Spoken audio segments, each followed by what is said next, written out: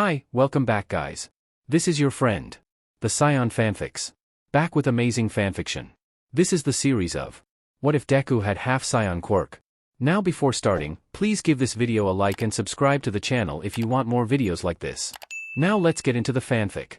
Hospitals are nerve-wracking on a good day. The sterile stench, white walls so reflective they're painful to look at, doctors who always wear the mask of stoicism, everything about medical establishments puts Inko on edge. But she's not here for herself. She smiles down at her son, so small and thoroughly swaddled in a blanket. "Oh, Izuku," she whispers, bouncing him as gently as she can. "You have to be quiet now. If the doctors think you're sick, then you'll have to stay here." She watches in adoration as her son opens his eyes and quiets down. His irises are green, their shape resembles her own more than his father's, but the way he looks at her in wonder, like she's the only thing in the universe, that's all Hisashi. Inko cuddles Izuku close with burning eyes, letting him snuggle against her cheek and mumble gibberish into her face. She wants nothing more than to shield him from it all. If he knew just how dangerous things are for them. Inko loves her husband, it goes without question, but resentment nestles in the back of her mind for putting them in this situation. Guilt follows quickly after that, because she knows Hisashi can't help what he is. It still doesn't change the fact that they're in uncharted territory in terms of Izuku's health. He'll be the first of his kind. Hisashi had told her one night, rubbing her baby bump with a gentleness reserved only for her. "Oh, he's going to love learning about this world. As much as I did, as much as I still do."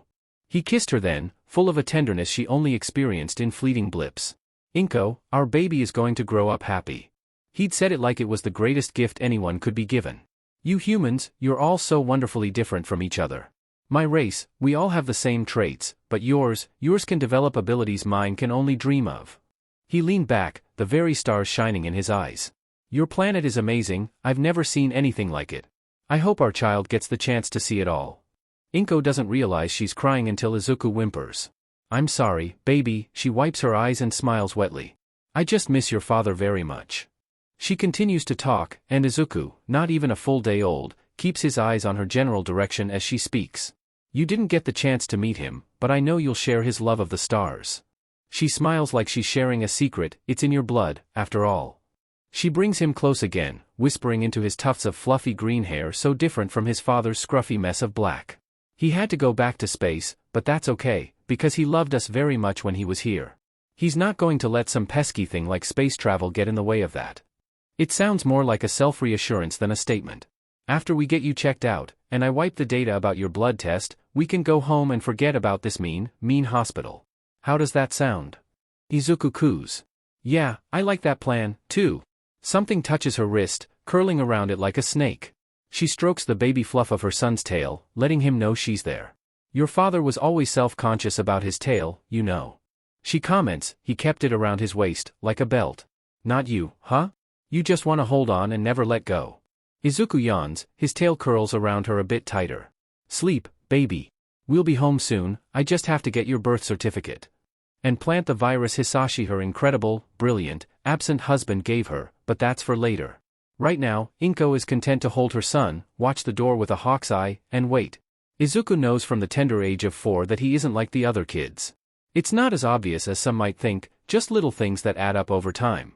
The doctors have his quirk listed as Monkey Tail, a weak mutation quirk where its name explains itself. But Monkey Tail doesn't explain why he's stronger than the other kids at school. Or how he's tripped over himself at least twice as many times as the other students and yet only the hardest of falls leave scrapes. It certainly made PE class easier.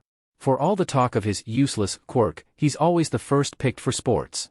Mom always gets antsy around the full moon. They stay inside those nights, with the blackout curtains drawn tight as they watch silly movies. Izuku's never asked about it because Mom would tell him if it was something really important. Maybe she's just scared of werewolves. Izuku's appetite is larger than anyone he's ever met. Mom ends up taking him to buffets once every 2 weeks so he can eat a proper meal, and they always end up being asked to leave because he was disrupting the other customers. All of that is strange in its own right, but in a world like theirs, it's nothing truly out of the ordinary. Izuku had been content to leave it like that. Until today. Recess starts like every other day, everybody sprinting out of the classroom like their life depends on it. Kids gravitate to their usual playground spaces. Izuku himself heads towards the monkey bars. They're really fun to swing from, and it's good practice for using his tail. He's already gone back and forth 3 times when Trouble walks onto the playground. Bakugo Katsuki, a blonde with an amazing quirk and a hair-trigger temper. Izuku's made it a point to avoid him. Bakugo acts like his quirk makes him better than everyone else, and he does mean things like make monkey sounds when Izuku's nearby. To put it simply, Izuku doesn't like him, but Bakugo never seeks him out during recess. He's always busy ordering around the other kids, so it's not all bad.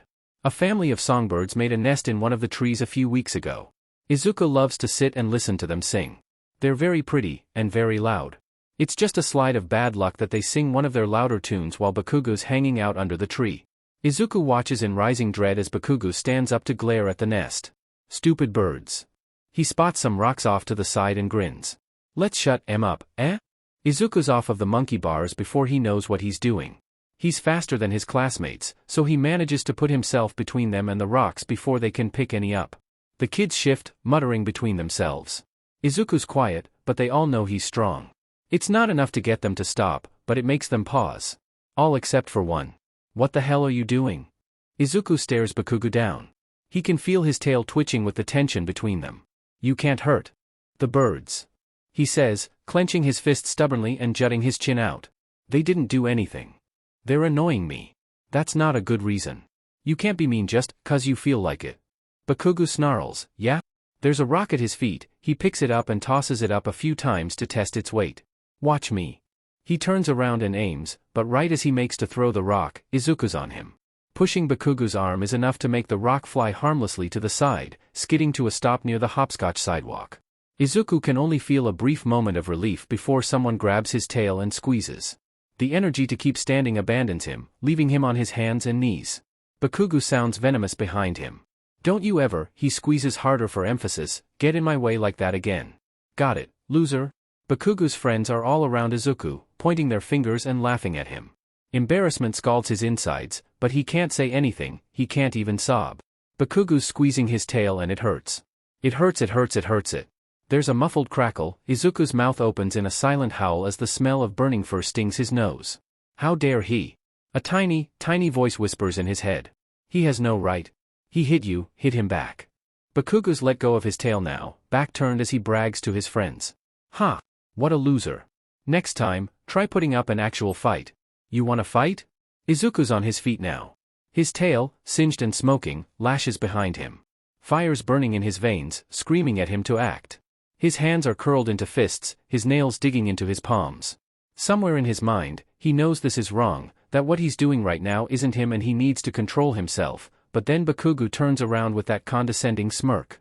He feels no remorse, no regret for using his quirk on Izuku, and that is what makes the rational part of him go silent. Fight? You're just a Deku. Izuku punches Bakugo in the stomach, right under the ribs. The force he puts behind the hit is more than he's ever dared. The blonde GGS, stumbling back to clutch his stomach and dry heave. Izuku would have taken it further if the teacher hadn't grabbed him from behind. Midoriya. Ms. Kimi yells, staring at him with wide-eyed scared eyes. What has gotten into you? Why would you hit Bakugo? Like that, the weight of his actions bear down on him. Izuku looks back to Bakugo, who's on his hands and knees throwing up. There's no satisfaction, instead, all there is fear. I didn't meant to. Mom's told him to keep his strength in check. This is exactly what she'd been scared of, and now Izuku's scared, too. That anger, the urge to hurt and maim and fight, that was him. He starts to cry big, fat tears. Ms. Kimi, I didn't. There are other teachers coming now. They're all going to Bakugo, checking to see if he's alright. Izuku did that, he hurt Bakugo even though Mom told him to be careful and now he's terrified because it was him who did it but also not. Izuku knows from the tender age of 4 that he isn't like the other kids. Other kids sleep during the full moon, eat normal amounts of food, don't have scary voices that tell them to hurt people. There's nothing wrong with them, Izuku's just a monster. Izuku's tail hangs limp behind him, still smoldering and sore. He cries into Ms. Kimi's shoulder as she takes him to the principal. Inko gets off at the bus stop closest to Izuku's kindergarten. The streets are busier than usual for a weekday afternoon. Inko has to force her way through on more than one occasion, and while she normally would apologize for such rude behavior, she's too worried to care. Inko had gotten the call 30 minutes before her shift ended. The secretary had been monotone, only telling her the bare minimum. Izuku got into a fight. He and the other boy involved, Bakugo Katsuki, are sitting in the principal's office. Inko's mind runs rampant with possibilities of what went wrong. When she enters the office, she sees Mrs. Bakugo sitting next to her son, Katsuki. Izuku's sitting on the other side of the room, his cheeks red from crying. He looks up when she enters and wilts under her stare, his tail curled up in his lap. She can see singe marks on the coarse green fur. "Ah," the principal says, standing from her seat to extend a hand. "Good of you to make it." Inko ignores the principal and kneels to inspect her son's tail. "What happened, honey?" she asks, running soft fingers around the area. She purses her lips when he winces. "Bakugo wanted to hurt a bird," he tells her, holding back tears. "I told him to stop, Mama. But he grabbed my tail and everyone was laughing at me and he exploded it." Exploded it? That hardly sounds good, but Inko has no idea what her son could mean by it. She looks at the other woman in the room for clarification. Katsuki's quirk is explosions. He just got it this week. Mrs. Bakugo sends a stern look to her son, who looks away with a huff. "We're going to have a long talk about using our powers responsibly," she assures. The principal clears her throat, expression turned sour at being dismissed so easily. "Mrs. Midoriya, Mrs. Bakugo, you must understand that we won't condone acts of violence like this." Inko's heart flares with indignation. What has my son done besides be injured by Bakugo Katsuki? Izuku curls into himself further, mumbling something unintelligible. Inko looks at him. "What was that, honey?" Izuku forces it out. "I got mad. And I thought I punched him." "Izuku." She holds his shoulders and shakes him gently. "You know that hitting people doesn't solve anything." "I know." Izuku's cries, "I know you told me not to, cause I could really hurt someone. But I did," and Izuku explodes into another round of tears. Inko sighs, murmuring comfort as she draws her son into a hug. Looking over her shoulder, she makes eye contact with Mrs. Bakugo. "I'm so sorry for what Izuku did," she says. "I promise, this isn't going to happen again." Mrs. Bakugo waves the promise off with a hand. "You've got nothing to say sorry for. Katsuki's the one who started it. Shouldn't go pushing people if you don't want them to push back." She sends a look to her son, boring holes into the side of his head. "Apologize. Now." The younger blonde scowls, but hops off of his chair. Inko stops hugging Izuku long enough for the two to stand face to face. "Sorry." Bakugo sounds physically pained, "for exploding your tail and throwing rocks at that dumb bird. Sorry for punching you in the tummy." Izuku replies, staring at his shoes. There's a beat of silence where all three adults watch in tension.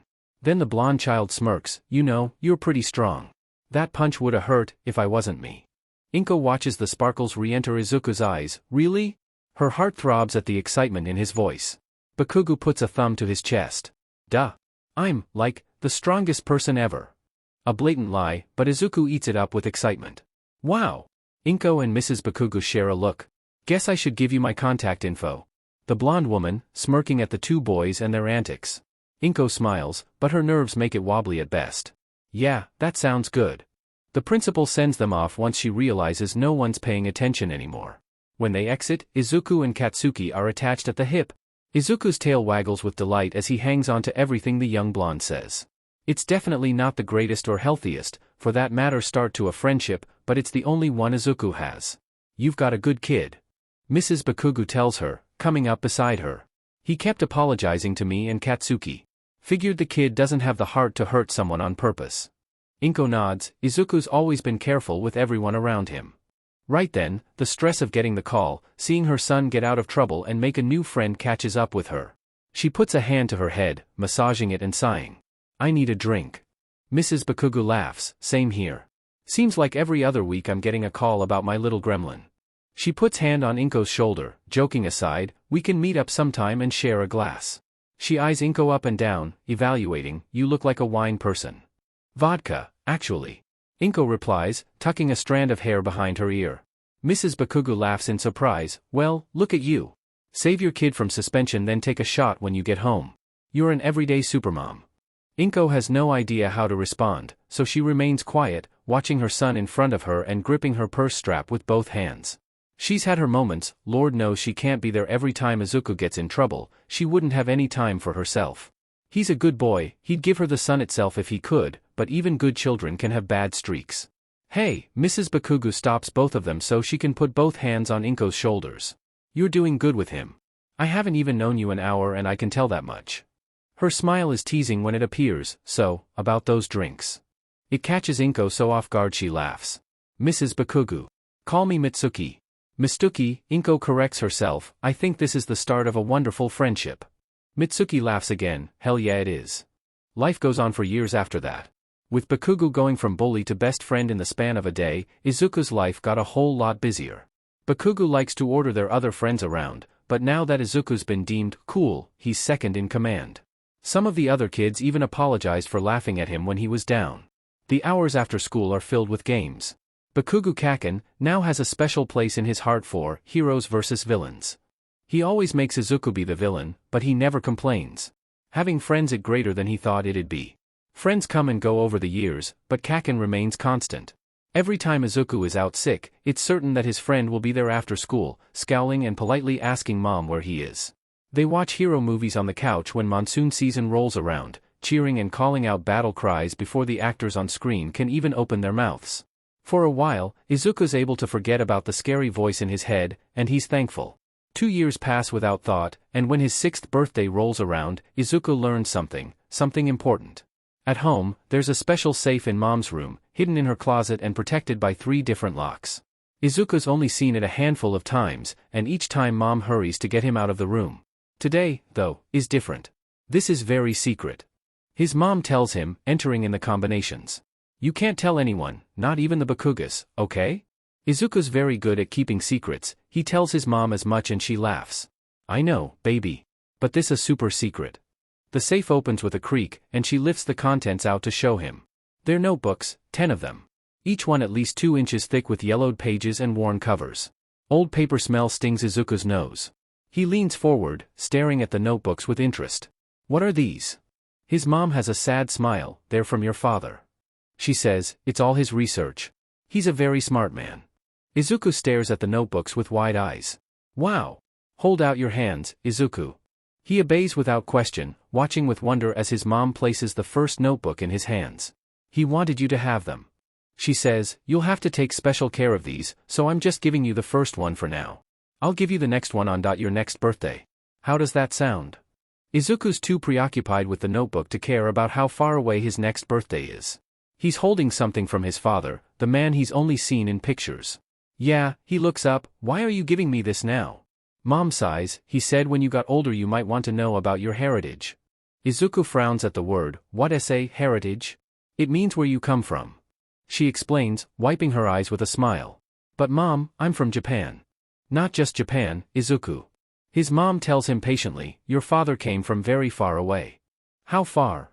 Inko shakes her head. If you read the notebook, you'll know. And Izuku does read the notebook. He reads the first one over and over until he can recite it in his sleep. Until space and stars and planets beyond imagination fill his dreams, and he reads 7 grade levels higher than everyone else in his class, even Kaken. The first notebook answered so many of his questions: why he has a tail, why mom won't let him go out on a full moon, why things seem to break at the slightest touch for him, why he lost control that day he made friends with Kaken. Izuku isn't human, not fully. He's part scion, too. The revelation changes a few things.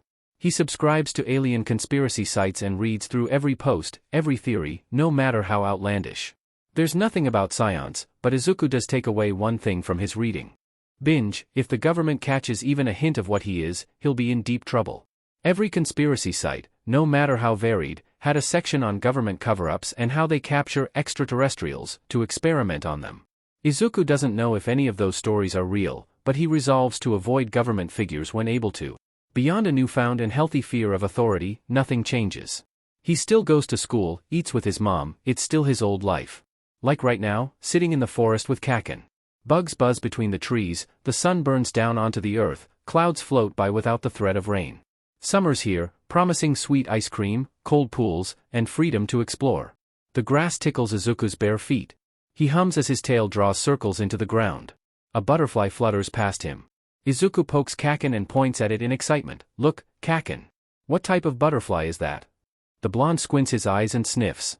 Scouting through the butterfly book in his lap, he emerges victorious with an answer. Tailless bush blue. Tailless bush blue. Izuku mutters.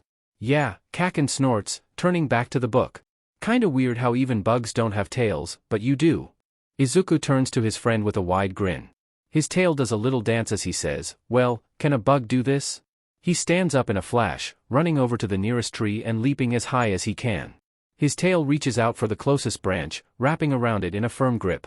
Gravity pulls him in a rocking motion as he swings from the tree, air whooshing past him. Kaken looks funny when Izuku watches him laugh upside down. You're weird. The blonde says, but it's in a good way, the kind of weird that fascinates kids like them. Not a lot of people have tail quirks, you know. Izuku lets his momentum even out. He's now hanging from the tree instead of swinging. You think so? Kaken makes the universal, I don't know, sound. I mean, we don't see many of them around school. There's a few kids that have quirks like each other, but not you.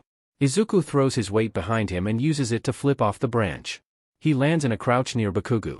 Well, no one else in school has a quirk like yours either. He points out, shifting to sit down with his legs crossed. Yeah? Kaken asks, raising his eyebrows and baring his teeth in a grin. That's 'cause you and I are the best. You're pretty strong, not as strong as me, of course, but for a tail quirk, you can pack a punch. He forgoes sitting up to lay down on the grass, looking at the tree branches above. You and I, if we became heroes, he laughs, carefree and excited. There'd be no stopping us. Becoming a hero, Izuku copies his friend and lays down.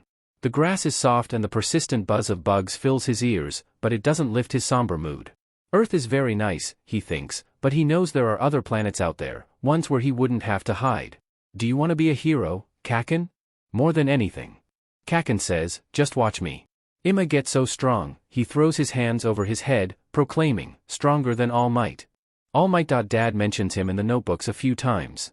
Mostly about how his power matches up to other members of the Scion race. His dad mentions power levels, but left no real way to measure them. Maybe he had a device that did it for him? Either way, power levels weren't all that helpful to Izuku. What he does know is that All Might is strong, stronger than anybody else in the world. Izuku wonders if he can get that strong without a quirk. His genetics already give him higher base abilities than a regular human.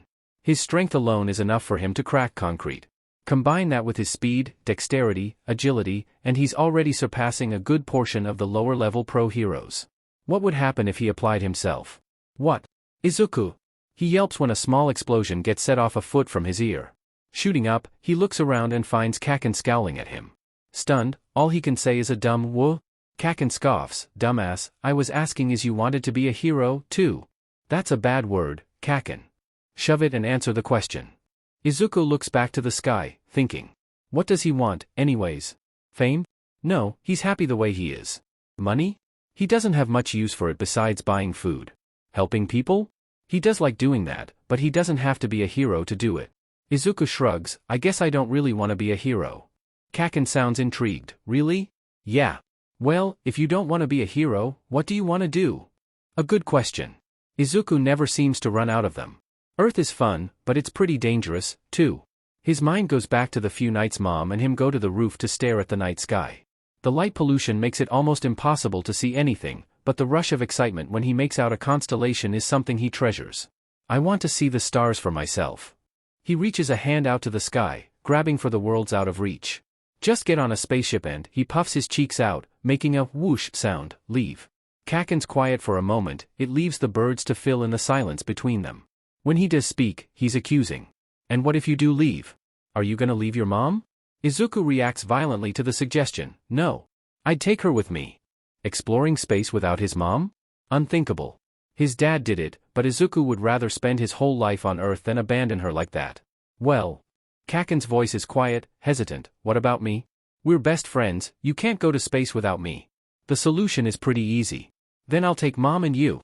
Izuku thinks about sharing bunk beds in a spaceship, the image has him laughing his next words out. We'll go on adventures and be heroes, in space. Kaken pps his head, considering it. All Might's never been to space. He says, smiling like a loon, space heroes, huh? I like the sound of that. He holds a hand out, his pinky finger extended, swear on it. Izuku wraps his finger around Kaken's. Cross my heart and hope to die, stick a needle in my eye. He recites with a serious expression. Kaken lets his excitement ruin the moment. Yeah. Kaken. Language. You, Izuku, we're gonna be space heroes. They spend the rest of the day running around the forest, yelling cool hero names they could use traveling the galaxy. Izuku's life is full of secrets, it's the only thing keeping him alive, but in this moment, he feels the weight of the fibs slide away. He's here, he's playing with his best friend, and he was never meant to stay on Earth. All three of these are undisputed facts. It becomes routine in his middle school years to leave the house at least 1 hour early for school. Why, might you ask? Well, Izuku steps out of his apartment, stretching as he stares out at the horizon. The sun's just barely peeking over the taller city buildings. He breathes in the morning air and starts counting as he heads to the ground floor. It takes about 2 minutes before he runs into the first person longest time this month. Mrs. Yoshida. He calls out, jogging to meet his elderly neighbor in the middle. Would you like a hand with that? He's already taking the weight of her bags before she can answer. Mrs. Yoshida smiles at him with her kind, wrinkled face. Ah, good morning, Midoriya. A little help would be wonderful. These knees aren't what they used to be, you know. She offers him the smallest bag once he's done loading the others onto his arms. It's easily 50 pounds of assorted goods, give or take a few tins of cat food. Izuku takes the offered bag and holds it in his hand. Walking back to the complex, Izuku asks, so, did anyone manage to beat you to the market? Only the vendors themselves. Mrs. Yoshida laughs, my quirk may be simple, but it has its uses. I don't know, always knowing what time it is must be handy. You save a fortune on watches. A fair point. Though that tail of yours is very handy. Izuku wiggles the mentioned appendage, jostling the bag it's wrapped around. It definitely has its uses. Say, I'm planning on going to the market after school, did you see anything interesting while you were there? Mrs. Yoshida smiles, you and your trinkets. I'm starting to think you're building a car with all those parts you keep collecting. Not a car. Izuku assures, I just wanted to try out some blueprints I found around the house, you know? Though now that he thinks about it, he could definitely piece together a go-kart of some kind with all the scrap metal he has. Of course, finding an engine would be a whole other issue. You know, she tells him, Dagobah Beach has quite a bit of trashed appliances, perhaps you could go scavenging around there? Dagobah, that old dump of a beach? The threat of getting stabbed with something rusty is outweighed by the temptation of free parts. I'll see what I can find.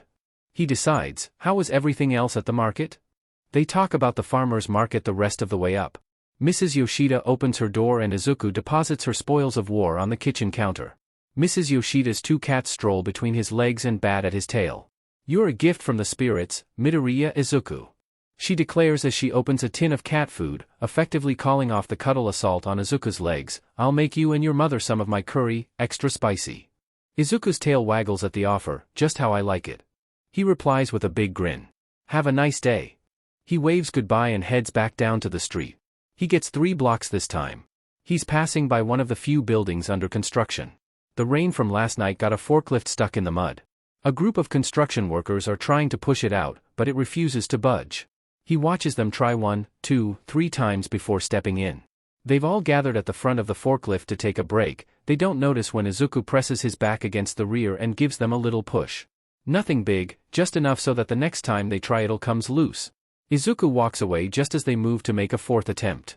He rounds the corner as the workers start cheering and patting each other on the back. A frisbee stuck in a tree, an old man carrying heavy groceries across the street, and another student who dropped all his books and needed help picking them up. Izuku stumbles across all of these before he gets halfway to school. Yet the one that takes the most time is a kid who needs help finding his mom. It's not really a problem, but the kid is pretty small, and he thinks Izuku's tail is a toy. He's just happy the toddler doesn't have good grip strength. Profuse thank yous from the mom and cheery goodbyes from the boy mark when Izuku finally arrives at school. There are a few other kids walking around, groggy from sleep this early in the morning. Izuku doesn't pay them any attention, he zeroes in on a head of blonde hair and rushes over. Good morning, Kaken. Kaken looks up from his phone, pocketing it with a huff when he sees who it is. About time, Izaru. At first, Izuku had hated that nickname, it sounded much too close to Oozuru for comfort. Now, all he does is smile and fist bump Kaken. Sorry, my neighbor needed some help carrying some things. Your neighbor always needs some kind of help. Kaken rolls his eyes. Come on, we're gonna be late for class. Their classroom is at its usual volume when they enter, it's when Izuku and Kaken walk past that people get quiet. They take their seats next to each other and start talking about the latest hero fight. The strength of his attack was impressive, Izuku admits, but if Manuel hadn't been there, the collateral would have been a lot worse than it was. Who cares? Bakugo retorts, Endeavor takes down every villain he comes across, the guys never lost a fight. They always manage to circle back to this. Kaken, being a hero is more than winning every fight you get into. There's a lot of other factors. Honestly, Endeavor's just lucky he has such a good PR team. Of course, Kaken has no real reply. Well, what do you know? He scoffs in an attempt to save face, you don't even want to be a hero, anyways. Maybe so, but it's a hero's job to make life easier for civilians, not leave a pile of rubble in their wake. Izuku pulls out a notebook labeled Quirk Analysis Number 13 and opens it up to a new page. It isn't fair, he thinks, how people like Endeavor can act with immunity while Izuku has to watch himself every day. As always, the teacher's arrival puts their debate on hold. Both of them quiet down and pay attention, writing notes and asking questions as needed. When free PRD finally rolls around, the teacher pulls out a pile of papers and sets them down on the desk. I want these back by next week with at least 2 high schools of your choice. He explains as the papers get passed around. Remember, you're allowed to change which high schools you want to apply to after you submit this, it's just to get you all thinking about it. We already know where Bakugo wants to go. Someone to Kaken's side comments. Hell yeah, you do. Kaken snarls and JRKs a thumb at himself. I'm gonna be the only one from this shithole to get into UA's hero program. And Izaru's gonna knock the general department on its butt. The vote of confidence, while nice, is doing nothing to make anyone like them. Kaken never was one to spare people's feelings by beating around the bush. His words are met with all sorts of boos and complaints. Kaken snarls and they all quiet down. Don't act like it ain't true, shitheads. Izaru and I are the only real strong students here. Izuku rolls his eyes and goes back to taking notes while Kaken yells at their classmates. Never a quiet moment with him around. The school day creeps on at a steady pace. Izuku can see how the high school request forms burn holes into everyone's backpacks out of sheer anticipation. It doesn't matter who's stronger or smarter, everyone's eager to leave this place behind a sentiment he's all too familiar with. The bell eventually rings and everyone rushes out the door. Kaken leans against the doorway for Izuku to finish packing his things. Hurry up, Izaru, the news says there's a hero fight going on a few blocks away. If there is ever a way to light a fire under Izuku's butt, that would be it. He shoves everything else into his bag and barely spares the time to zip it up before launching himself out the door and leaving a swearing Kaken behind him. Damn it, slow down a bit you idiot. If we don't hurry we're gonna miss it. Izuku yells over his shoulder, bypassing the stairs entirely in favor of leaping over them and landing at the bottom steps. His tail twitches in time with his foot as he waits for Kaken to catch up. Kaken finally catches up after what feels like hours. Can you hear where the fight is? Izuku closes his eyes and focuses. Concrete absorbs a lot of noise, making things hard to pinpoint at times, but he can hear the distant cheers and turns in that direction. This way. They both take off in a sprint, weaving between people and laughing all the while. It's Edshot this time, fighting a villain whose quirk looks to be some kind of wind manipulation. She can make blades of wind and send them out as projectiles, leaving deep gouges wherever they hit. The police have set up a radius much larger than usual for that very reason. The crowd is too large for any good view at the back. Izuku spots a decently tall tree and knows what he has to do. Izaru? Kaken turns around, expecting Izuku to be next to him but instead being greeted by empty space. Damn it. He instantly starts scanning the trees. Izuku gives a little wave when he's spotted. Kaken shakes his head and sets down his backpack to climb. When he reaches a neighboring branch he says, "You really gotta stop doing that." Izuku can't be bothered to care. The vantage point is so much better up here. He can see Edshot narrowly dodge another attack by folding in the nick of time. The reaction time, hell, the sheer speed of how he can fold, is exhilarating to watch. Izuku feels his tail start to wave about on its own accord.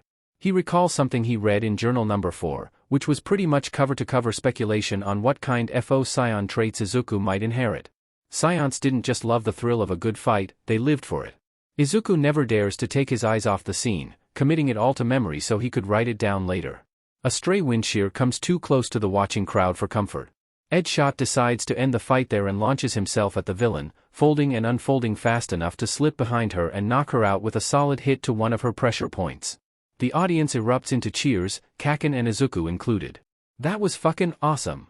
Kaken proclaims as they both hop down from the tree. Did you see how he took her down? One hit. He shakes his head as he shuffles his backpack on. Absolutely infing sane. Izuku, long used to his friend's dirty mouth, nods along. Just you wait, Izaru. When I get into UE, I'm gonna become the best there is. You know, I thought you'd be mad I was applying to UE, too. Bah, Kaken waves it away. You're strong, Izaru, but you don't even want to be a hero. Why should I care, if you're not going to be part of the competition? It's a fair point. Izuku shrugs and keeps walking. Kaken splits off at his usual stop with the typical gruff goodbye and Izuku's alone. He remembers what Mrs. Yoshida said about Old Dagoba Beach and decides to make a small detour on the way home. It's a lot dirtier than Izuku had been expecting. Years upon years of trash stacked on top of each other. The place reeks of grime and rusting metal. Izuku doesn't bother suppressing the full-body shiver as he surveys the beach. Coupled with the general disgust of the smell is a great sense of loss. This place must have been beautiful at some point, when the trash had been nothing more than maybe a few stray cans. Yet another natural wonder destroyed by human waste and indifference. Izuku descends the stairs and starts navigating through the maze of garbage. It doesn't look like anything in this area is new, and the few promising pieces that were in here had already been scavenged by someone before him. Overall, the place has potential to give him a few spare parts he could use. Maybe he could pick up a few of the heavier bits of trash and get them to a recycling plant? Izuku occupies himself with the thought on the walk home. When he steps through the door, Mom's there to welcome him with a warm hug and a smile. He's almost dwarfed by her slim frame. "Welcome home, sweetie. How was your day?" Thus starts the nightly ritual of sharing about their day. Mom laughs when he tells her about the little boy this morning who just would not let go of his tail. Izuku, in turn, smiles when she regales him with stories of how she saw one coworker or the other blunder through an assignment. Izuku eats his deep-fried chicken while Mom eats her own, grilled piece. So, Mom stands and takes Izuku's plate for seconds. The full moon is coming up. They both stare at the calendar hung up on the wall. 3 days from the current date is circled several times with red marker. Yeah, the predictions say it'll be visible around 7. Mom comes back from the kitchen and hands him back his plate. "I have a late shift that day. I tried my best to get out of it, but my supervisor wouldn't budge. Can you be home early to set everything up?" Izuku's eyes flick to the blackout curtains on the windows and draft stoppers on the bottom of the doors. "Of course. Text me when you're heading home and I'll stay in my room until you get in." She puts a hand on his shoulder. He leans into the touch. "You're such a sweet boy." She tells him, "How are your little projects?" Izuku lights up, "Pretty good. I almost have the scouter thing down, I just need a few more parts and a power source. But I found this old dump I can scrounge around in for parts." He quiets down. Dad left some really detailed blueprints. He even listed some potential power alternatives. "Yes." Mom gets a faraway look in her eye. "He always did find a way to make do with Earth technology." She stares at her hands and sighs. "Oh, Izuku, he'd be so proud to see you right now." Izuku swallows the lump in his throat. "I know." Still, hearing it from his mom, who knew Dad best between the two of them, makes a small part of him unbelievably happy. His tail reaches out to curl around Mom's wrist. "I love you, Mom." Mom rubs her thumb over the coarse hair of his tail. "I love you too." She smiles. "Rai, you know, you used to do this all the time when you were little." "Mum." Izuku groans. "What? You were so cute, a tiny little jelly bean." His face flares up and he covers his face. "Stoop."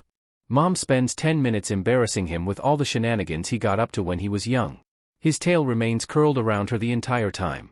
2 days come and go, and with each one the tension in the house gets worse.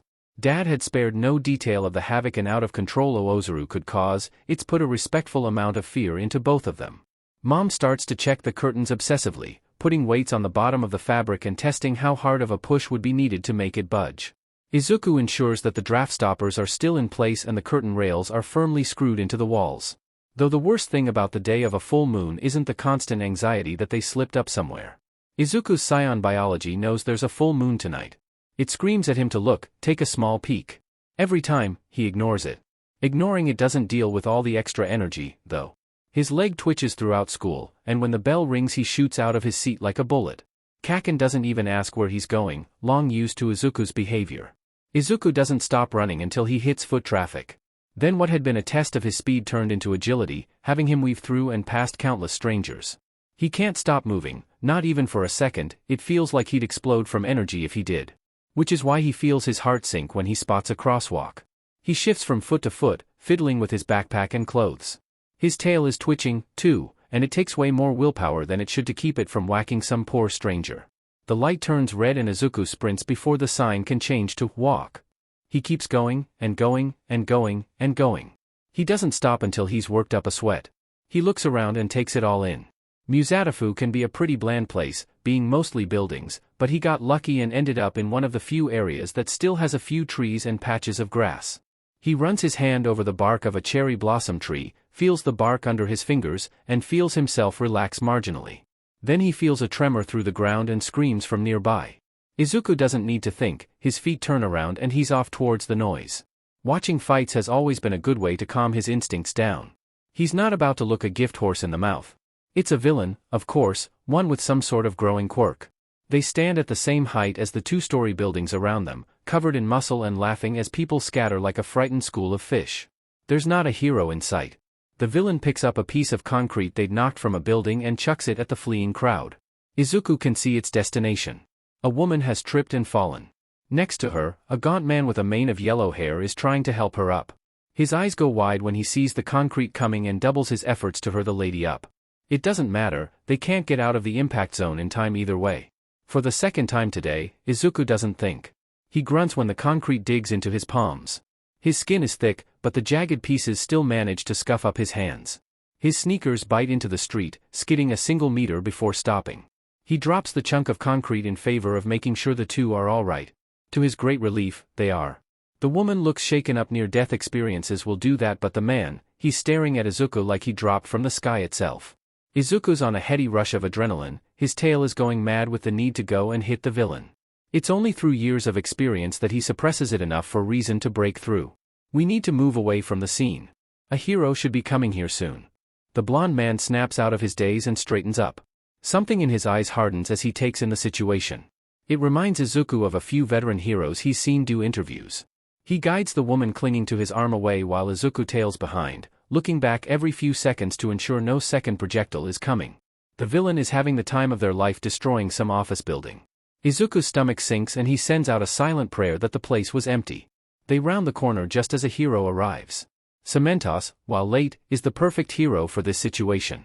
The villain may be strong, but not even they can break through the full body encasement they found themselves trapped in. That was amazing. Izuku's instincts are almost silent. He's never felt this sated from a good fight. He closes his eyes and relishes in the feeling before reminding himself of the man and the lady. Are you alright? Now with a lot more time on hand, he looks over both of them. The lady's knees are scraped from the fall and she's still looking a bit pale, but that's nothing a few band-aids and a warm drink can't fix. The man doesn't have a scratch, but there's a faint stench of blood that puts Izuku on edge. An old wound, maybe? The guy steps forward. Yes, we're fine, then he just coughs out blood. What the heck? Both Izuku and the lady exclaim and move to help, but the man waves them off as he pulls out a handkerchief. Sorry. I have a condition, you see. This is completely normal. Okay? Izuku's pretty sure that's a lie, but he's not going to press. The sun is getting pretty close to the horizon, he's gotta book it. Well, good luck with that. I really have to go. Just as he turns around, the blood-coughing man asks something. Why did you help? Izuku looks over his shoulder. Blood guy has a weird expression on his face, like whatever comes out of Izuku's mouth would change his worldview or something. He shrugs. You weren't going to get out of the way in time. I had the strength to do something, so I did. You do know that using your quirk is illegal without a license, though? Life or death scenarios are different. Izuku replies, it doesn't count. Even then, I still would have done it. Blood guy huffs a laugh and shakes his head. What's your name, young man? Midoriya Izuku. He smiles sheepishly. I'm sorry, but I really gotta go, my mom wants me home before sundown. He looks over Blood guy's shoulder to the lady he'd saved. Make sure she gets something for her legs. See you. And like that, he's gone, tearing down the streets like a bat out of hell. The effects from the hero fight last until Izuku puts the last weight on the final curtain. He tries running in place, but gives up after 10 minutes. Then he tries doing push-ups until he feels tired, but he starts to lose count after the apartment is a decent size, but now it feels too small. Izuku wants to run, to push himself to his limit and further. He can't do that in the confines of his home. He gets the text from his mom and relocates into his room. He makes a beeline for the pile of trinkets on his desk. Resting on top of some precariously stacked textbooks is his father's fifth journal. He picks it up, feels the weight of it and decides to try and decode the chicken scratch that is his dad's handwriting. Genius he may be, but he was definitely no calligrapher. He bounces on his head as he plops down, notebook in hand. He flips through it with his thumb, looking for any interesting drawings. For the most part, the notebook has walls of text and the occasional equation or two, but the pages near the end intrigue him. It looks like a bunch of circles and shapes to Izuku, complex in composition and entirely foreign. Wait, he brings the notebook closer to his eyes, is that a? It's an engine. One that doesn't rely on explosions for propulsion. Izuku doesn't dare to hope until he manages to decipher the title of the page. He puts the notebook down with shaky hands, staring at the sketches with wide eyes. Blueprints. He whispers, Dad left blueprints for a spaceship. His dad left blueprints for a spaceship. He can't contain the whoop of joy that leaves his throat as he vaults off the bed. The nervous energy in him reaches a crescendo, beating in time with his speeding heart. We can go to space. He crows, throwing his hands up and staring at the stars painted on his ceiling. He tears through the notebook, trying his best to decode everything. The blueprint crazy detailed, Izuku's going to need a lot more knowledge of mechanics before he can build something on this level. He should also start reading into aerodynamics. The biggest issue is money. It takes billions of yen for a space program to build one shuttle, and that stuff is child's play compared to what his dad has written down. How is he going to get money like that? He'd have to work for his whole life, either that or become a hero. It's such a simple fix. Izuku's got the strength, he's already applying to Yui. If he rises to a high enough level of popularity, he'll only have to work for 5 years, tops, before he could afford the parts he needs. It isn't just a dream anymore, Izuku can really go to space. He hears the front door open and close. Izuku? Mom. Oh my god, he has to tell Mom. Izuku rushes out of his room to wrap her in a crushing hug. She laughs as he picks her up off her feet. Izuku. What's got you so excited? Izuku sets her down. The grin on his face hasn't dimmed one bit. Mom. Dad, he left blueprints for a spaceship. It takes a moment for the words to set in. When they do, she's the one hugging him. Oh, honey, that's incredible. Amazing. A dream come true. They both laugh until they cry. Then, like true Midoriyas, they go get some food from the kitchen while crying. The rest of the night is spent in front of the TV, watching cheesy movies and talking about what kind of materials they would need. The world was never meant to contain Midoriya Izuku. He has a sun for a smile and the galaxies in his sights. The universe won't know what hit it. Training, it's a lot harder than people would think. The idea of it is well and fine, but actually putting it into practice is where Izuku starts having trouble. The internet is only so helpful building a workout regimen. Don't get Izuku started on how he's had to change things to account for scion biology. He can do squats for an hour and barely feel sore afterwards. There isn't enough time in the day for him to push himself the way he needs to. Adding weights works at first, but after a few days it's the exact same as before. It's a problem, one he hasn't found a solution to yet, and it's starting to drive him up the wall. Thing is, Izuku can already lift about 5 times his body weight with little effort, more than enough to get into the hero course. But something in him recoils at the thought of settling where he is now. A fire has been lit in his heart, and on an instinctual level, he knows it won't burn out until he's reached his absolute peak. For God's sake, Izuku doesn't even know where that is, and at this rate he never will. Even so, he doesn't quit. The answer comes when he remembers the old dump Mrs. Yoshida told him about, and accompanying it is the realization that he's an idiot. Dagoba Beach. He's seen it for himself, and the risk of tetanus aside, can he even get tetanus? It's a treasure trove of heavy objects. The fact he can earn some cash on the side by recycling the more salvageable bits is just a bonus. Which is how he ends up here. Oi! Izaru! Izuku's head shoots up from the desk. Wa? He blinks away the sleep from his eyes and stares at his friend. Oh, hi Kaken. Kaken looms over him, sneering like he saw something gross. Ah, he's staring at the puddle of drool on Izuku's chin. Don't you hi Kaken me, idiot. What the F is going on with you? You never sleep in class. You sick or something? Come on, Izuku yawns, wiping his face with his hand. The action makes Kaken's sneer turn into a disgusted grimace. You and I both know I haven't gotten sick since I was 9. And what a nasty flu that was. Mom quarantined him for the whole week. It wasn't fun for anyone involved. Then what is it? Don't even think about lying to me. Despite the harshness of his words, Izuku can see genuine concern peeking through Kaken's rough exterior. Being the great friend he is, he doesn't comment on it, even if it would be funny watching how red Kaken's face could get. Izuku gets out of the desk, stretching his arms while his tail curls like a cat's. I've been testing my strength. Push-ups, sit-ups, running, that sort of stuff. And deadlifting scrap machines. While Kaken is aware of Izuku's supernatural strength, using the scrapyard as a gym is something he wants to keep to himself for now. I guess it's been cutting into my sleep. Kaken snorts, stepping outside class and not even bothering to hold the door open for Izuku. You should know better, Izaru. You're supposed to be one of the smarter idiots in this school. That's an oxymoron, Kaken. You're an oxymoron, dipshit. Fair enough. The two of them reach the stairwell. Izuku's first hint something's wrong is when wave of dizziness hits him on the first step. One moment he's fine, the other he's blinking dark spots from his vision. He grips the handrail hard enough to hear metal creak and stumbles.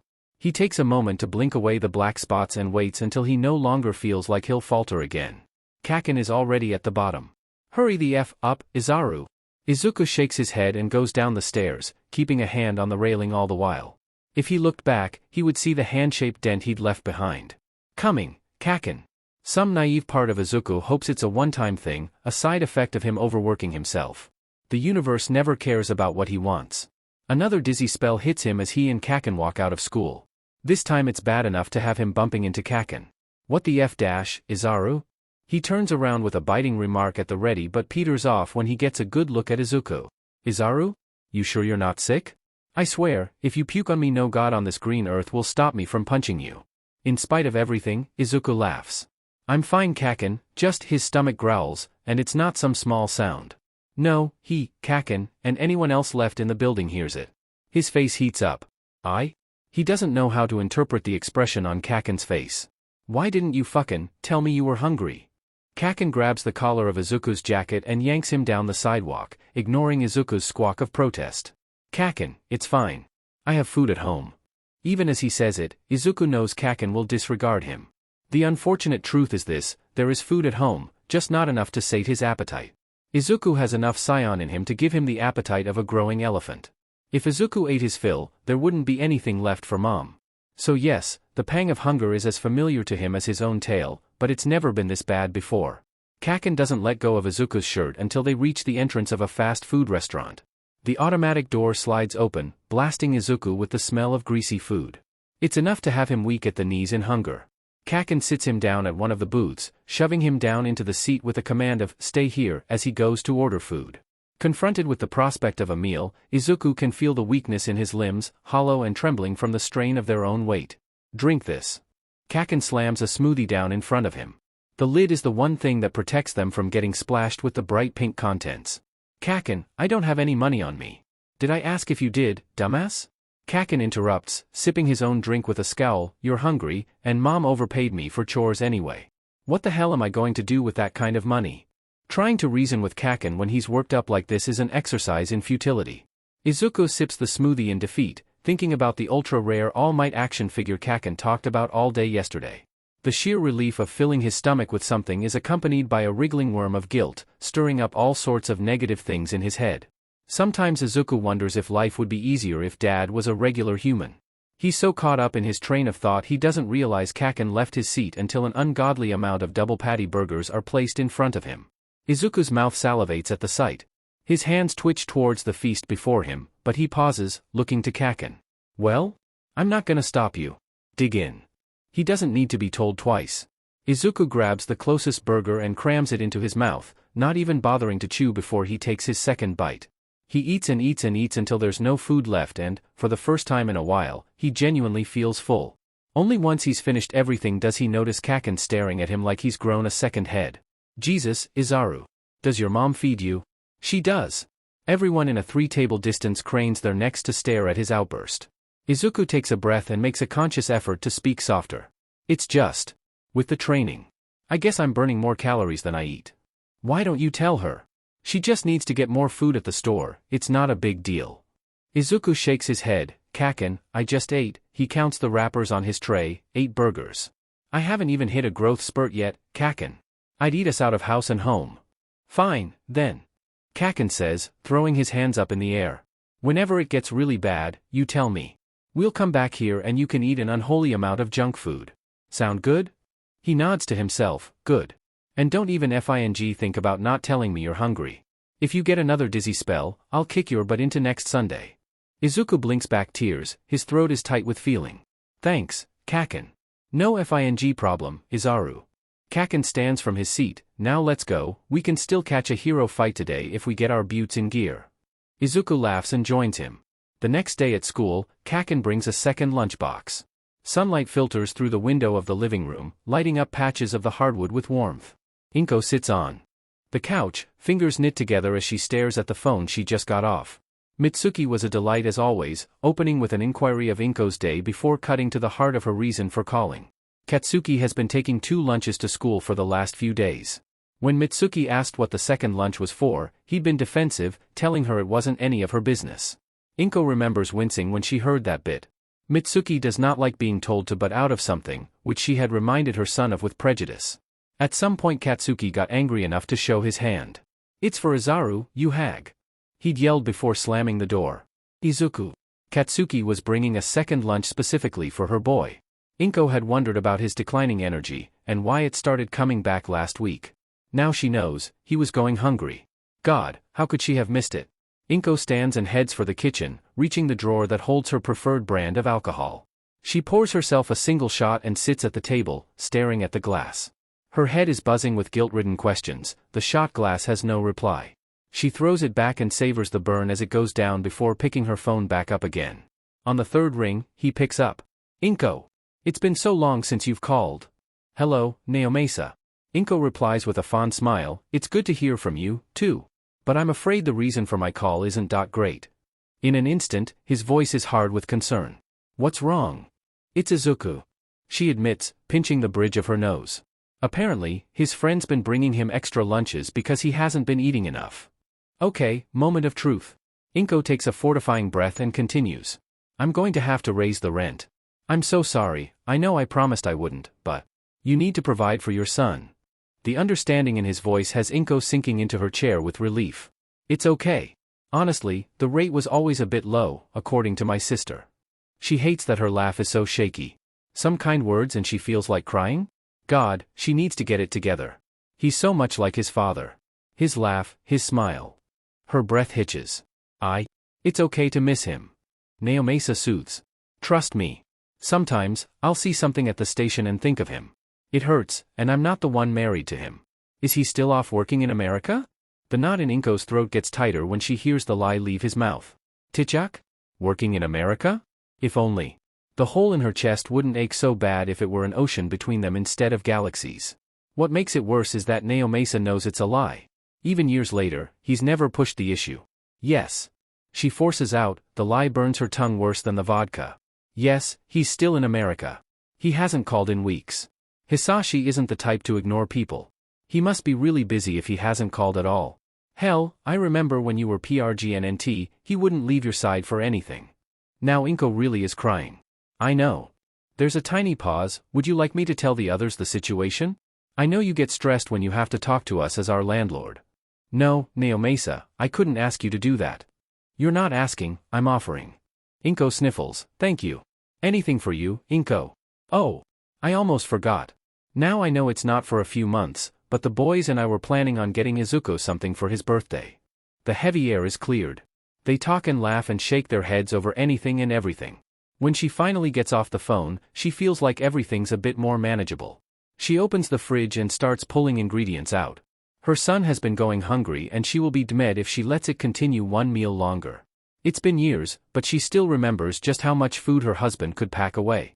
The fridge is almost empty by the time she starts cooking. Well, they need to go grocery shopping anyways. Maybe more vegetables? She definitely remembers Tichok eating calorie-dense foods. Stocking up on butter seems like a good idea. She turns the stove on and gets to work. She's putting the sixth dish on a plate when she hears the door open. Mom. I'm home. He cuts himself off. Inko can hear him sniffing the air. Mom? In here, honey. She calls, putting the pan in the sink and leaving it to soak. When she turns around, her son is standing in the doorway. If she looks for it, she can see how his cheeks have hollowed out ever so slightly. It sends a pang through her heart, which she ignores in favor of saying, "Take a seat, I wanted to try out a few recipes I saw online." Sure.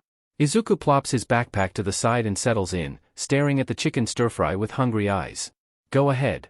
Inko prompts, sitting down across from him and picking up her chopsticks.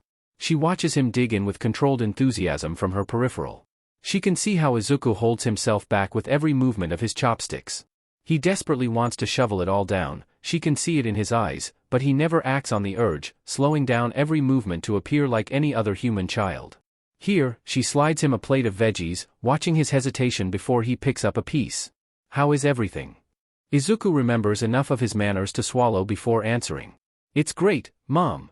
He smiles, and Inko can't help the twinge in her heart. Izuku may have her coloring, but he's every bit Tichok's boy. He'd have loved to meet Izuku. Mom? Are you okay? She didn't realize she'd been staring. I'm fine, Izuku. She wipes her face with a napkin. I'm just happy to see you enjoy my cooking. She can see the small twitch on his face, guilt simmering under his skin. Gently, she adds, I was thinking about trying out a few more recipes. I haven't even looked at half of the cookbooks we have in the house. There's a small war going on in Izuku's head. His eyebrows are scrunched the way they only get when he's debating with himself. Inko feigns ignorance the whole while. Izuku is a good boy, her boy, she knows him well enough to understand confrontation is the worst way to go about this. Izuku doesn't want to ask for more food, so the solution is to let him know it'll be there when he's ready. Izuku clears his throat. I'd like that a lot, Mom.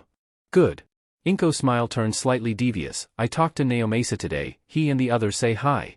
Uncle Naomasa? Izuku perks up like a flower, what else did he say? Come on, I know they're planning something for my birthday. And all's right with the world. Izuku meets God on a Friday. But before he can go into that, there's a little bit of context to be had. It's the spring equinox, school's been let out for an extended weekend and Mom surprised him with the news. They're going camping in the Totoro prefecture. An expanse of forest stretching out as far as the eye can see, life teeming in every nook and cranny, the feel of clean air in his lungs and staring at the stars during the night. Izuku's been a pent-up ball of excitement since Mom told him. Speaking of Izuku, Mom laughs, calm down, you're going to knock something over with your tail. She removes the tent from the bag and starts shaking it out. Tiny flecks of dirt from their last trip go flying. Sorry, Mom, he says, not sorry at all. Just excited. We haven't gone camping in years.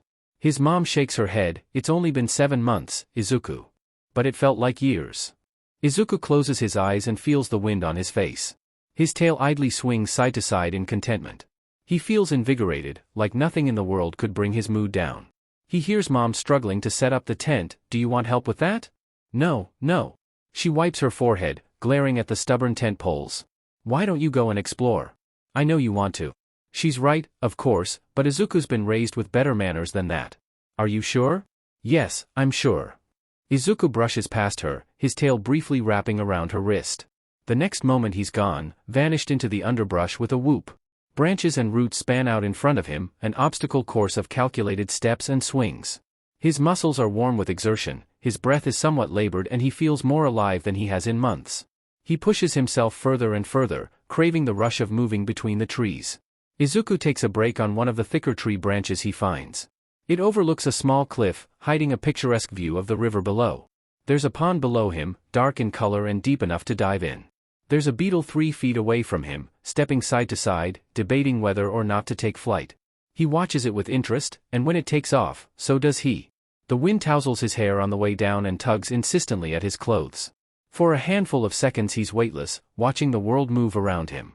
Any animals that were around the pond scatter when he lands with a great splash of water. The pond is cool and refreshing, even if it does smell a bit weird. When Izuku surfaces, he shakes his head like a soaked dog and laughs in sheer delight. It's something else, Izuku thinks as he floats, to be in the wilderness. The concrete and asphalt of the city is all well and good, but no concrete jungle can compare to lush greens and a clear sky. It's true that hero fights are much more common in the city, but the frog staring at him from the shoreline is a very good counter-argument. There's so much more life here, away from humans and urbanization. The frog croaks at him, he croaks back in a poor imitation and gets out of the pond.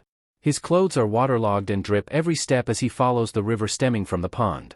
The wind is crisp, sapping away Izuku's body heat.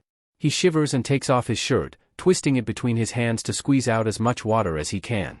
It's an improvement to be sure, but he still feels the ever-persistent chill.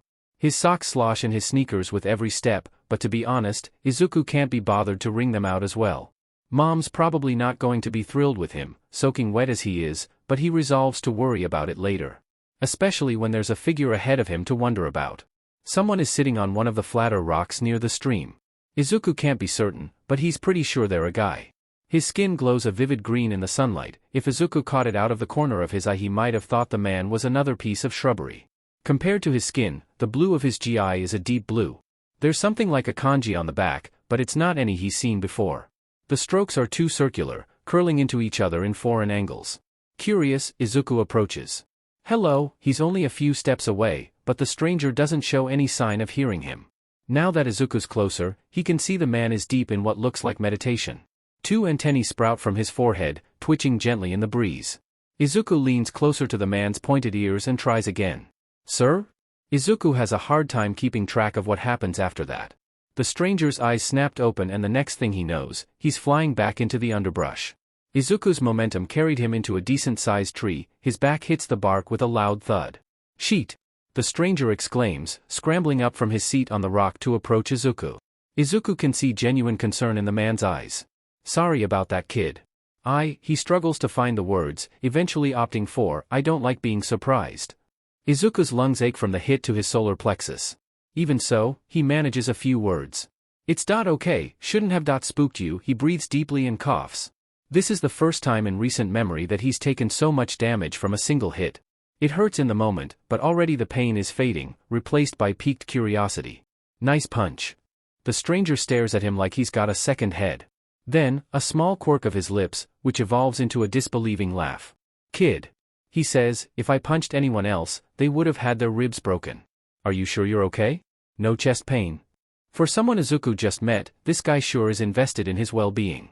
Still, Izuku presses around his chest to check for any pain. "Nope. I'm just a little winded." His eyes are drawn to the antennae on the stranger's head.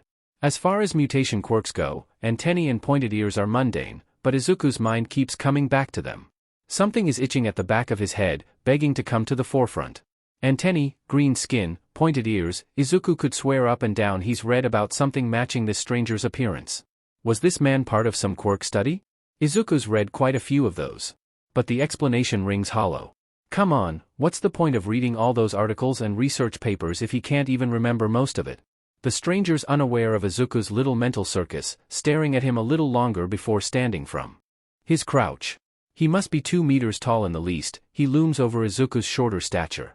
Even so, Izuku feels no threatening or malicious aura. The man only radiates uncertain concern as he looks Izuku over for the umpteenth time. "Okay, no broken bones, that's good." He turns around, walks a few steps away and pinches the bridge of his crooked nose, punching an inhabitant of the world I'm supposed to protect. "I tried to tell that lazy but I wouldn't be a good fit." He says it under his breath. If Izuku were anyone else, he wouldn't have heard it. But he isn't, and he does. Inhabitant? Protecting the world?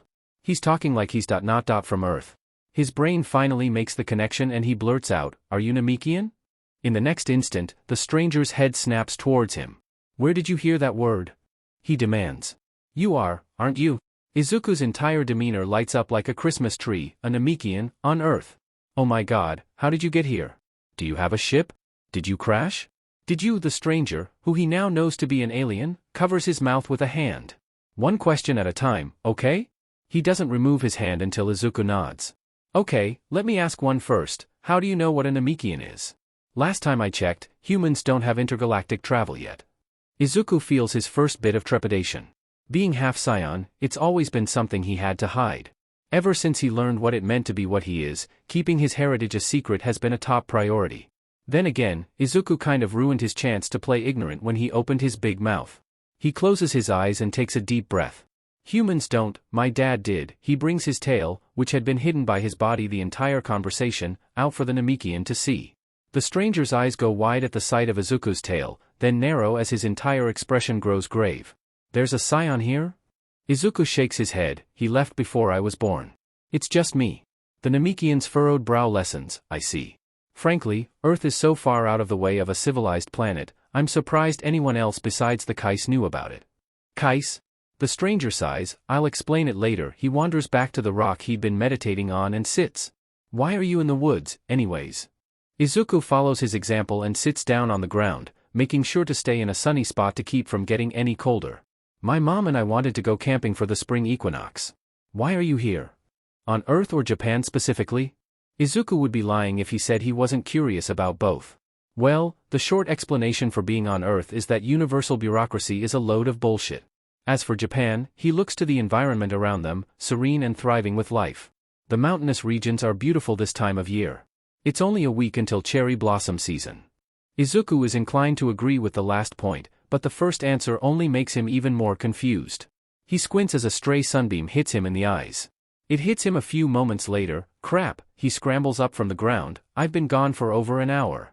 Mom's gonna be so worried." He makes to head back to camp, but pauses and looks at the stranger. It's been really nice to talk with you, but I really should get back. And I don't think I ever got your name?" "I'm Midoriya Izuku." He bows and waits anxiously for the Namekian to reply. He stares at Izuku with an unreadable expression. "My name is Psychord." And it's been nice talking to you, too. Izuku moves to go back to his mom, but finds himself hesitating at the tree lean. This is an alien, a real-life alien. There's someone on Earth who is just a little bit like him. It's selfish, but he doesn't want to let go of this new connection yet.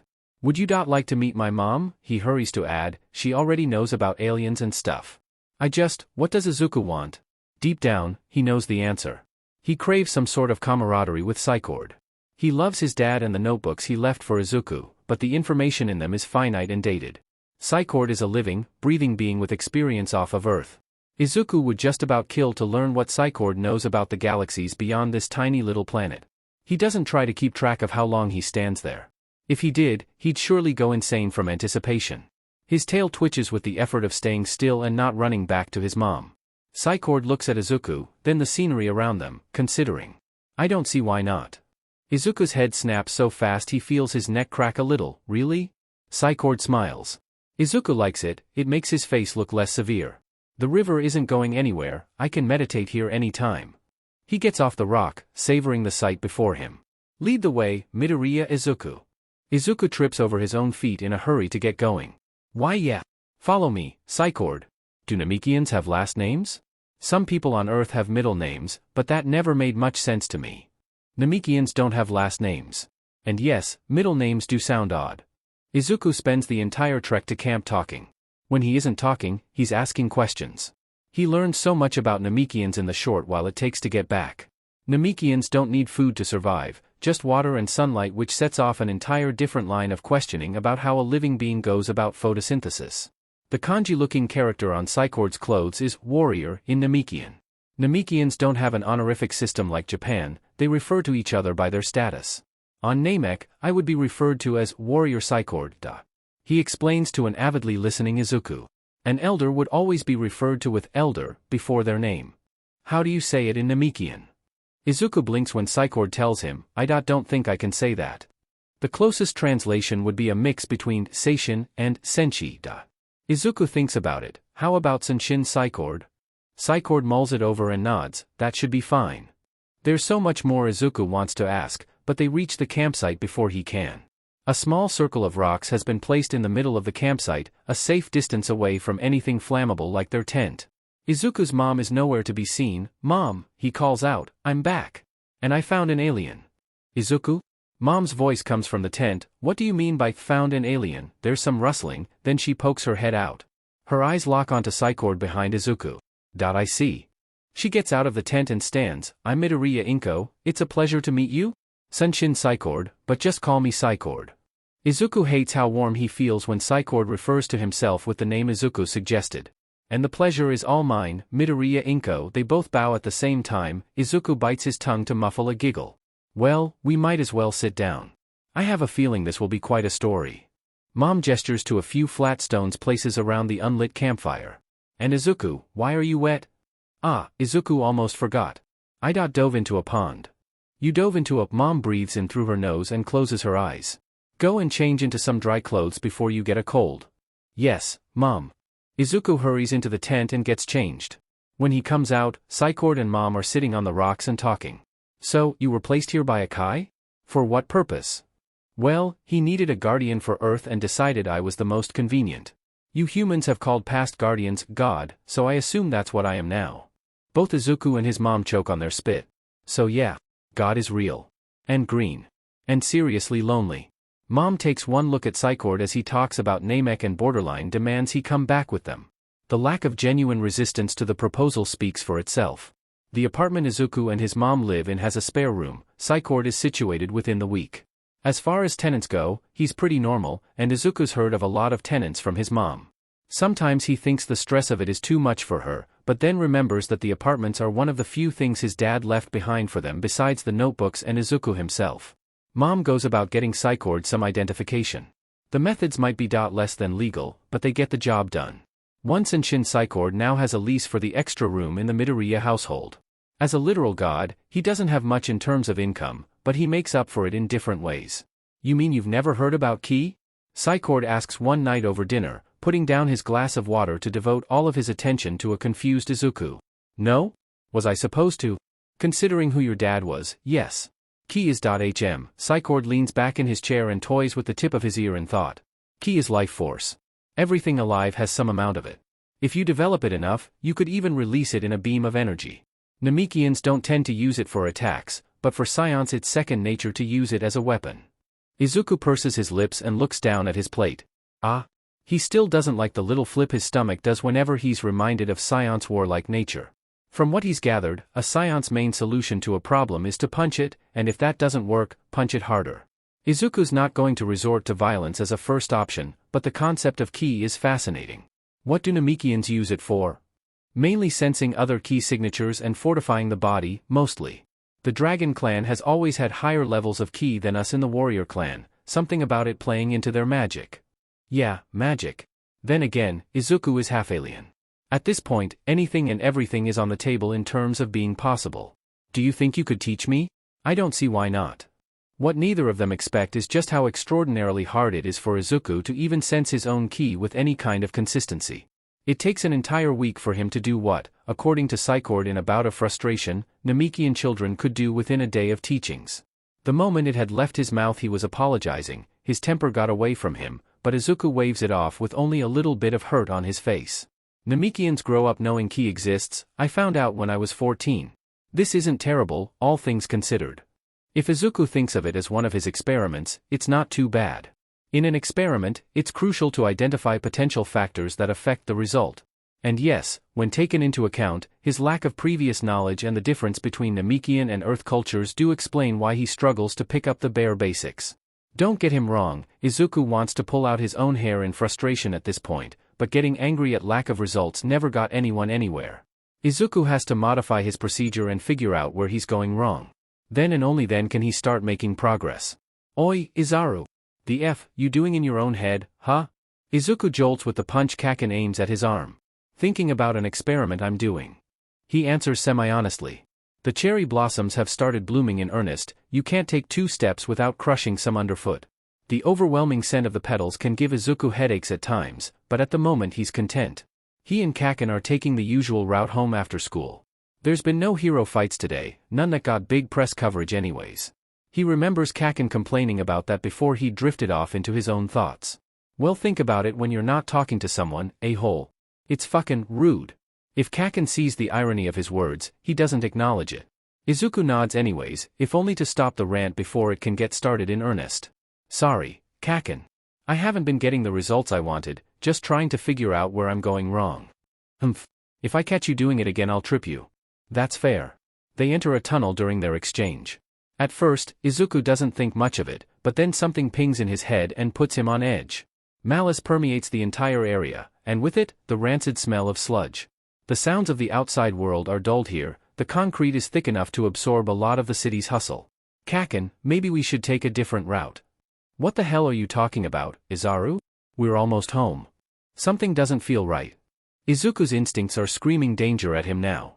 The fur on his tail is puffed up and on end, twitching erratically. We should go. While Kaken is contrary by nature, he must see something in Izuku's expression. Fine, Izaru. We'll take the long way around. Izuku deflates a little, thank you. They both turn around to leave, and that's when the tension in the air snaps. There's something in the storm drain. Izuku could have dismissed it as a trick of the light, but his subconscious is telling him this is where the malice he senses is coming from. It's split-second, but Izuku shoves Kaken out of the way, crying, "Look out," right as whatever Izuku sensed lunges out of the drain. Izuku GGS as the horrid-smelling liquid envelopes him. He lashes out on instinct, but he can't build up any momentum stuck like this. The sludge clings to him, viscous and sticky. It's what Izuku imagines being a bug stuck in tree sap is like, and he doesn't care for it one bit. Kaken is somewhere outside of the sludge, thank God. His friend is yelling Izuku's name, blasting away slime in chunks in an attempt to free him. It's no good, the toxic-smelling sludge regroups faster than Kaken can blow it away. Izuku breathes in deeply whenever Kaken blows away enough to uncover his mouth. The slime seems to be focused on going into his mouth, so in between the few precious breaths he can take he keeps his mouth clamped shut. You'd have an easier time prying open a bear trap than getting Izuku to budge. Oh ho ho, a voice says from somewhere in the liquid. The vibrations of the voice reverberate through Izuku's body. It's a terrible feeling, akin to standing in front of a massive bass speaker. I might have chosen the wrong puppet, with a quirk like that. Kaken bristles even more. His palms are firecrackers, sparking with agitation. Izuku's never seen him so scared. Let him go, fucker. You want me? Come and get me. The mental image of Kaken in his place, struggling in the slime and straining for air, invigorates a new set of efforts to get out. His hand breaks through, reaching out to Kaken, who spots it and grabs him in seconds. Tensing up, Izuku pulls as Kaken drags him from the other end. The slime tries to re-envelop Izuku's freed hand. Kaken snarls and sets off a new string of explosions, burning away residual sludge and freeing him even more. Izuku's torso is halfway out when he hears a voice from the other end of the tunnel. Attacking schoolchildren? You truly are the lowest of the low. Next thing Izuku knows, he's flat on his butt and free of any slime. His lungs are still burning with the need for air. He takes in greedy lungfuls while looking around. Kaken is next to him, also on the ground, but his eyes are fixed in the direction of the mysterious newcomer. Izuku follows his eye and gawks. All Might stands proud over the scattered bits of slime, his fist still extended from the punch. There's a grocery bag hanging from his other arm. It's a funny mental image, the number one hero buying groceries. All Might takes a liter bottle of soda from the bag. I'd wanted to share this with a friend, but I think he'll understand. He uncaps it and pours it down the storm drain. Once it's empty, he starts scooping up the bits and pieces of slime. For a moment, Izuku worries he just witnessed a murder, but relaxes when he hears muffled cursing from the bottle. The villain contained, All Might turns to him and Kaken. While he'd been picking up pieces of the villain, they'd shuffled away from the bigger chunks, ending up outside of the tunnel. My apologies, you two. If I'd caught up to him sooner, you wouldn't have had to go through that. He lets out his signature laugh, though I must say, you both did admirably in the face of danger. Kaken stands while All Might talks, helping Izuku up with a hand. "'S no big deal," he sniffs. Kaken inspects Izuku's hands with a scrutinizing eye. "No burns?" "Nope." Izuku informs with a grin, showing off his unmarred palm. With skin as thick as his, it takes one of Kaken's more serious explosions to leave any marks. "Thanks for the save, Kaken." TCH. Kaken looks away, cheeks red. "Next time don't get caught by a villain, dumbass." Izuku knows enough to read in between the lines. "I'm glad you're okay, too." The growl of embarrassment is gratifying. He turns his focus to All Might. He'd be lying if he said his heart wasn't racing with excitement. The one hero his dad thought to be on par with Scion strength, right in front of him. Would he have been able to punch the slime away while trapped in it? Izuku shoves the question away and bows. "Thank you for saving us, All Might." At Kaken's warning growl he amends himself. "Well, thank you for helping Kaken save me." "It's no trouble, young Midoriya." Izuku pps his head. "How do you know my name?" He'll admit, his memory isn't the best at times, but he'd definitely remember giving his name to All Might of all people. All Might pauses. Izuku swears he sees a flash of panic in his eyes. You saved a friend of mine a few weeks ago. You stopped a chunk of concrete from hitting him, I believe.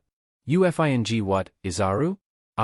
Izuku snaps his fingers. The man that smelled like blood. He'd pay real money for a picture of Kaken's face in that moment. Is he okay? Yes. Yagi is fine, much thanks to you. I recognized you from his description, you see. He laughs nervously. "It's been a pleasure talking to you, but I really must hand this." He holds the bottle up for them to see, to the police force. He walks past them, only turning around to give them a two-fingered salute. "Take care." He crouches down and shoots off into the sky, the force of the jump creating a gust of wind that ruffles Izuku and Kaken's clothes. The two of them stare at the spot All Might used to be. Izuku looks at the spot, then Kaken, then back at the spot. Did that just happen? Yeah. Izuku blinks. What the f dashed a? Kaken barks a surprised laugh. That sums it up pretty DMN well. What the f dash? First that wannabe body snatcher, then FING All Might. He runs a shaky hand through his hair. Sheet. Kaken is Izuku's friend, but he's also possibly the most emotionally constipated person Izuku's ever had the pleasure to meet. If he hates anything more than perceived pity, Izuku has yet to find it. Well, he wasn't a very good body snatcher. Which is why he's a wannabe, dumbass. The diversion works. Kaken straightens up and sticks his hands in his pockets. Jesus f dash. I don't even want to think about how your mom's gonna react when we tell her. Izuku winces. Maybe we shouldn't? He tries. Neither of us got hurt. Mom's stressed enough as it is, adding anything on top of that would hurt worse than any attempted body snatch. Deep down, Izuku knows Kaken doesn't really want to tell their parents, either. His hunch is correct. Yeah. It'd save us a fucking lecture, at least. Kaken wanders over to the side of the tunnel and picks up Izuku's backpack. It must have fallen off when he shoved Kaken out of the way. He didn't even notice. Kaken leans down and picks up something that fell out of Izuku's backpack. It's a small notebook with his blocky writing over the cover. Ability Analysis Number 3, Kaken reads aloud before turning to Izuku. The F, is this for? Izuku's eyes widen at the sight of it in Kaken's hands. He trusts Kaken, that goes without saying, but his research is a bit of a touchy subject. He tries to play it cool, act like his heart isn't spiking with adrenaline. You know that experiment I was talking about earlier? I've been using notebooks to document them. Wouldn't it just be easier to do it on a computer file? I prefer to write it by hand. You're real fucking weird, you know? Kaken shakes his head and stuffs the notebook back into Izuku's bag. Holding it out for him to take, Kaken asks, what the F was All Might talking about with you stopping a chunk of concrete? Ah. Izuku shoulders his backpack and they resume their walk home, both of them ignoring the tension in each other's shoulders. A villain went on a rampage. Threw a piece of a building at a man and a woman he was helping get away. So you just caught it? Izuku shrugs defensively, there weren't any heroes on the scene yet. Besides, I knew I could catch it. Kaken is silent. UFING would, Izaru. The two of them stop at the intersection where they usually split ways. Izuku can see Kaken fidget with the edge of his backpack strap. Oi, Izaru. Do you want to come over for dinner? Dinner with the Bakugas is a rare, but pleasant occurrence, and pretty much never happens without a week notice in advance. Yet Izuku can't deny that he's hesitant to leave Bakugo alone after the day's events. If not out of fear, then the desire to remind himself they're both okay. Still, he has to ask. Are you sure? Kaken glares at him with his signature, UFING idiot, look. Would I offer if I wasn't? Use your head every once in a while, dumbass. Izuku bumps against Kaken's shoulder, but that's why I have you. You. Kaken shoves him away and stalks across the street. Come on then, a-hole. We're having Katsudon. Izuku can't stop a cry of, hell yeah, as he follows after his friend. It's a short walk to the Bakugo household. When they approach the door, Izuku prepares himself. Kaken doesn't disappoint. He kicks the door to his house open, yelling "Oi, hag. Izaru's here for dinner," as he drops his bag near the door. Hi, Mrs. Bakugo. Izuku calls behind him, taking off his shoes and gently placing his bag next to Kaken's. Katsuki.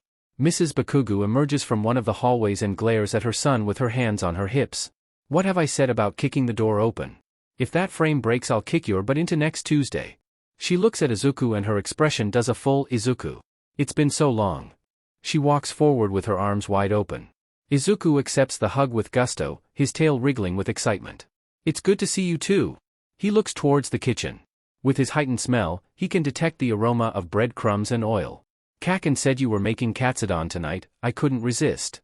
Mrs. Bakugo laughs and pats his head fondly. I'll make some extra, just for you. Her nose twitches. Why do you smell like sewage? Ah, Izuku had been trying to forget about it. Still, once it's been pointed out he can't help but sniff. The resulting GG has him pushing bile back down his throat.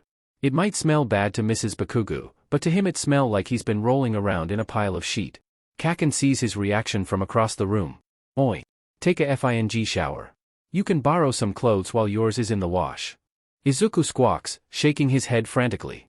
Oh, no, Kaken. I couldn't. You can and you will, dumbass. I don't want you walking around my DMN house smelling like a landfill. Bold words for someone who only smells slightly better than Izuku. He slumps in defeat, mumbling a small, thank you. Mrs. Bakugo pats his head consolingly. I'll leave some of Katsuki's clothes out for you. Speaking of, she gives him a wink before rounding on Kaken. Brat. Take your DMN shoes off before you get on the rug.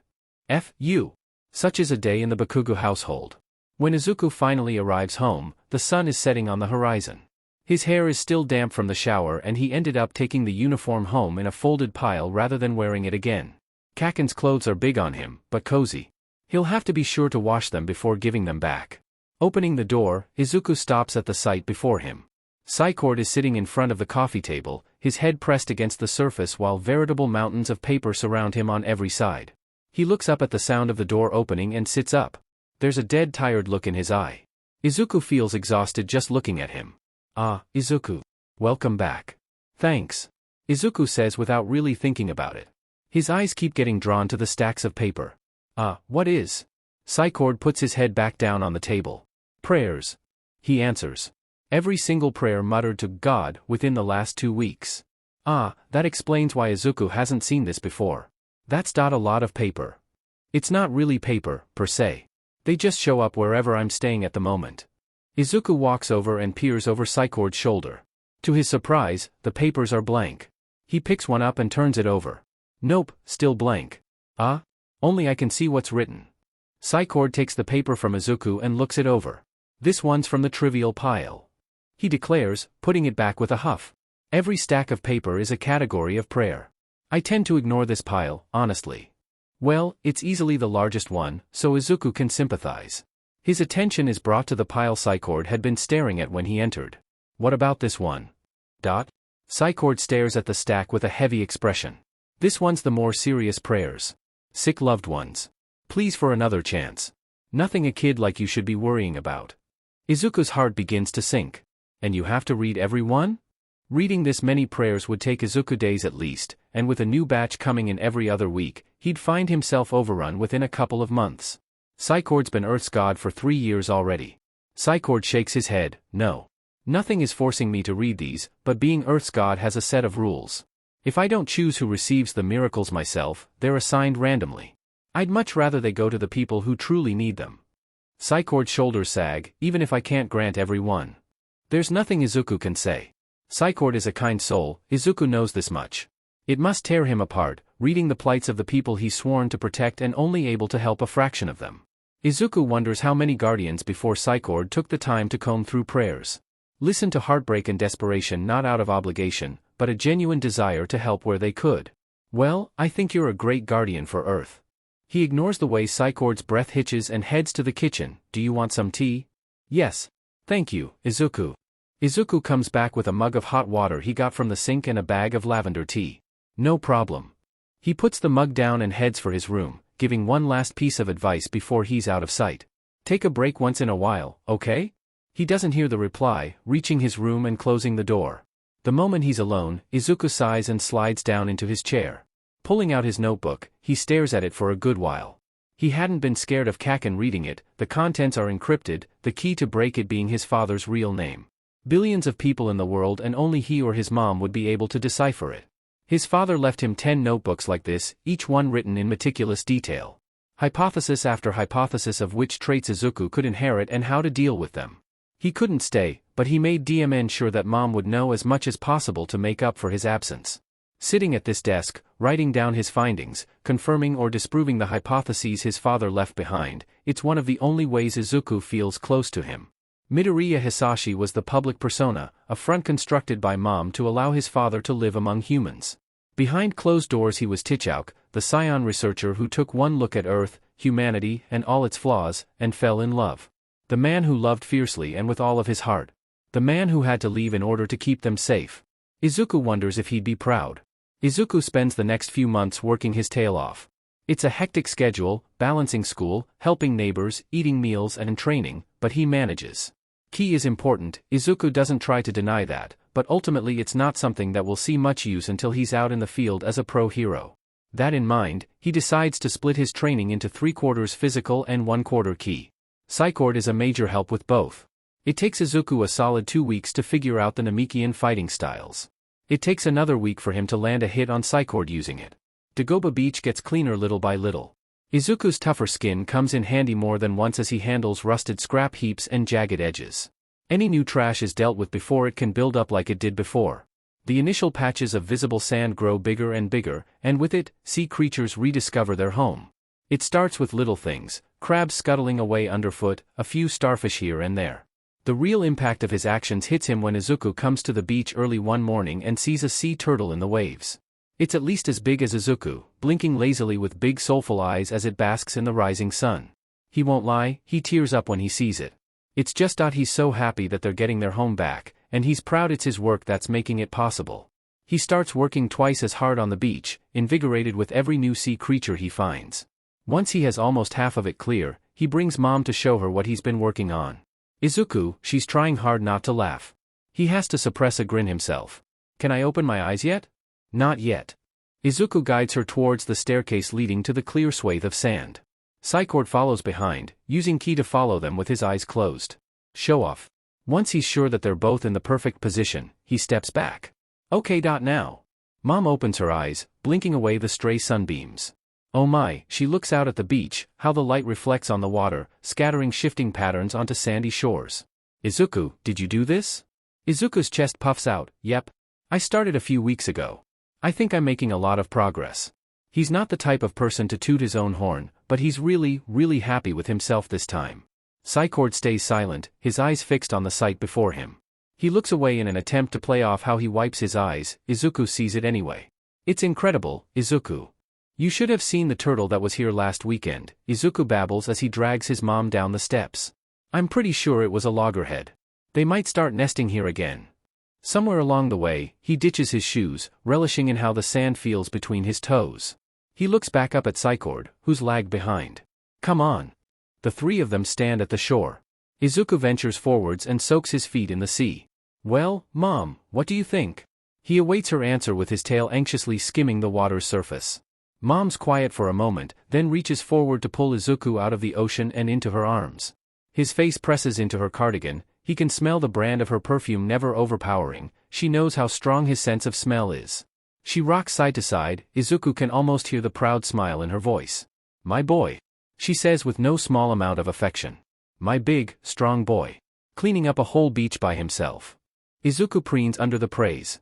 She lets him go. You know, I have the perfect idea. I'm going to call up the boys, we'll have a picnic on the beach. Really? Excitement burns in Izuku's entire being. Will you cook? I haven't had his ramen in forever. I'll ask him if he can. Izuku does a quick victory spin. Yes. Am I not missing something? He won't lie, he kinda forgot Psychord was there. Dad made some friends while he was here, before he married Mom. He explains, I pretty much grew up with them. They're super cool. They didn't know his real name. Mom adds, or where he came from. They think he's off working in America. Oh yeah, the whole America lie. Mom spent 2 hours stressing the importance of that after Izuku got the first of his father's notebooks. It might be best to avoid mentioning the whole, my dad is an alien from a far-off planet thing. Normally, Izuku would balk at saying such a thing in an open area like this, but his key sensing has gotten better. There's no one besides them. For quite a distance. Even then, he was more of a traveler than a warrior. Mom reminisces, he did all sorts of odd things, scribbling in those notebooks of his. Forgive me if this is untoward, Psychord says, but what is your husband's name? On Earth or the one he was born with? Both, if it wouldn't be much trouble. There's a tense moment where Mom weighs her options. A seagull screeches overhead. If it helps, there's no one within hearing distance. It seems to be enough for her. On Earth he went by Hisashi. But before that, Tichak. Psychord does a funny thing with his face as he does a double take. And you said he was a researcher? Now Mom's confused. Yes? Is something the matter? Psychord blushes, which looks weird on his face, he just turns a darker shade of green and straightens up. No, not at all. It's just that, well, I believe I've met him before. Both Mom and Izuku pause, look at each other, then refocus on Psychord. Mom's voice is stunned and just a little weak. Pardon? It was years ago, Psychord starts, before he landed here. I was just a child, but I remember him. He covers his mouth. I'm sorry, I'm rather surprised myself. The odds are not staggering. He could say that again. Izuku himself is still trying to reboot his brain. The waves crash gently behind him, giving him something to focus on instead of the absolute insanity of the last minute. There's a chance that I'm wrong. Psychord hurries to say, Scions don't have very common names, even amongst their own, but two sharing a name is still possible. Could I see a photo? I noticed you don't have pictures of him around the house, but if I could see his face. We don't have many. Inko tells him, he was always paranoid about photos. But I do have one. From our wedding. Izuku instantly knows which one she's talking about. It's a Polaroid, a little yellowed at the edge, but well loved. In it, Mom and Dad are standing next to each other. She's laughing at something Dad said while he grins like a madman. They didn't put much planning into the wedding, which is why Mom's wearing a wedding dress while Dad wears an almost comically large Shinto kimono and haori. They hadn't realized the mistake until they were at the altar. There were a lot of laughs that day. It's not visible, but Izuku knows his father's tail is curled around his waist under all of the clothes. There's a strange blur in the corner, the Polaroid distorts the color a bit. Izuku thinks it's one of the flower arrangements, but he's not certain. Sometimes, on the days he really misses his dad, Izuku will sneak into his mom's room to stare at the man he never got the chance to meet. They actually look pretty similar, if you disregard coloring. Izuku gets his jaw from him, and his brow line. His dad has 3 freckles on each cheek, they crinkle with his eyes when he smiles. His teeth are a little too sharp, just like Izuku's. Someone could look at the two of them standing next to each other and just know they're related. Psychord's oblivious to Izuku's thoughts and thanks Mom. The topic is dropped to some awkward corner of all their minds and doesn't come back up until they get back home. Psychord looks at the picture for a millisecond before saying, "That's him." And hey, it's not every day you learn the god of your planet knows your dad. Small universe. The entire thing is shoved to some dusty corner of Izuku's head to sort out later when he's capable of piecing together more than 2 words. Mom does leagues better than Izuku does in comparison. She's shocked, yes, but it quickly turns into her asking what he was like before he came to Earth. They all sit in the living room, avidly listening as Psychord tells them of a kind but violent scion that showed up on Namek one day. When he goes to bed, Izuku's mental image of his father is a little clearer around the edges. Inko calls everyone with her idea and is met with resounding approval. The date is set a few days before Izuku's birthday. In the meantime, Izuku briefs Psychord on everyone he's going to meet. Aro Oyu, or Uncle Oyu, is a ramen chef. His family owns a chain of traditional restaurants. His quirk allows him to bring water to boiling temperature on contact, making him one of the most efficient chefs in Japan. He's portly, and not what most would consider conventionally attractive, but he's got a heart of gold and a killer sense of humor. Keo Omiwashimaru is a kindergarten teacher. Izuku had a hard time saying his name when he was little and settled on the nickname Umishu. The others picked it up and now that's all anyone will call him. He has a mutation-type quirk, giving him a head of hair that looks more like what you'd find on the back of a sea slug than actual hair. Ratsuka Hitsuji started out as a psychology major, but his ram-like appearance made connecting to people difficult. He eventually switched over to marketing and publicity. He hasn't looked back since. Last time Izuku checked, he was a publicity agent for Lunch Rush and Wash. By far the most prickly of the group is Nabahi Negan. His family immigrated from America when he was little, his mother being the CEO of a major company. Despite being built like a pro-hero and weighing 113 kilograms, Negan's a marine biologist. Apparently he and Umishu hit it off instantly. Thing is, Negan doesn't really like kids, but Izuku has it on good authority that he was a very cute baby. By the time Izuku turned 1, Negan liked him as much as everyone else. And finally, Tsukachi Naomasa. He's a detective in the police force, and by far the most problematic with his lie detector quirk. Psychord's going to have to watch his step around him and Izuku says as much. Naomasa will be suspicious at first, but if Psychord shows his good intentions, he'll warm up fairly quickly. Aside from that, he's really cool. Izuku had a phase where he wanted to be a police officer. Naomasa learned of it and took him to the station for the day. He still has the small badge Officer Sansa had pinned to his shirt. It's an odd group, to be sure. At first glance, you wouldn't be able to make sense of them, but Izuku's known these men his entire life. They were the ones helping Mom get through Izuku's newborn phase, doing grocery run after grocery run and taking shifts babysitting so she could sleep. They took him to the park and played tag until Izuku's little legs couldn't carry him one more step, and then they took turns piggybacking him home. They're family at this point, and that's why Izuku really wants this to go well. The 3 of them arrive at the beach early. Psychord spreads out the blanket, muttering in Namekian every time the wind ruins his efforts.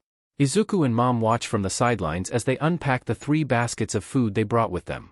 Psychord does win his battle against the wind, eventually. Right on time, too. Izuku perks up when the smell of miso hits his nose. He grins like a maniac when he hears someone call from the top of the steps. "Hey there, strangers. Uncle Oyu." Izuku launches himself from the blanket. Oyu meets him halfway down the stairs. He's as good a hugger as Izuku remembers. Soft, too. Careful there, there's a bag in Oyu's hand, it looks heavy. He lifts it like it's nothing, this stuff's still hot. Other than the warning, Oyu is all smiles. "How've you been, Izuku? I haven't seen you in weeks." He resumes walking down the steps, Izuku tailing along not unlike an excited puppy. "It's been good. Working hard in school?" "Always." Oyu nods. "Good. Smart kids like you won't get anywhere if you don't put the work in." He places the bag on the corner of the picnic blanket. "Why, Inko, I do believe you've somehow gotten more beautiful than the last time I saw you." The compliment flows out easily. It's an old routine between them. Inko laughs. "I could say the same to you, Oyu. How's the restaurant been?" "Busy as always, Inko, busy as always." Dark eyes slide over to Psychord, who's been standing awkwardly off to the side for the entire exchange. "This is the new tenant?" Mom gestures for Psychord to step forward. He does, haltingly. "Sunshin Psychord, it's a pleasure to meet you." He bows his head politely. Izuku can see Psychord's fingers twitch, itching to reach up and play with the tip of his ear. Oyu appraises him and his introduction. He must reach his verdict, because he smiles welcomingly and returns the bow. The pleasure is all mine. I'll leave the shovel talk to the others. He winks to let Psychord know he's teasing. Well, mostly teasing. OU turns his attention elsewhere, looking out at the beach. You cleaned all this up, Izuku? I did. Izuku sees the chance to change the topic and takes it shamelessly. You wouldn't believe some of the stuff I found in here. A few trashed cars, assorted appliances, and that one safe that was filled to the brim with teeth. Yeah, just thinking about that last one makes Izuku shiver. People are weird. Hey! The four of them look back up at the stairs. Four figures are standing at the top. Izuku recognizes each and every one of them. Oh you BSTRD. Negan yells down at them, striding down the stairs. The light hits his transparent glasses frames at a weird angle. We all said we were going to show up together. OU's smile takes a turn for the smug. I don't know what you're talking about. You told me, I never agreed. Negan does that funny expression he makes when he's weighing the pros and cons of sneezing on someone. Umishu puts himself between the two of them. The wind is making his hair flutter around like it's an actual sea slug. Now. No fighting, you two. His sunglasses gleam in the sun when he looks over to Izuku and his mom. Honestly, they can't go 2 seconds without butting heads. Negan seems to remember just where he is and coughs, looking away to readjust his hair bun. Sorry about that. Fighting already? Naomasa asks as he finally catches up, Ratsuka's tailing behind him. That has to be a new record. He's wearing a t-shirt and baggy jeans, a far cry from the stuff he wears at work. Izuku had a mini crisis the first time he saw Naomasa in civvies. Negan huffs. He always does this, he mutters ruefully. OU pats his shoulder, you make it too easy. Which sets it all off again. Izuku watches all of it with amusement. He's missed these guys. Somehow, they all manage to calm down and get situated. OU brings out the food he brought while everyone else does the same. Naomasa none too subtly slips more food Izuku's way, same with everyone else. He appreciates it, even though his face is cherry red with embarrassment. After that, it's a regular meal. Negan quizzes Izuku on what kind of sea life he's seen at the beach so far and just about loses it when he learns about the turtle. Apparently they haven't been seen at Dagobah for years, it's not too hard to imagine why. Naomasa's been watching Psychord since they all sat down, observing every word, every response with a critical eye. Psychord's picked up on it, if the way he's tensed up a little is any indication. Izuku gets his attention and mimes breathing in deeply. Psychord nods, steadying himself with a calming breath. Tsukachi, he begins, the Midoriyas have said a lot about you. Naomasa swallows what food he had in his mouth and puts his utensils down. All good things, I hope. No comment. Izuku pipes in, earning a few laughs from all around. Psychord doesn't, but there is a smile on his face so Izuku won't worry about it. All in good humor, I promise. Izuku says you're a detective. Talking about his job, it's a good way to get on Naomasa's good side.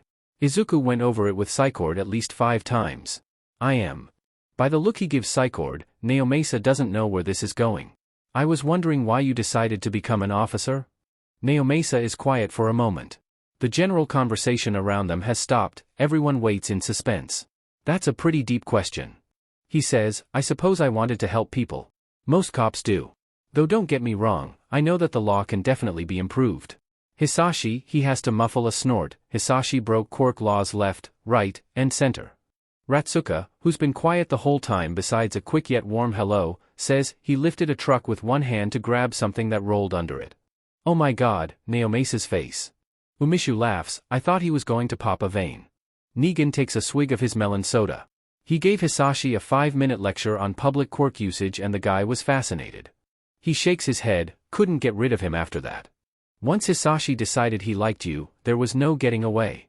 OU informs Psychord, you just had to go along with it. You can't say it wasn't fun, though. Umishu counters. There's a round of agreement to that and the subject is dropped.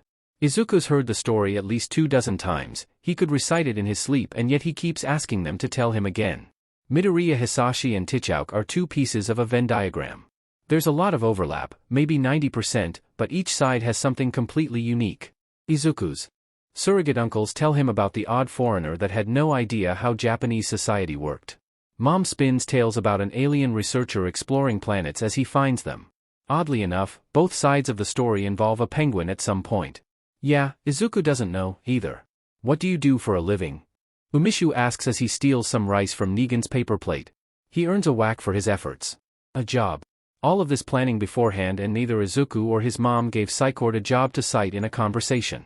It's a moment of heart-stopping panic, but Psychord is quick to save the day. I'm a theologist. Negan forgets about hitting Umishu and focuses on him. Oh? Any specific field of study? I'm currently studying Shinto and Buddhist teachings. The half-lies roll right off Psychord's tongue. Izuku can't help but stare. I find that immersion is the best way to learn, hence why I needed to rent a room from the Midoriyas. They've been more than gracious hosts, I'm very fortunate. Something in Naomesa's eyes shifts as his posture eases. Izuku shovels more food into his mouth to avoid hooting with victory. With the seal of approval from the human lie detector, the others relax a little and start including Psychord more in their conversation. Seeing as how the worst of it was over, Izuku tunes their chatter out and focuses on the delicious food in front of him. At some point, Umishu mentions the unreasonable principal at the school he works at, and the mention of an incompetent boss sets something off in Psychord. He forgets about being nervous in the first place and goes off on a rant about his supervisor. Always one to smack talk, Negan is absolutely delighted by this turn of events. The sheer frustration in Psychord's voice makes him more relatable.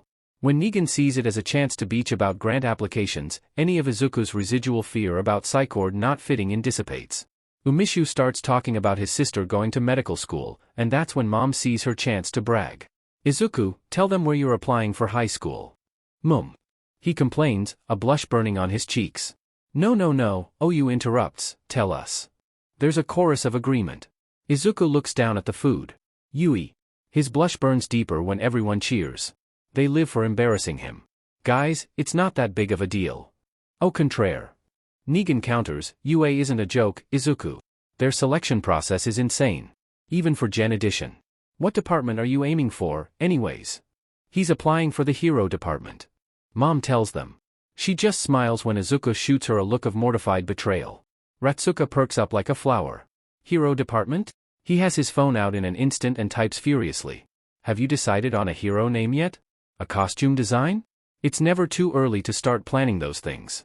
Umishu puts down his empty plate. And there he goes. He laughs, I'm pretty sure he just appointed himself as your publicity agent. As if anyone else could do the job. Gone is the Hitsuji who goes with the flow, in his place is a publicity agent.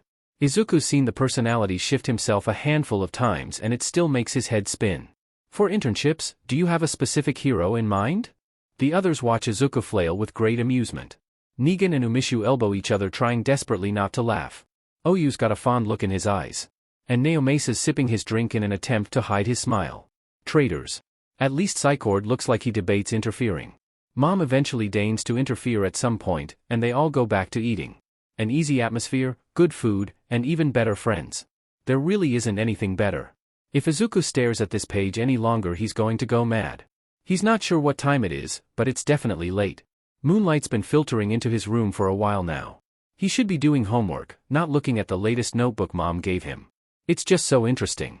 The information jumps from topic to topic like a hyperactive frog. Blueprints, entire paragraphs on Scion social structure, it has it all.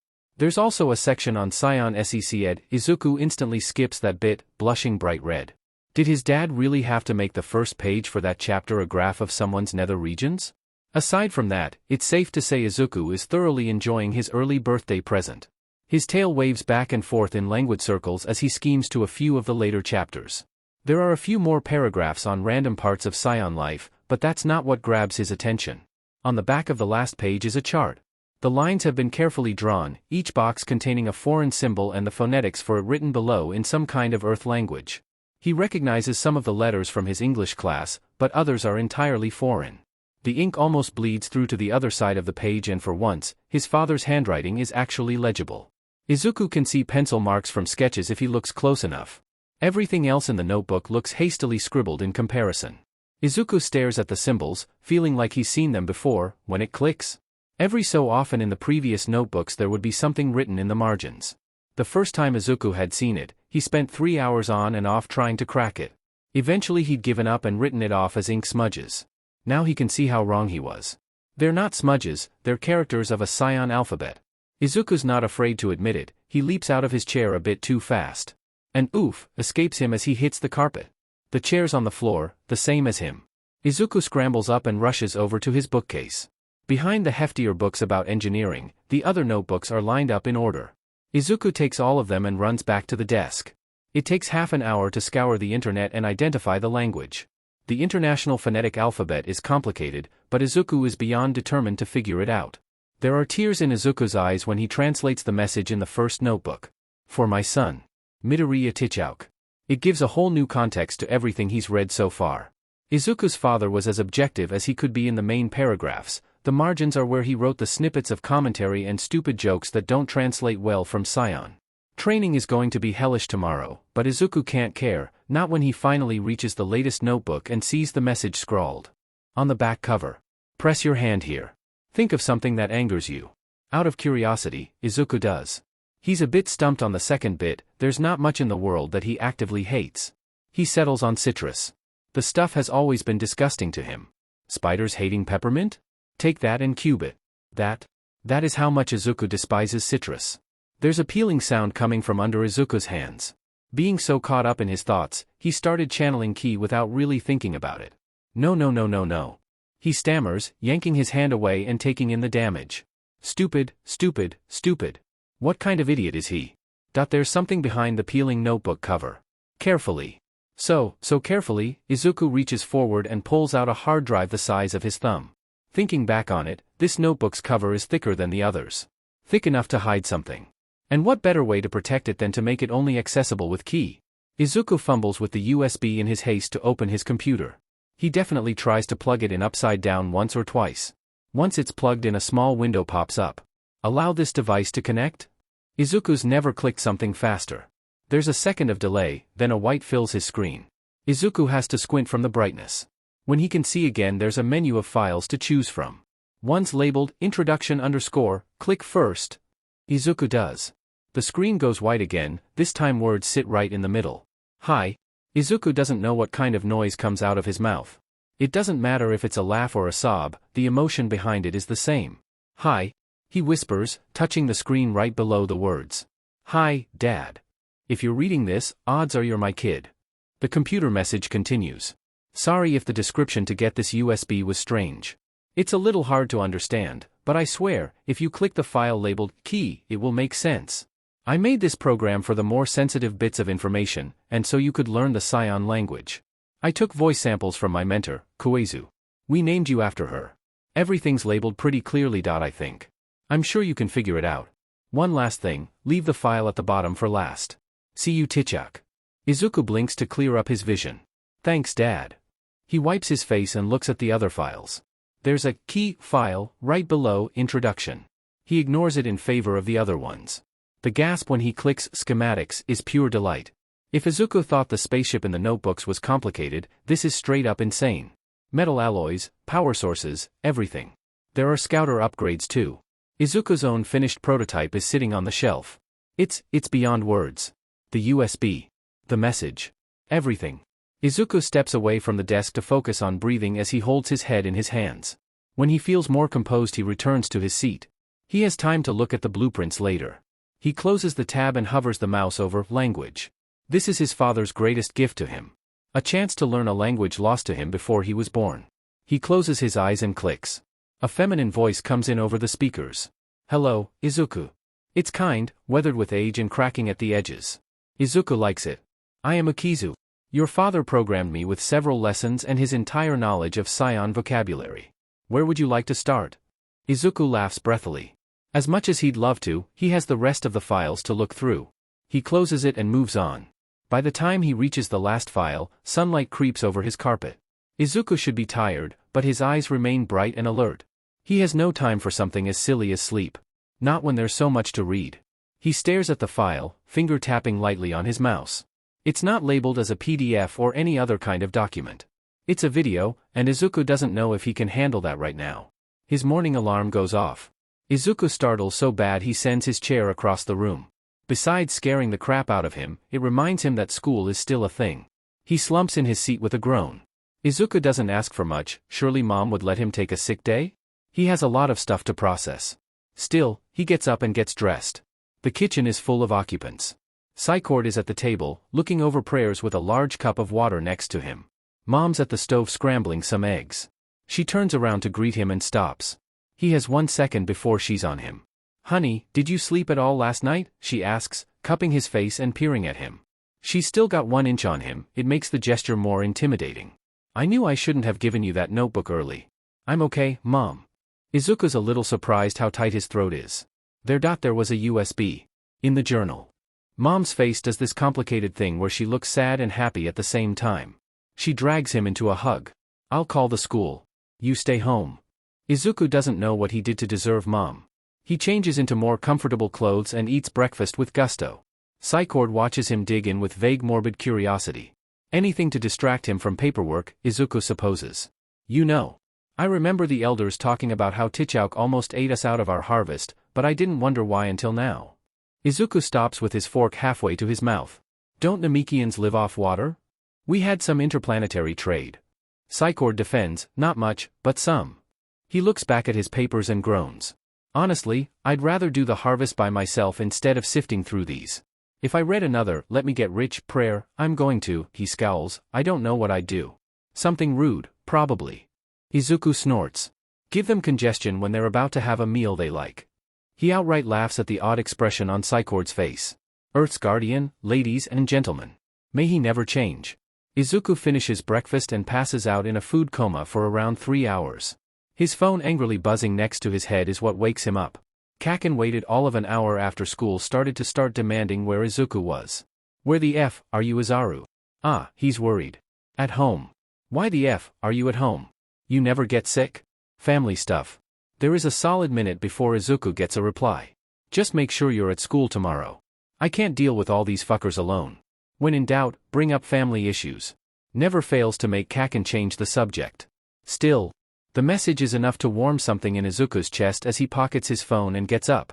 Psychord has relocated from the kitchen but is no less stressed.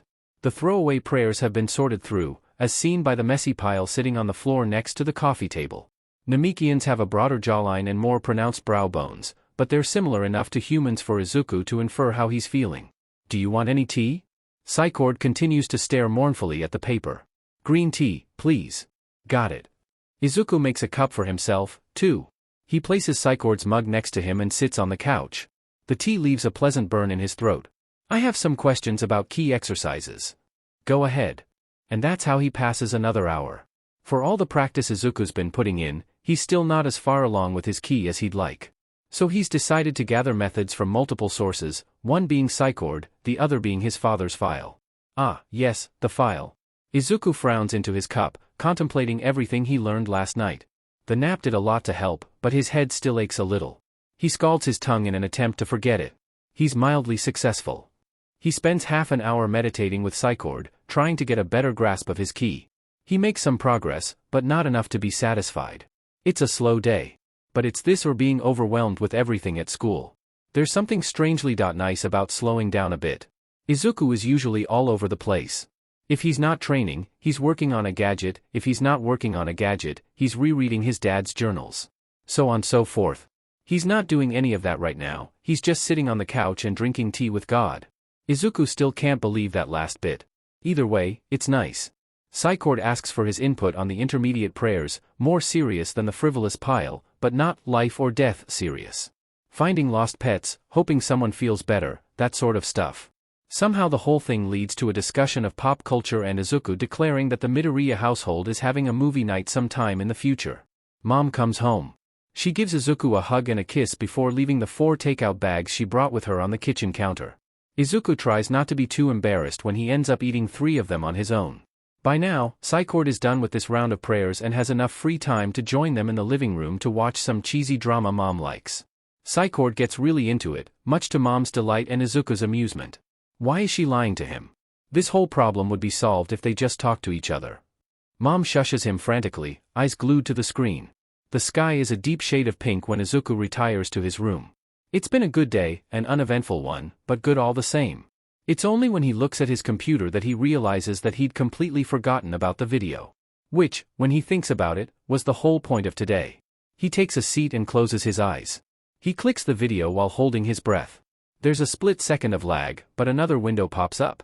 Midoriya Tichauk stares at the screen, his hand is out of frame, probably pressing record. He's hunched over in a too small chair, sitting at a desk that Izuku recognizes as the one in Mom's room. He looks like he did in the wedding photo if you ignore the bags under his eyes. Hey! Izuku takes a sharp breath as he hears his dad for the first time. His voice is deep, rumbling in the back of his throat. Even so, it's not unkind. I'll be honest, I don't really know how to say any of this. I mean, it's a little strange, talking to someone who isn't born yet. He's smiling, but even that can't hide the sadness in his eyes. It had been 7 months and I still can't really believe it.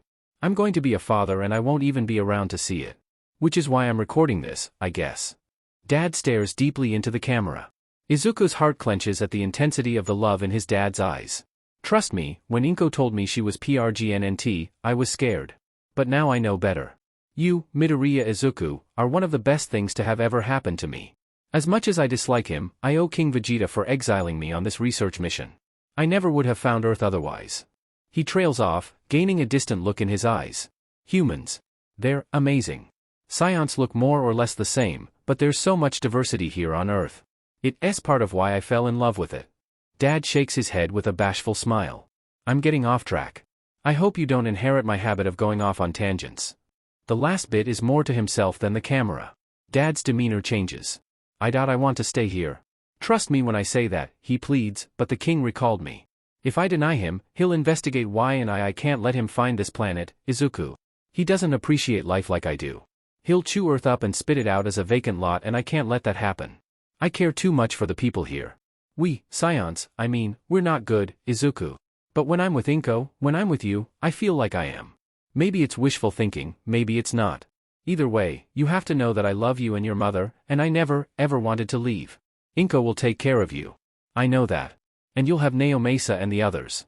You won't be alone like I was. But it still feels like I'm abandoning you, and I will always hate myself for that. Dad takes a shaky breath and closes his eyes. I have so much to tell you, I've been writing it all down in some journals your mother gave me. She'll give them to you when you're older. And when you see this, maybe you can understand why I did this. Why I left. If you resent me, that's okay, but I will always love you. Even when I'm light years away. Dad takes a deep breath and forces a smile on his face. Sorry. I'm not usually this serious, but I had to let you know. Give your mother a hug for me, okay? He reaches forward and touches the screen. Izuku copies the motion. If you turn out anything like Inko, you'll be just fine. I don't know when I'll be able to come back, but I can't wait to see the person you grow up to be. I love you, Izuku. And the video ends. Izuku stares at the last frame of the video. There are tears peeking out the corner of Dad's eyes. He doesn't notice he's crying too until a tear drips on the desk. I love you too, Dad. He runs out of his room, startling Mom with how fast he skids. Across the floor. Izuku? What? She's cut off when Izuku barrels into her, hugging her as tight as he dares. Her hands immediately come up to rest on his back. Izuku? There was a video. Mom inhales sharply. Honey, her arms tighten around him. That's amazing. Izuku backs out of the hug. He stares into his mom's eyes. He has to swallow the tightness in his throat. Do you want to see it? Mom blinks in surprise, but it melts into a teary smile. I'd love to. Izuku pet his tail again, focusing on how it felt to run his fingers along the fur. It's soft at the base, but got coarser along the way to the tip. He used to only do this after a nightmare, alone in his bed and unwilling to wake Mom up. Now, he sat alone at lunch, his classmates giving him a wide berth. All it took was one bad day. Izuku was tired and hungry and the class wouldn't stop talking and the god-awful sound of chalk on the chalkboard made him snap. His desk splintered to bits, sending his notebook and pencils flying. Izuku didn't mean to, he didn't, but it didn't make a difference to his classmates. A broken desk was small, compared to all the stuff he could do. Someone was moving his plate away. Izuku dropped his tail and rushed to grab it, looking up into Kaken's irritated face. Finally you pay attention, Izaru. Izuku's back ached when he hunched further in on himself. Sorry, a whisper barely audible in the quiet corner of the cafeteria. What were you saying? There's a beat where Kaken didn't answer. Stop that. Stop what? Izuku frowned. He didn't remember doing anything that would annoy Kaken today. Stop treating me like those extras. Izuku lifted his head. Kaken, what are you talking about? More glaring. Izuku averted his gaze again and that got a growl from Kaken. That? You've been weird since you obliterated that table. Izuku winced. If I were you, I would have blown up the extras' faces at least. Kaken went on. Might as well leave something to remember me by. There was something in the blonde's voice that made Izuku's tail twitch. There's a tenseness in his shoulders, and he's tapping his foot under the table. Kaken, a bag of something hit Izuku's face, cutting him off. What? Kaken sneered and took a vicious bite out of his lunch. Carrots, you idiot. Eat it. I mean the other thing. Kaken chewed and swallowed. The background characters have been a pain in the butt this year. Some were stupider than usual taking up oxygen. I just made them cough a bit. Oh my god, Kaken. Izuku's tail stiffened with the rest of him. What about your record? We're already in middle school, if that goes on record that's going to be dash. Kaken snarled at him, shut up, worry about your own DMN record. He leaned back in his seat, putting one knee against the table edge. Besides, I have great quirk and grades, I'm going to UE and I'm gonna be the next number one. They ain't gonna do shit if I switch classes. What? A spark of hope lit up in Izuku's heart. This school year was the first one where he and Kaken hadn't been in the same class. Izuku brought it up with his mom, but she said something about making new friends in a fresh environment. Look at how Izuku screwed that up. Izuku's never had a more lonely school year. After breaking his desk, no one talked to him. They outright avoided him, even. He was overlooked for group projects, and whenever he walked in the room chatter dimmed noticeably. Even the PE teacher told him to sit out of dodgeball matches or anything that counted as a contact sport. They were scared of him. They were scared and he couldn't even blame them. His tail started losing fur in tufts, his appetite was half of what it should be, and even full moon nights were worse than usual. He was losing his grip on his strength and it's making everything worse for him. But now there's a tiny chance that things could go back to normal. You think you can come to my class? He asked. Not after what you pulled with that table. Right. That was still a thing. Izuku drooped. Kaken growled again. Oi, cut this moping sheet out right now. We'll both go to a new class, the same class. The old hag's talking to the principal about it now, probably gonna call your mom too. She knows you're the only BSTRD around here I can tolerate and we got 2 more years before we leave this shithole. His eyes dared Izuku to say otherwise, so stop looking so sad. It's depressing as f-. Kakaajin. Oi, stop crying. I just told you to cut this sheet out. Hitsuji, I get that you want to help, but this is a little much. Stacks of paper on the coffee table is nothing new, but it's the first time they're not prayers. Job shadowing, internships, PR plans, you name it and there's a stack for it. Considering it's Hitsuji, this is actually a little tame. But Izuku's problem doesn't lie in the paper. His voice comes out high-pitched and strained. Can I decide on a hero name later? Maybe when I actually get in or not? That's a cop-out and you know it. Hitsuji deadpants, not even looking up from his phone. If you're even half as strong as Hisashi, hero schools will be falling over themselves to have you attend. Izuku doesn't have a good reply to that. It's fine, we'll put a pin on it.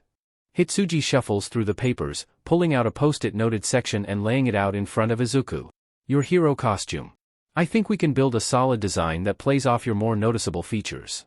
Horizontal pupils stray to Izuku's tail wriggling anxiously under the table. Frankly, everyone knows someone with green hair, but there's only a handful of people with tail quirks. Izuku's been known to mumble, but he can never hold a candle to Hitsuji when he's like this. Psychord got caught up in a rant about Endeavor and his rat BSTRD PR team. Poor Guardian was never the same after it. Izuku almost felt bad about laughing. Hitsuji continues, you have to stand out. You're going to hit the scene at the same time as everyone in your grade. Some are going to have flashier quirks than you, so you have to command attention with your very presence. Show everyone you're a step above the rest. It makes sense, but still. Why can't my costume be less flashy? There's way too much gold in the preliminary sketches. Don't get him wrong, the designs themselves look fine, baggy enough for proper movement but tight enough to prevent snagging. His only problem lies with the coloring. He'd set off every metal detector. In 5 kilometers if he wore one of these. Hitsuji strokes his chin contemplatively. I guess this is a bit too campy for you. Izuku doesn't even know what campy means. A few heroes can work the over-the-top look. But on you, it'd look like a kid playing dress-up. Once Hitsuji gets going, tact tends to leave the building. Izuku knows this and it still stings. I suppose you could go for the humble, earnest look. Gold highlights here and here. He points to the seams along the costume's shoulders. But normal colors everywhere else, all matching each other, of course. Izuku's shoulders slump with relief. In life, compromise is the name of the game, and Hitsuji's given him lots of experience. Yeah, that sounds way better. Great. Hitsuji claps, now. Origin story. The people will want to know, what makes Midoriya Izuku tick? Why does he want to be a hero? His pen taps the table, quick yet steady as he waits for a response. Like that, Izuku's better mood fizzles away. Spaceships aren't exactly cheap to build, but doing it for the money sounds terrible. Helping people will always be a passion of his, but his very being vibrates at the thought of being among the stars. He won't be the first person to use the connotation of a hero for his own gain, but that doesn't exactly make it right. Ethical? Maybe yes, maybe no, but Izuku won't stop either way. The knowledge sits heavy with him, a subtle but constant reminder that his dreams and virtue don't go hand in hand. Thing is, there'll always be a hero on Earth, even when he leaves. But what about other planets? Dad fell in love with humanity and its quirks, literal and metaphorical. Maybe Izuku can bring something new to the galactic table. Izuku breathes in and holds it. I want to help people. I've been doing it in the mornings on my way to school anyways. Making it my job just means I can do it full time. For the next few years, at least. Hitsuji laughs, ruffling Izuku's hair with elated fondness. Oh ho! A modern-day folk hero. Illegal quirk usage aside, I think that we can spin that in a very positive light. His phone, placed on the table, starts ringing. Ah, gotta take this one, Izuku. Work just never stays in the office. Hitsuji holds the phone against his face with his shoulder as he gathers up all the papers. Lunch rush.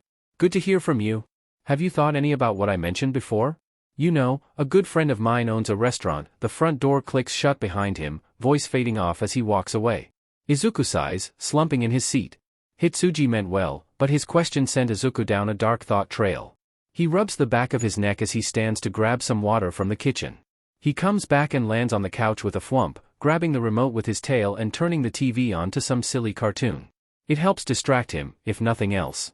He gets to episode 3 before Psychord walks in. Izuku doesn't take his eyes off the screen. Anything interesting happen today? No, Psychord replies, and blink every once in a while, will you? Your eyes will dry out. He doesn't bother gloating when Izuku does so and hisses. How'd the meeting with Hitsuji go? Busy. Izuku groans. He's got, plans for his plans.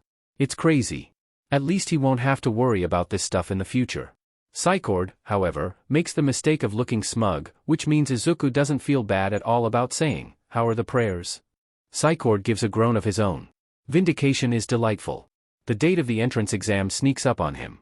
Between training, sorting through prayers with Psychord, and hanging out with Kaken, things really blurred together.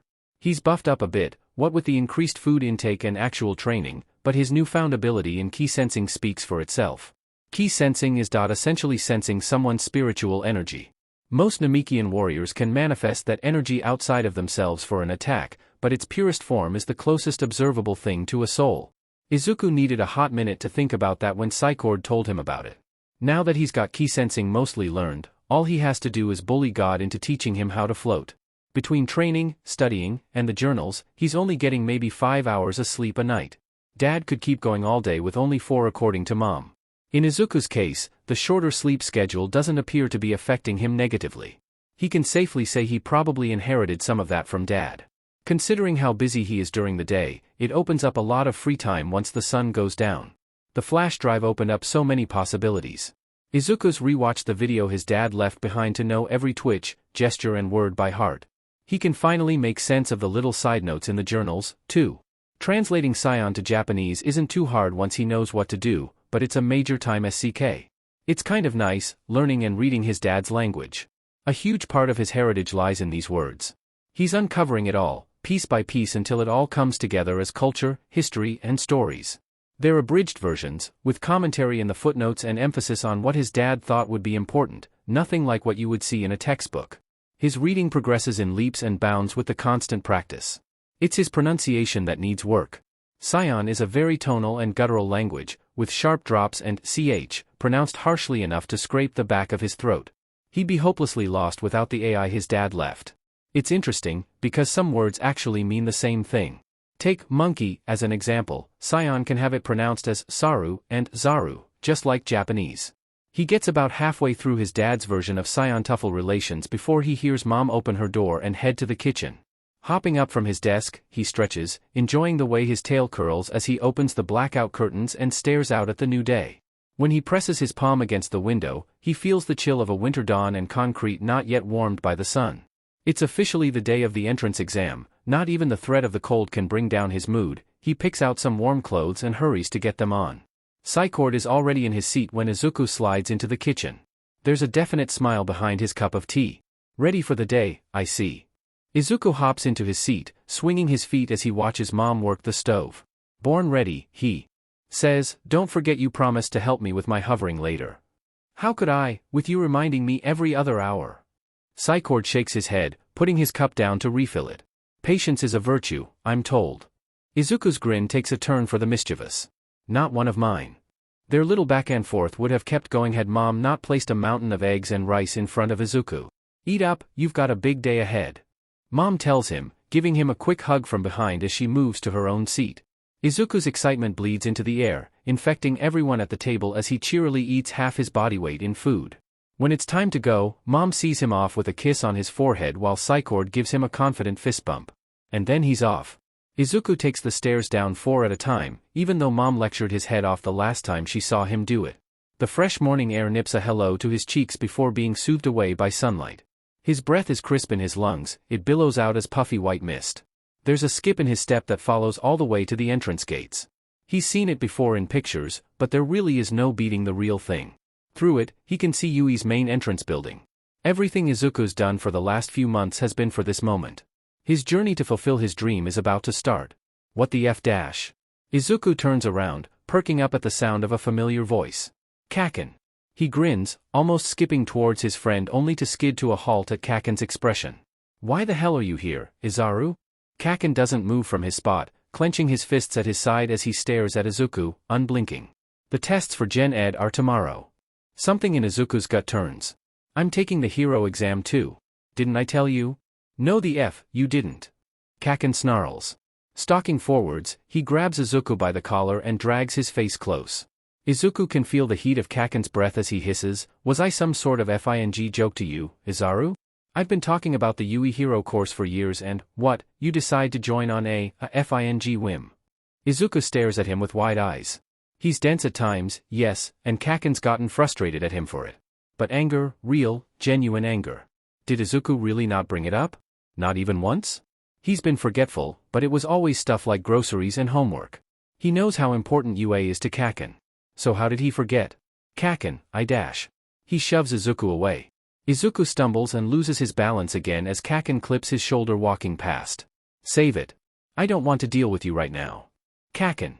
Izuku reaches out blindly, grabbing Kaken's arm. He needs to explain. They can smooth this over if Izuku can just explain.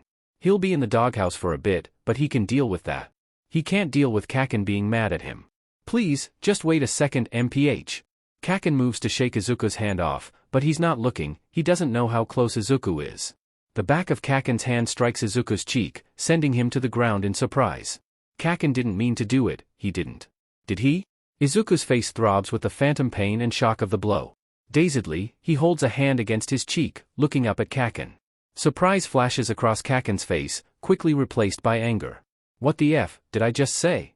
He demands, "I don't want to deal with you but right now. Stay the F away from me." With his final word, Kaken turns away, leaving Izuku alone on the ground. Izuku can hear how everyone whispers around him, a few people even stop to stare at his and Kaken's fight. He hears it, but he doesn't register any of it. He's staring at the door Kaken disappeared through, feeling a hole in his heart grow deeper by the second. He can't stay on the ground forever, though. Izuku slowly gets to his feet, rubbing at his cheek still. His tail curls around his leg in a vain attempt for comfort as tears sting his eyes. "I'm sorry," he whispers. He sulks in after Kaken. It's just his luck that they're sat next to each other for the practical exam orientation. Astounding, how a few inches can feel so far and too close at the same time. Kaken hasn't looked his way once, going so far as to point his feet in the opposite direction. Izuku's usually good at diffusing tension when Kaken gets into one of his moods, but that was always when he was angry at someone else. Kaken's ki is flared up and sparking at the edges, barely contained amongst the anxious TV static of everyone else's ki. If Izuku opens his mouth, the second coming of Mount Vesuvius would be unleashed, so he keeps his eyes averted and his mouth shut.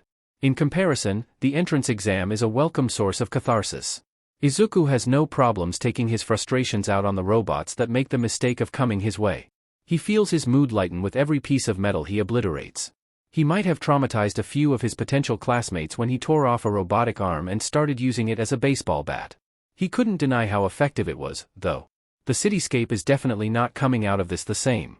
He loses count of how many robots he's smashed after 30. 1, 2, 3-pointer, it really doesn't matter to him. He just wants to hear crumpling metal and the whine of the internal processor shutting off. This is his paradise, a fight where he doesn't have to worry about hurting his enemy beyond repair. Humans are fragile, robots are not. Well, comparatively. They're all the same to him, he just can use more force on one. He's not afraid to admit he forgot about the 0-pointer mentioned in the orientation. He's reminded of it once the ground starts shaking underneath him. If he wasn't riled up, he might have joined the crowd of retreating students, choosing to blend in rather than stick out. Too bad.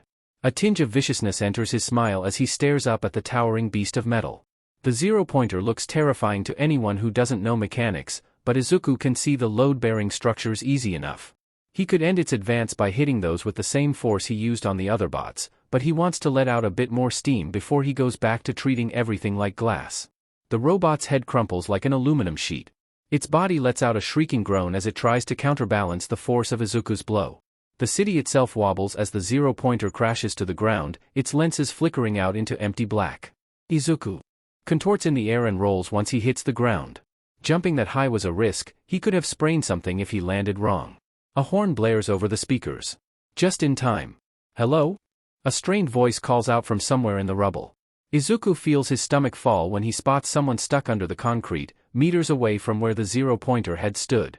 He didn't notice her, didn't even register her panicked key before he heard her call for help. What if the 0-pointer had taken another step? It's an entrance exam, they wouldn't let a kid die, right? Still, a few meters closer and she would have been crushed, and Izuku would have let it happen because he was too wrapped up in the fight to care. Izuku hefts himself up on top of a pile of concrete and spots her. The girl's legs are pinned by some debris, but not crushed. She latches onto the sight of him. Hey, you're the one that knocked the 0-pointer over, right? You really saved my bacon, huh? I didn't even know you were there. Izuku shoves the guilt back down and heads over to get a closer look at the concrete holding her in place. Nothing will shift and do more damage from what he can see. Are you okay? He asks first and foremost. Yeah, just stuck. Good, I'm glad you didn't get squished. He answers honestly, I'll get you out of there. Can you crawl when I lift this up? She gives him a nervous smile. Yeah. Izuku nods. Good. On 3, okay? 1, 2, Izuku's hands find a divot in the concrete, a natural handhold. Dust and pebbles clatter to the ground as he lifts the chunk with a grunt of effort. The girl scrambles out of the way and Izuku lets it fall back down with a nauseating thud. All that weight, only kept off of her by dumb luck.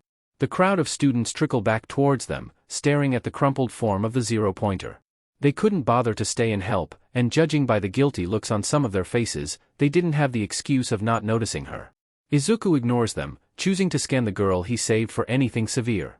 He didn't notice her stuck under the concrete, the least he can do is make sure she's fine. How is your ankle? Can you stand on it? He suppresses the urge to fidget with his clothes. People check up on other people all the time, he tells himself, it's normal to ask these things. She flexes her arm with a grin. Just a bit dizzy because of my quirk. But don't worry, I'm used to it. Looking closer, Izuku can see the pads of her fingers have little paw-like circles. Is that part of her quirk too? Definitely touch-based, if it is. Izuku hasn't met many people with quirks that require touch besides Oyu's family. Anyways, her voice brings him back to reality right as she bows. Thank you for helping me. Oh, don't worry about it, I'm glad you're okay. Izuku looks away with a swallow, his tail curling around his leg. He holds his hand out for her to take. Here, let me help you up. The girl beams, thanks. She takes his hand and dusts herself off once he's pulled her up to her feet. She looks friendly enough, and her key is a pleasant shade of bubblegum. With light brown hair and gentle eyes, she just feels very kind. I'm Uraraka Ochako. Midoriya Izuku. The crowd of students begins to part, revealing a small elderly woman.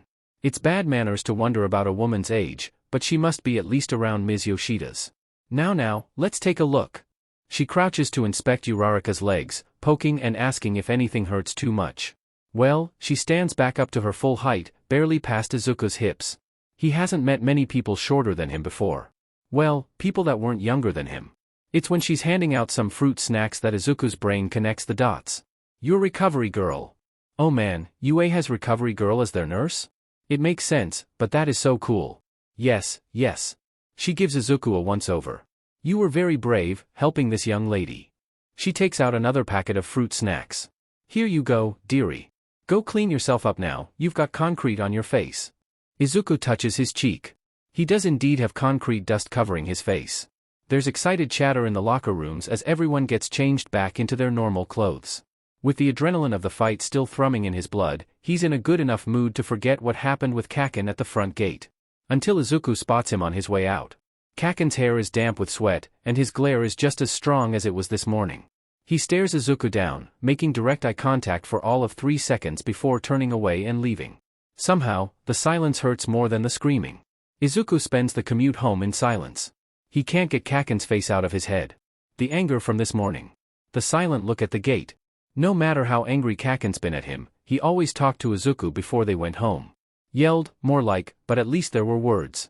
This time there weren't any. He didn't tell Izuku to shut up or try and get one last parting shot. He just left. He left Izuku alone. Psychord takes one look at him when he gets home and stands up from the couch.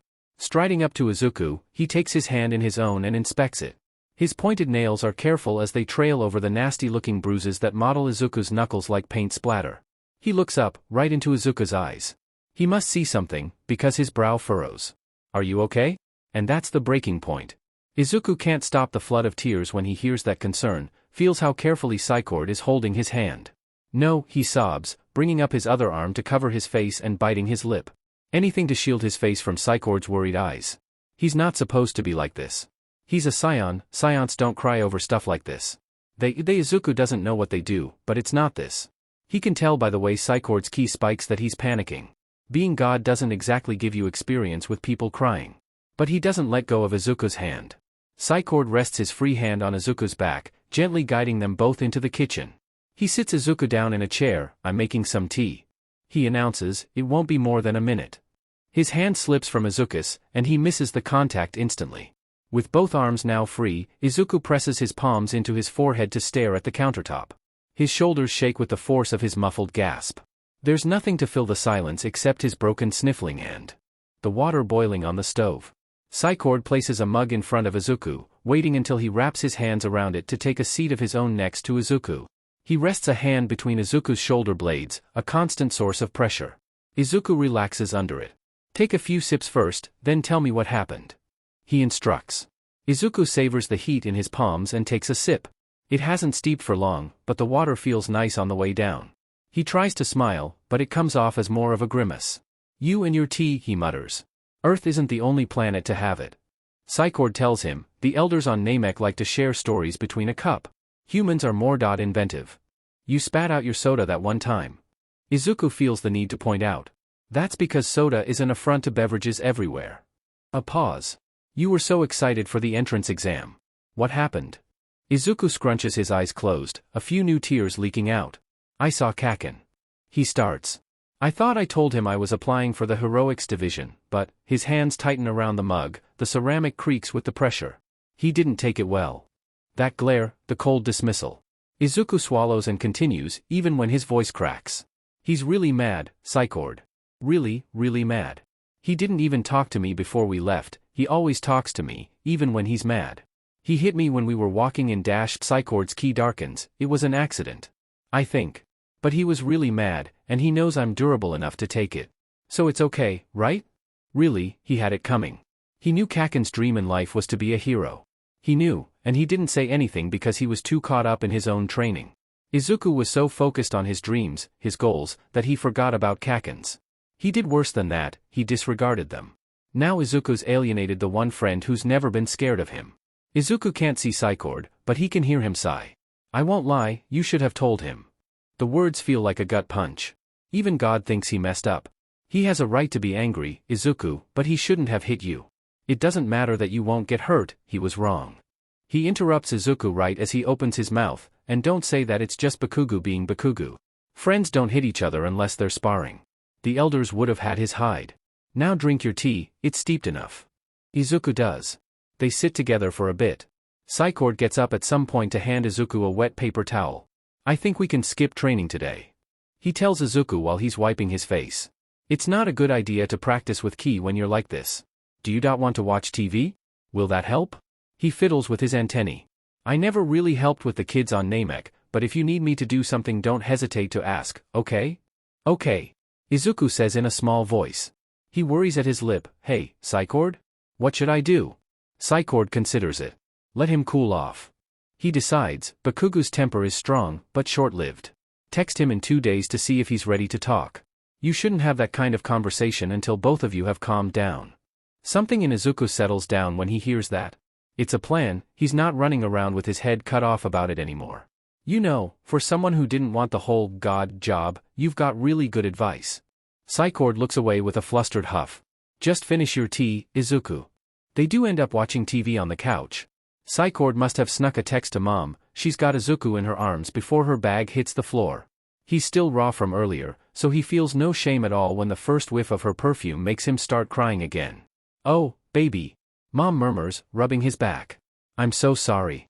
You didn't mean it, I know you didn't. But how was the exam? Did you have fun in the practical? How many robots did you get? Of course she read the pamphlet. Mom sits down on the couch and Izuku leans against her, telling everyone how he did on the practical. Both Mom and Psychord look at him funny when he brings up the robot arm baseball bat, but Izuku stands by his decision. It's enough to get his mind off things, even for a little bit. And when he goes to bed, he doesn't think too much about how his phone has no new messages. Izuku walked down the hall, checking every number plaque he passed by. His middle school wasn't huge, per se, but he'd never been down this part of the school before, he'd never had a reason to. He clutched at the straps of his backpack, letting his tail sweep back and forth, twitching every so often. He came to a stop outside the room that matched the scribbled note in his hand given to him by the principal. The clock was 15 minutes past when class started. His first day in the class and he was already late, he hoped his new teacher wouldn't be too harsh about it. There was a huge mess on the way to school with a villain fight and a ceramic shop. Izuku had some pieces of clay still clinging to him here and there. Kaken was already inside because Izuku had taken too long getting ready to leave the house. He avoided the whole fiasco that was Izuku's commute. Izuku could hear Kaken's raised voice and the general chaos in the classroom through the wall. The name's Bakugo Katsuki, don't any of you wannabes forget it. Resting his hand on the door, Izuku slid it open as slowly as he could to peek through. Sorry I'm late. Kaken stood at the front of the class, sneering at everyone. He turned his head, spotted Izuku, and grinned. It looked straight up malicious to anyone else, but Izuku could see the excitement in there. About time you got here. What, another biddy need help crossing the street? Izuku made a face, he didn't help old ladies that much. There was a villain fight, Kaken. Sheet, and I missed it? The teacher cleared his throat. Midoriya, now that Bakugo has gone, perhaps you can introduce yourself to everyone? Izuku nodded, right. He stepped right up next to Kaken, bowing deeply to the crowd of staring teenagers. He couldn't see their faces, but he could hear as recognition flared and the whispers started up in the back of the room. Hi, I'm Midoriya Izuku that was as far as he got before Kaken shoved himself forward. And he's the strongest fucker in here besides me. We're both going to Yui and there's nothing y'all can do but cry about it. The general outcry from his new classmates was overshadowed by the exhilaration of standing by Kaken's side again. He was okay, because Kaken was here now. Kaken leaves all his texts on read, which is just plain mean. He knows how it frazzles Izuku's nerves. He keeps texting in the off chance Kaken will reply. Kaken doesn't even breathe in his direction in class. Their classmates are starting to pick up on it, and it makes the last few weeks of school uneasy for everyone. His letter comes in 2 weeks later. First place. He'd been tied with Kaken in terms of villain points, but apparently he earned some rescue points by taking down the 0-pointer. Izuku's not trying to sound arrogant, but Kaken will know Izuku got first place when he learns he got second. He stops trying to reach out after that. There's still plenty of time before school starts. Izuku fills his days with tinkering and training. He still helps Ms. Yoshida in the early mornings, he still keeps an eye out for anyone who needs a hand. It kind of helps. He gets to step outside himself and focus on something or someone else, and more often than not he improves someone's day. That's not nothing. Not to Izuku. His scouter prototype comes along in leaps and bounds. He had been missing one key component when he'd started building it, ki. The scouter doesn't just measure physical strength, it measures ki as well. Those test readings he dismissed as faulty weren't faulty at all. With a little fine-tuning and a lot of late nights, he's got a functioning prototype on his hands. Something like this would really help with search and rescue. He just has to add some mods that allow the user to pinpoint the distance and direction of the power being scanned. Right now it can only read what's up to 3 meters in front of it. Problem is, Izuku only has enough materials for a handful of them. The metal that picks up key frequencies isn't from Earth, and Mom only had it because she kept scraps of Dad's ship he gave her. Izuku tries making scouters from similar metals you'd find on Earth, but the scouter ends up short-circuiting and blowing up. To be honest, it's kind of a relief. Izuku wouldn't know where to start. Ki is far more concrete than the concepts of chi or chakra they grew up with. You can mold it, manifest it, and even attack with it. That was a bit too much for Izuku to wrap his head around at first. The evening before the first day of school sneaks up on them all. Mom makes enough chicken katsudon to feed an army, using that special combination of spice only Izuku seems to like. They sit around the table and talk about how his first day might go, speculating what kind of teacher he'll have or what his classmates will be like. He tries to hide it, but the thought of his classmates makes Izuku nervous. Middle school showed him how easy it was to scare people. One broken desk was all it took back then, and Izuku's only gotten stronger since. It wasn't totally unbearable, he always had Kaken, but with how they've been lately. Psychord picks up on his anxiety. First impressions aren't everything, Izuku. Your classmates will see who you really are over the school year, so don't stress over it. For someone who never went to school as Earth knows it, that was pretty solid advice. Mom laughs, truer words have never been said. She runs a hand through Izuku's hair. I thought your father was a stalker when I first met him. She admits, I was scared out of my wits when the tallest man I'd ever seen kept running into me. Whoa, Izuku's never heard this story before. It doesn't matter how hard he begs though, Mom just won't budge. I'll tell you when you come back from your first day. She says, and that's that. At least it gives Izuku something to look forward to tomorrow. Things don't seem so daunting after his chat with them. He falls asleep without fuss. Yui looks just as impressive as it did during the entrance exams. Only this time, Izuku's got a uniform of his own. They even tailored the pants to accommodate his tail, which was rather nice of them. Mom's sewing skills are nothing to sneeze at, but it's nice to just be given something specifically made for you. Izuku walks through the crowd of students, reading the room numbers for Class 1A. When he finds it, he also finds his first snag of the day. He can hear voices through the door, and he recognizes at least one of them. Was that stick shoved up your butt, or were you born with it? Well, Izuku knew this would happen eventually. Time to face the music. The door glides open, revealing a mostly empty classroom. Kaken sitting with his legs up on his desk, glaring up at their new classmate with mocking contempt. His eyes flicker to Izuku and darken, gaining a glint of animosity. Then their classmate starts talking again and his gaze is drawn back to the main annoyance in front of him. Izuku stalls in front of the door, shifting from foot to foot. If he goes to his seat, he's going to get dragged into whatever argument is going on between those two. He doesn't want to give Kaken another reason to be annoyed with him. He's saved from making a decision when someone else approaches. Mom would lecture him on manners, but Izuku locks on to the new student's tail and points. Tail, he declares. Izuku gets a strange look for it, but once the new student sees Izuku's own tail his face lights up. Oh. Yeah, tail, he agrees. His uniform is tailored as well, Izuku is excited to note.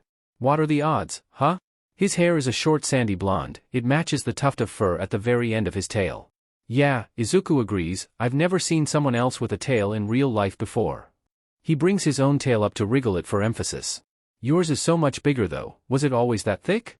He grins, not really, he flexes his tail, letting the muscles bulge.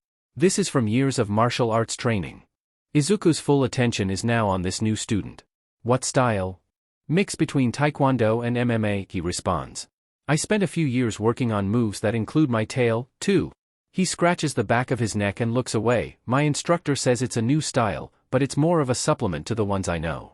A style specifically for tail users. Izuku's eyes go wide as saucers. That's incredible. Do you think you could teach me? Dad didn't leave anything like that in the notebooks or on the flash drive. Psychord's been a good teacher, but Izuku's main problem with the Namekian fighting style is that he never knows what to do with his tail. If Izuku can work his classmates' methods into it, he'd have a functional style unique to him. His classmate flashes a bashful smile. Maybe when our hero classes get off the ground, I could show you a thing or two. I'm Ojiro Mashireo, by the way. Midoriya Izuku. They share an excited grin. Izuku's tail wriggles with excitement. Oh man, Uncle Hitsuji's in for one heck of a surprise. All in all, Izuku's first day is shaping up to be a good one, except for the Kaken-sized elephant in the room. He was so excited to meet Ojiro he was able to ignore it for a little bit, but the air around Kaken is sick with anger. Rippling like heat from a radiator, it taints everything near him a faint red. His energy is twisted so tightly it hurts to look at for long. Celtic knots have nothing on what Izuku is seeing. And within that anger, tucked away in the furthest corners, is betrayal. He's so wrapped up in his head he doesn't notice when Ojiro leaves for his seat and someone new takes his place. Midoriya. A familiar bob cut enters his field of vision. Her cheer would be infectious if it weren't for the persistent miasma of Kaken's anger. "Hi, Uraraka," Izuku says. It sounds fake, even to him. "I really hoped we'd meet here again." Wow, he's on his second interaction within 10 minutes. Izuku nods, dumbstruck. "How are you?" He tries to sound invested, but it doesn't take any sixth sense to tell his heart isn't in it. Somehow, the cloud around Kaken gets worse. "I've been okay. Mom and Dad were super happy to hear I got in, you know? We all sat down around the TV and ate dinner, which is like, super rare for my family, you know." Maybe Uraraka picks up on Izuku's nervousness, maybe Kaken's yelling got her off track. She stares at Kaken for a bit, so it might be the latter. "An interesting start of the day, huh? You have no idea." Izuku agrees, ignoring the worried look she shoots him. He hopes she doesn't take his dismissive behavior personally. He can see himself becoming fast friends with her in any other scenario. He'll have to apologize later. Their teacher comes into class, and Izuku takes a minute or two before he recognizes the man. Aizawa Shoyuta, underground hero Eraserhead, who can erase quirks with a look. Izuku's been keeping a close eye on him. It's not often you find a pro hero relies so heavily on martial arts. Most of their styles focus on using their quirk. Eraserhead stands at the front of the class. Everyone quiets down with just a look. All right, his voice is gruff with sleep. Izuku has to suppress a yawn just listening to him. "We're heading down to the fields. For your first day, we're going to have a quirk apprehension test." The mechanics of it are ripped out of a standard PE baseline test, but with one key difference: quirks are fair game. Izuku sees a lot of creative ways his classmates use their quirks, and he'd love nothing more than to share some ideas with them, but it also makes him realize something. He's stronger than everyone here, physically at least. The grip strength measure shatters in his hand. What little remains in his palm is dented in the shape of his fingers. Eraserhead checks his hand and there's not a single scratch on it. He scores 20 below Mineta in the sidestepping section, milliseconds behind Ida in the dash, and Eraserhead himself has to tell Izuku to stop doing push-ups 3 minutes after everyone else in his section drops. All of that, and it still feels like a warm-up. It's not unexpected, but Izuku hadn't realized how far training would widen the gap between him and his classmates. The more he sees just how different he is from his classmates, the greater uncertainty begins to curl around him. There's a fine line between awe and fear when it comes to strength. His middle school classmates used to think he was cool, but then he broke the desk and everyone started avoiding him. Kaken was the only one to not be scared, dismissing it as extras knowing their place. If they're that scared, they aren't worth being friends with, anyways. Izuku had held those words close to his heart, a salve for every nervous glance sent his way. Yui is a chance to start over. Everyone here has some sort of power to their name. He's not the odd one out. Maybe. Hopefully. He doesn't know what he'll do if he is. In middle school, he had Kaken. Now, pointed eyes drill holes into Izuku's back every time he gets called to do something. A special brand of hostility just for him. Izuku makes a mental note to go over suppressing key sense with Psychord, because if he keeps feeling that anger in the back of his head, he's going to have a breakdown within the week. He stares at the softball in his hands. The image of the shattered grip tester blends with his middle school desk. The softball fits snug in his palm, rough leather and stitches. Focus, he tells himself, throw the ball, but don't throw too hard. Be strong, but not too strong. Approachable, not scary. Don't mess up. If you destroy the ball, you get one more shot. Eraserhead tells him, phone at the ready. It's meant to reassure him, but the knot of anxiety in Izuku grows tighter. What will they say, if he does throw it as hard as he can? He's been trying to ignore what his classmates have been saying, but if they weren't talking before, they will be after this. Izuku isn't normal. He's got endurance, strength and speed that would make any student wary. Even if they don't end up saying it, they'll definitely think it. Focus. He shakes his head and looks out to the field, gauging the distance and what would be an acceptable throw. He's had lots of practice scaling down his strength. Mom had him practice after the 4th broken pair of chopsticks when he was 6. Winding his arm back, Izuku takes a step and lets the ball leave his hand. It lands somewhere past the field, a respectable 273 meters. He has no time to feel any relief. What the F was that, Izaru? Kaken demands, rushing forwards from his spot next to their classmates. Before he can get close, Eraserhead's scarf thing stops him in his tracks. He strains against the bindings, near savage. You don't get to half-butt it now, fucker. Izuku flinches. He can't blame Kaken, he has every right to be angry. Izuku went all out in the entrance exam, what gives him the right to do this now? But Uraraka, Ojiro, everyone else, he can't have them looking at him like a time bomb. He can't do that again. Eraserhead stares both of them down with the same air of tired annoyance. Bakugo, if you can't handle someone being stronger than you, you chose the wrong school. And Midoriya, Izuku shrinks under the full attention of his teacher, why'd you bother applying if you weren't going to give it your all?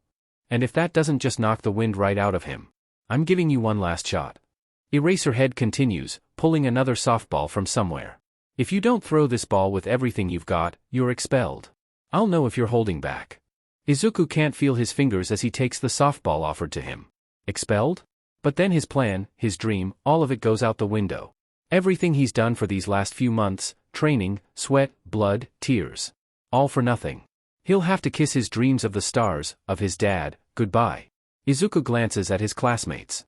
Compared to that, he decides, he can deal with 3 more years of being an outcast. Izuku closes his eyes and takes a deep breath. The background noise of Kaken's growling fades away, the same with everything else. It's just him and this softball, nothing else matters. The air around him stills as Ki starts building up around him. Is it cheating? Maybe, but he will not be taking any chances with this. He always imagines his strength as something on a leash, something he desperately tries to keep from running away from him. For the first time in years, he lets go. The softball leaves his fingers with a crack. Displaced air yanks at Izuku's clothes as it rockets to the horizon. It grows smaller and smaller until it's nothing more than a pinprick in the cityscape. Izuku keeps his eyes focused on it instead of his classmates, or Kaken. 3,187 meters. Eraserhead reads, eyebrows far above his bangs. He gives Izuku a nod of approval, good job. Izuku walks back to the crowd in silence. There's a rock on his chest, making each breath feel like some great task. His tail twitches and flicks with a mind of its own. He focuses on the ground, on the tiny pebbles of clay that he scuffs away with each step. Anywhere but their eyes. Now's when the whispers start. When they all start avoiding him. When the classroom starts reeking of fear. Izuku SCKS in a breath, holds it, and looks up. People are staring at Izuku, picking him apart. But there's no fear, he can't smell a whiff of it. They're just curious. It's new, and not entirely trusted. He just chucked a softball to the other side of Japan and they're not scared? He guesses it makes sense. Given what he's seen, extraordinary is average here at Yui.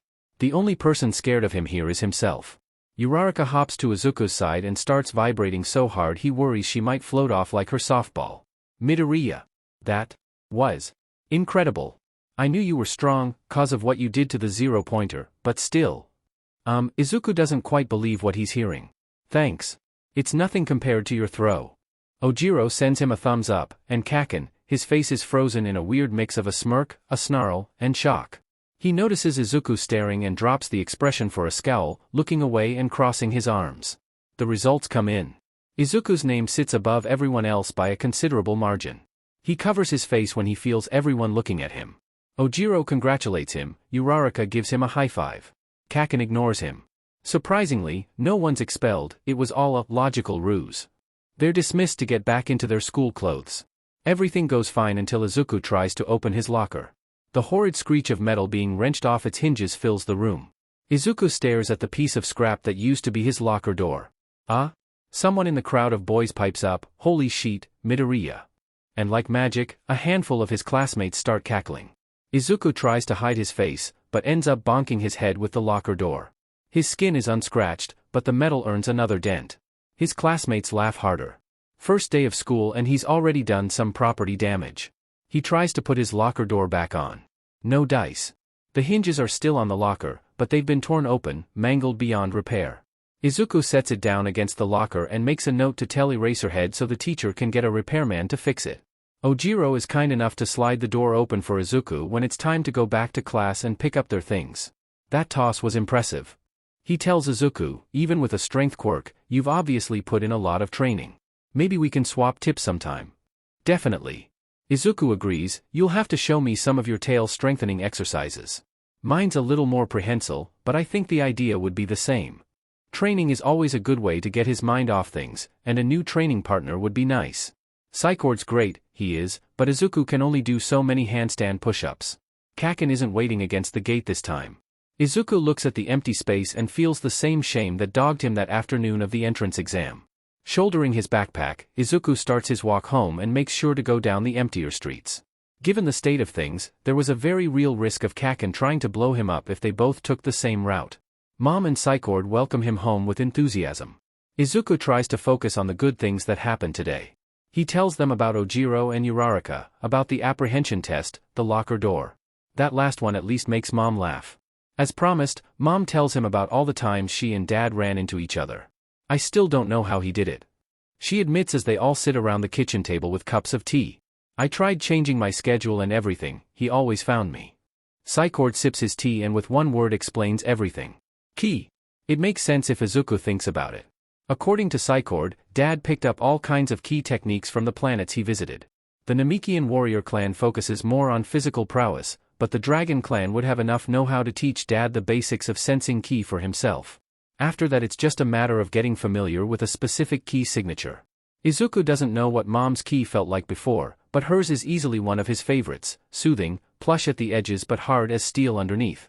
He hugs his mom as tight as he dares and goes to his room to get changed. I want to work on my floating. Izuku tells Psychord when he steps out, wrestling a well-worn and faded All Might t-shirt over his head.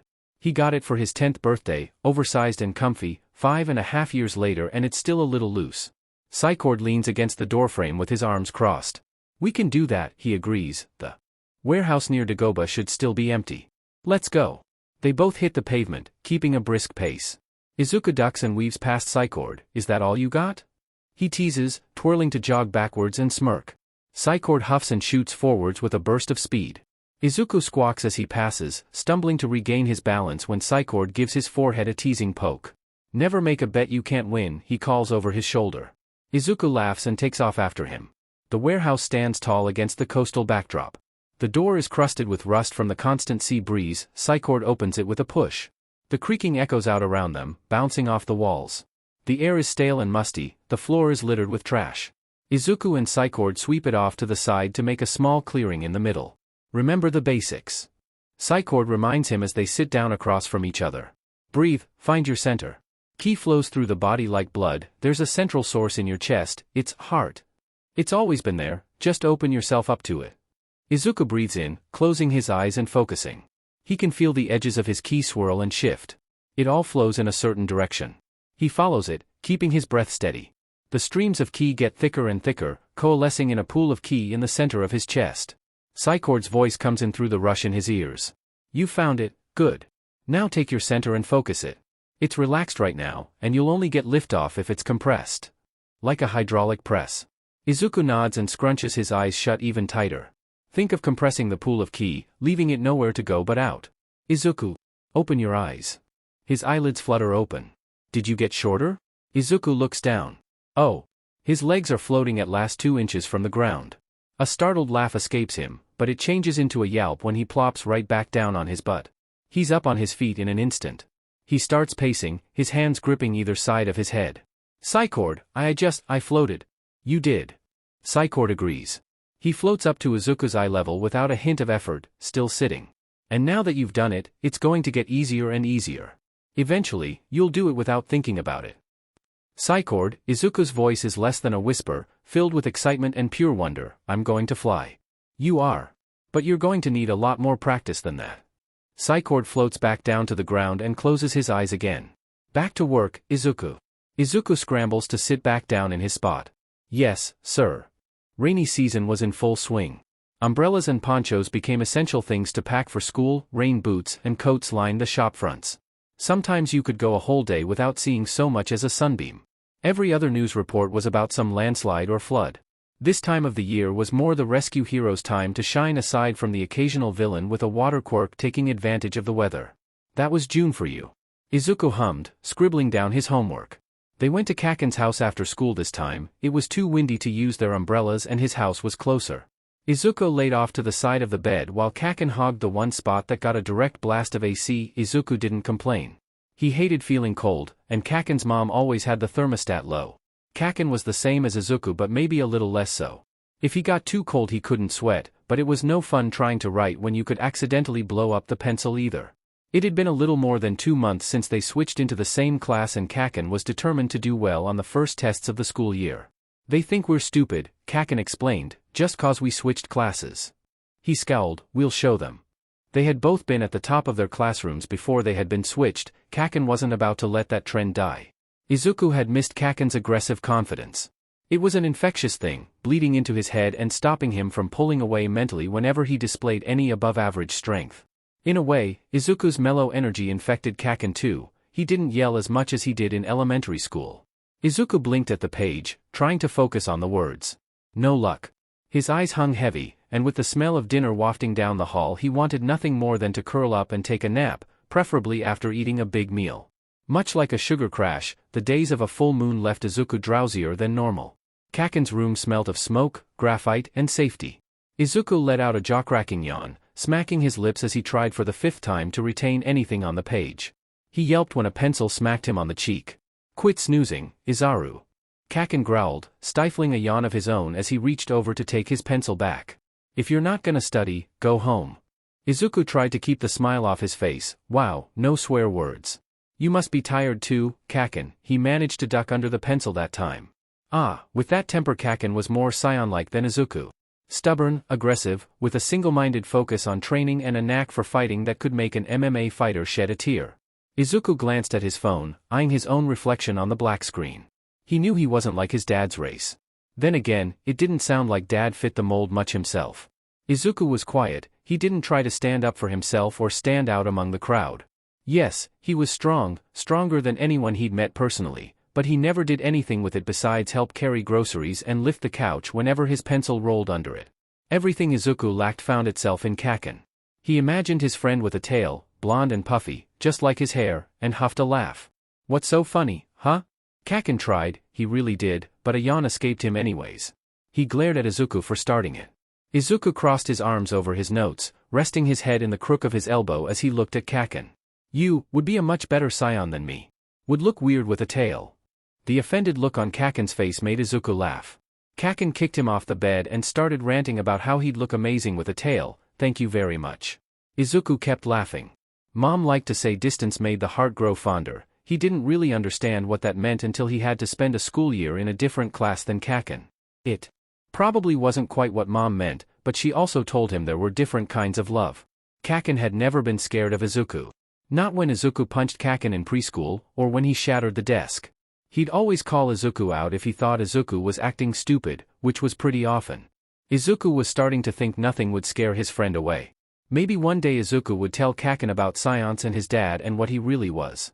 Kaken would take the news of his childhood friend being half-alien a bit rough at first maybe, but he wouldn't run from Izuku. He never did, even when Izuku's strength got the best of him and everyone else kept their distance. In the end, Kaken snatched the title of top in class, Izuku's test score being a few points behind him. It might have been petty, but Izuku enjoyed the surprise on everyone's faces. He'd never be mad about losing to Kaken. If he lost to Kaken, that meant Kaken was there. Izuku babbles to Mom about his success with floating the millisecond he's through the door. She laughs when he sweeps her into a hug and spins around, his tail clinging to her wrist the entire time. The adrenaline of his success doesn't fade until the early hours of the morning. It powers him through half of his scion language lessons but not enough for him to make it to bed. He wakes up with his face half buried in his second snack bowl from last night. His back protests when he straightens out, his tail curling with satisfaction as he stretches. The clock reads 6:30, Izuku's jaw aches with a yawn as he reads it. His brain catches up with him and he snaps awake. All Might's teaching a practical lesson today. Dad left a lot of notes on him. Fighting style, strength output, even his standard blood pressure. Yeah, Izuku doesn't know how he got that last bit, either. Of everyone on Earth, All Might is the closest to a full-blooded scion in terms of strength. Getting to learn from the man he spent years reading about and watching on TV, it feels like a dream come true. His tail wriggles at the thought. Second day at school. Izuku hopes it'll be better than the first. He drags his pencil in little circles on the paper, listening to the scrape scrape scrape as Present Mike introduces the planned English curriculum. Psychord will help him catch up, anyways. Being a guardian means he understands all languages, from English to Japanese to isolated tribal dialects. Izuku bets he can speak Latin, too, because why not? Can Psychord understand animals? Izuku's got a classmate who can do that. Speaking of classmates, everyone's quirks are so interesting. He spends the first few classes observing them all. He got to see some of them in action yesterday, but there are so many possible applications. Kaminari, for example. His electricity didn't come in handy for the apprehension test, but what if he used it to STMLT his muscles? Give them a greater output? Yaoyorozu's quirk incorporates her ki into her creations, but Aoyama's laser and Mineta's ball don't. How does that work? Todoroki's ki is split down the middle, mingling in places but for the most part separate. The center of his ki is like watching oil and water try to mix. Kaken's ki is still sharp and guilt-inducing to look at. Izuku tries his best to ignore it, but it's hard to do that when Kaken sits directly in front of him. He only remembers what time it is when the bell rings and everyone starts heading towards the lunch hall. Which brings a new problem to the forefront. Izuku has no illusions about himself, he could pack away an unholy amount of food if he wanted to. Not everybody necessarily likes to see that. It was a short day yesterday, he didn't have to worry about this because they all got let out before lunch. But it's lunch now. And he has to eat in front of others. In the cafeteria of his new school. Psychord, I know you're not going to get this until Saturday, Izuku thinks, but I could really use some luck. The cafeteria is massive, with a large line already forming at the food stations. Izuku can feel his mouth water, looking at all the different kinds of food being offered. He limits himself to a large serving of stir-fry and a cup of miso soup. He's going to need the carbs for the practical. He can have protein when he gets home and doesn't have so many strangers watching him. Izuku's looking for a seat when he spots a familiar-looking tail. Ojiro notices him looking and waves him over. Talk about busy. He comments, looking past Izuku to the lunch line. Yeah, Izuku sits down across from him, it felt like I'd never get out of there. He grabs his chopsticks and digs in, trying his absolute best not to scarf it down like he wants to.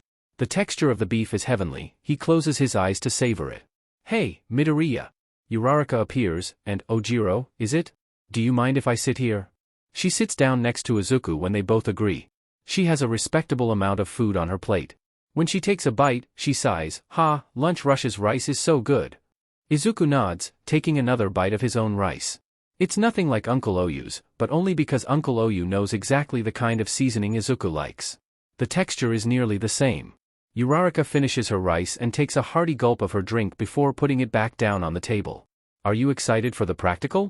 Izuku puts down his chopsticks to avoid splintering them in his excitement. Definitely. We're All Might's first class, do you think he'll do what Eraserhead did and get a baseline of our quirks? Is it gonna be a rescue simulation? Or will we be sparring one-on-one? Is it he realizes he's stood up in the middle of his tirade, staring at the surprised faces of Ojiro and Uraraka. Izuku sinks back into his seat with a cough. Sorry. If his strength doesn't isolate him, his own weird ramblings will. No. It's really interesting. It's nice to see you so excited about something.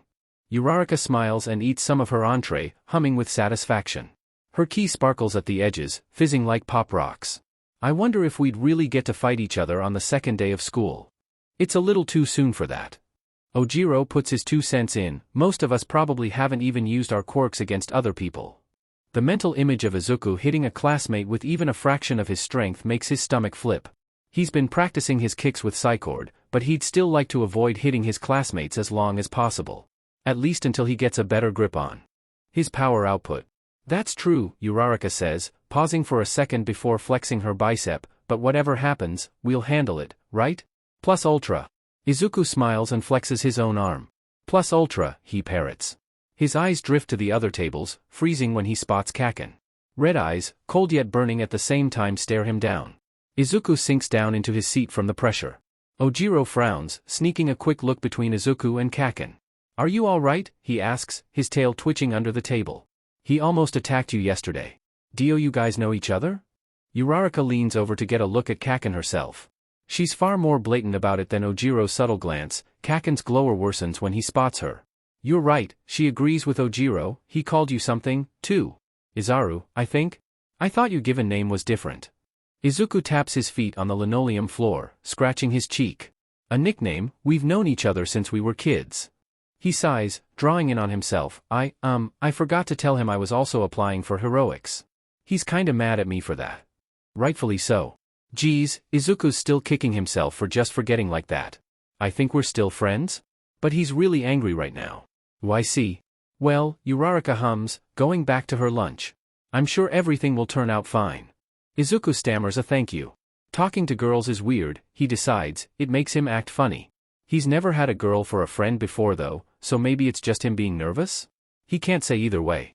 Ojiro is less confident. This may not be my place to ask, but have you apologized? Izuku nods. A friend told me to give him some space to cool off, he says, but Kaken doesn't calm down fast. No, his frustration is a short fuse, always blowing up at something. His anger though is slow to burn. When it catches fire, you can't do anything but wait for the flames to die down and hope there's something left in the ashes. Izuku will snuff the fire out with his own hands if he has to. He just wants Kaken to talk to him again. Ojiro makes a sound in the back of his throat and looks away. I hope it goes well, he says awkwardly. Still, it's comforting, and Izuku thanks him. Uncle Hitsuji really went all out with the design on Izuku's costume. The sleeveless GI top is a dull forest green, resting on top of a black undershirt that cuts off halfway to his elbow. The GI is tied by a dark red sash, one end tucked out to fan in a diamond shape around his knees. Right above the sash are tiny pockets with calorie-dense snacks and candy bars, low on nutrition, but useful if he needed the energy. Resting on the sash is a pair of pouches with first aid supplies, nothing serious, just bandages and alcohol wipes. Not for Izuku of course, but for anyone who might need it. The black martial arts pants allow for a lot more movement than normal jeans or sweatpants. His black shoes, laceless and light on his feet, shine in the right lighting thanks to the golden thread holding the sewing together. The hand wraps are unnecessary given his constitution but brings the look together. Resting at the base of his neck is a pair of gold-rimmed goggles, the lenses tinted specifically for moonlight. In theory, he can go out on a full moon so long as he wears these. He requested multiple pairs, for testing purposes, and if some of them end up at home, he won't tell anyone. Izuku's sure they would make mom relax too. If Izuku hadn't left his phone in his backpack he would take a picture and send it to the group chat. Uncle Hitsuji put a lot of work into this costume, he deserves to hear some praise from the others. Standing amongst his classmates, each in their own costumes, Izuku can almost feel like just another human kid, excited for the future. All Might's waiting for them when they all filter in from the changing rooms. An absolute mountain of a man, muscled and tall enough to have to duck his head when entering rooms. His ki is just as large, commanding Izuku's attention with its very presence. But there's something wrong with it on his left side. It's disrupted, everywhere else the ki flows naturally, but here it spirals in on itself, losing its luster and growing sickly the closer it gets to the center of the whirlpool. Psychord mentioned it in passing before, a serious injury doesn't just leave marks on the body, it'll wreak havoc on your ki flow unless you work it out through hours of meditation. Given how tightly it's spiraling, the spiritual wound has been untreated for years. Izuku feels wrong for seeing this. This sort of thing isn't for prying eyes. He swallows and puts all of his focus on All Might's announcement, not the festering ki in his side. Today, you'll be doing a heroes versus villains exercise. So much for Ojiro's theory on not facing each other this early into school. The screen behind All Might lights up with the picture of a bomb. The goal is simple, in 15 minutes, the villains must protect the bomb long enough for it to detonate. The heroes must neutralize the bomb by placing 2 hands on it. Each team has capture tapes, if you tie it around your opponent, they are captured and cannot continue. The exercise will immediately end once either the heroes or the villains win. Heroes win by capturing both villains or neutralizing the bomb before time runs out. Villains win if they keep the bomb away from the heroes or capture both of them. All Might presses a button on the remote in his hand, all teams will be assigned randomly, right now. Izuku watches the screen, a tendril of dread threading into his lungs. The dread is justified, he feels his heart sink when he sees the results. The first round is Todoroki Shudo and Azui Tsuyu as villains versus him and Kaken as heroes. He hears Uraraka hiss in sympathy and closes his eyes. Izuku wishes Kaken would say something, yell or demand a team change, but he doesn't mutter a word. Izuku can't tell if the uncertainty he feels is entirely his. Kaken doesn't even look at him, choosing to head out right behind Azui and Todoroki. Well, he'd been hoping for a chance to talk to Kaken. He would have preferred if it had been more private, though. Izuku swallows the barbed wire of his anxiety and starts walking to the exit, his tail hanging low enough to brush the floor with every step. Todoroki and Azui have 10 minutes to hide the bomb, a comically large papier-mâché nuke. Until the buzzer rings, Izuku and Kaken have to wait outside. Even without the ki sensing, Izuku can feel the tension radiating off of Kaken. Still, he tries to close the gap between them.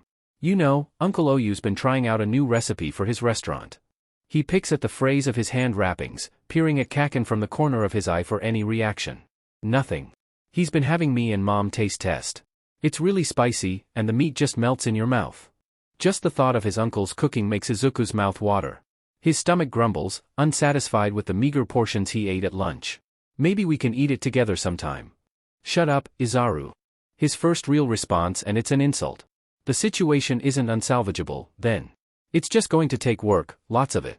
Expected, but Izuku's more than up to the challenge.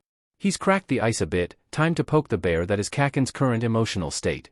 You did really well in the apprehension test, you've been working hard. Kaken's head snaps towards him, face set with a snarl. Yeah, I was amazing. But you, fucker, you scored high on the first day of a department you didn't want to be in for a decade. He barks out a mocking laugh. No, yeah, let's not forget that your entrance results were better than mine. I've been preparing for this school for years, then you waltz in and, how long have you trained for this? A month? 2?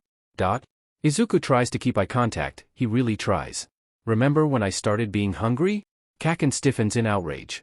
A year. He bites out, we talked and hung out almost every day and you kept it a secret for an entire goddamn year. Hell, it's like I don't even know you. Izuku inhales sharply, panic flushing through his system. You do know me, Kaken. He pleads, wringing his hands, I'm still Izaru. And how am I supposed to trust that? Kaken scoffs. Don't even talk to me, or you, he lifts his forearm, showing off the grenade-shaped gauntlet, will be the first one I try this out on. It's not an empty threat. Kaken knows he's semi-blast-proof and if Izuku pushes it any further he will use that against him. He backs off, retreating to his thoughts to ponder the task at hand. Logically, keeping the bomb in one of the higher levels makes the most sense. The heroes will waste time clearing the first few floors while the villains get extra time to prepare. He doesn't know a lot about his classmates outside of their quirks. Azui's got a mutation type. Todoroki can control ice, which is kind of surprising, given who his dad is. Izuku got an idea for how well he could control it yesterday during the apprehension tests, but the extent of that control has yet to be seen. Todoroki is a long-range fighter, Azui is probably mid to short range, and Izuku and Kaken are pure melee. The best option would be to get in close and stay there. All Might's voice comes in over the speakers, snapping Izuku out of it. Begin. The very moment they set foot through the entrance, the villain team is on the offensive. It starts as a strange sound in the distance, sharp crackling and the groan of concrete. Then Izuku sees just what's making the commotion. Ice rushes down the hallway, freezing everything touching the ground, including Izuku and Kaken. Izuku hisses in surprise as the cold seeps through his shoes. It doesn't hurt, per se, but he's never been a huge fan of the cold. When it starts getting cold, he's always the first one in the snuggliest jacket he can find. The ice cracks and crumbles when he lifts his feet. Tragically, the soles of his shoes stay in the ice, Izuku's feet having managed to rip the fabric at the seams. His socks stick to the floor on contact, tearing off as well. The cold is so much worse barefoot, but Izuku clenches his jaw and bears it. It's like wading through water, he reasons. Cold, completely frozen water. Kaken sees his freedom and curses louder, eventually using one of his stronger explosions to weaken the ice. He shakes his feet out, sending stray ice shards clinking against the floor and sums up the situation with a well-placed, what the F-, before marching onwards. The effect loses most of its gravity when he almost slips 3 steps in. Izuku watches Kaken struggle from where he is, hopping from one foot to the other. Kaken dash? Shut. Yeah, Izuku figured as much. Kaken marches ahead, checking and clearing the rooms himself as Izuku follows behind. Could he catch up? Easily. Is it advised? Definitely not. He already lost his shoes, he'd like his GI to stay unscorched. Stop following me, Izaru. We're on the same team. Izuku points out. You'd hit me for staying at the entrance, and you'd hit me for coming closer. He spreads his hands out where he stands, his bare foot on the next step of the staircase. So I'm just going to stay here, out of blast range. Kaken growls and stalks ahead. Izuku maintains his distance as they pass the first few floors with minimal cursing and much slipping. As they ascend, the icicles get bigger and bigger, starting to grow from the walls and ceiling. They eventually have to start ducking and weaving their way through. Izuku winces as the sole of his feet sticks to the ice again. If he wasn't so durable, he'd surely be bleeding by now. He could use ki and make this a little easier, but expulsion isn't on the line right now and it still feels like cheating. He's regretting the short sleeves now, rubbing at his exposed arms with an annoyed scowl. The sooner they get this over with, the sooner he can get some proper warmth. And socks. His feet are going to be cold for hours after this. They've just ascended to the 3rd floor when Izuku pauses to crane his ears. Footsteps. He can't pinpoint it, the ice jumbles everything up, but he can say for sure that they're not alone anymore. Kaken, incoming. Can't tell exactly where, but he's somewhere up ahead. On the. He cranes his head further, right, probably. I don't need your help, Izaru. Maybe I'm talking out loud. You said my name, idiot. Point. This is, evidently, not his day. They take a right turn to see Todoroki just stepping into the same hallway on the other end. He looks surprised, and to be fair, if it had been any of their classmates, odds are the initial ice would have frozen them in place. The surprise fades away, leaving a neutral expression. Ice clings to Todoroki's clothes, to his very skin. If Izuku is cold, he must be freezing. Something's wrong, though. The frost is only on one side of his clothes. His key on that side is, what? Fing move, you idiot. Izuku yelps and shatters the wave of ice with a kick, wincing as the cold shoots up his leg. The only benefit of this stupid ice is that his cheeks are already flushed. Ugh, getting distracted in the middle of a fight? Psychord would have held him up by his tail for it. Right. Izuku and Kaken shatter every ice wave sent their way, constantly moving to avoid getting their feet frozen again. Todoroki keeps them both at a distance, which is smart since they all saw how the two of them did on the softball throw. He has a great amount of precision, Izuku notes, but he can't manipulate his ice after he makes it. So it becomes a pattern, ice wave gets sent, ice wave gets shattered, and Todoroki uses the time in between to retreat further into the building. Izuku is a patient person, he prides himself in his control, but his knuckles are chapping under his wraps and his fuse has started to fray. The pinching pain in his stomach does nothing to help. Kaken isn't doing much better, his curse words are veering into the chimerized, made-up territory. Izuku's personal favorite so far has to be Fing two-piece chicken nugget Elsa knockoff. It really resonated with him. Todoroki disappears into the stairwell. Kaken moves to run after him, but his foot slips out from under him. Izuku catches him without thinking, grabbing onto the gray handle of his grenade gauntlet and holding firm. Kaken hurries back to his feet, yanking his gauntlet from Izuku's hand. Let go of me, you Fing dash. Shut it and listen. Izuku snarls. Kaken's face does a weird twitch, but he closes his mouth, running after him isn't working. Izuku continues, we'll run out of time before we get anywhere with that. We need to work together. Any other time, Izuku would be mortified at how rude he's being. Frankly, he's too hungry and his feet are too cold for him to care about being polite. Besides, getting right to the point never hurts when dealing with Kaken. I'm not working with a liar. Izuku stares him down, unblinking. SCK it up, Kaken. He says simply, do you want to be angry with me, or do you want to win? Evidently, Izuku used the magic word. Fing fine. You pick out his location and I blow up the ceiling under him. When he falls, I blow up his face and tie him up. Got it. We don't know how stable the building is, Kaken. The entire floor might just fall on us. So what? Kaken scoffs, I can handle some debris. Would a hero risk collateral damage and civilian injuries just so he could win?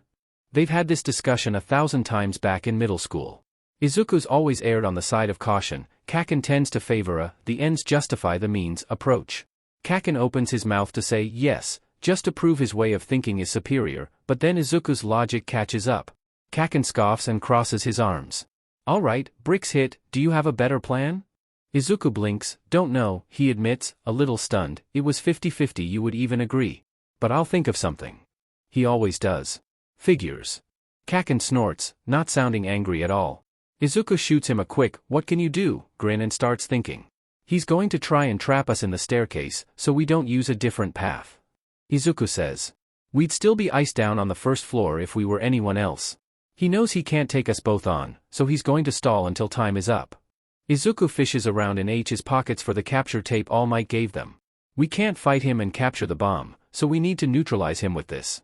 If I break the ice, you can blind him with a blast while I follow after and tie this around him. Izuku SCKS in a gulp of air. Man, he forgets how much talking takes out of him. Kaken stares at him. I'll tie him up. He declares. Izuku slumps, his shoulders drooping with his tail. But then we're not working together. He whines, we're always better together. Kaken stares at him for a moment, looking into his face for any signs of lying.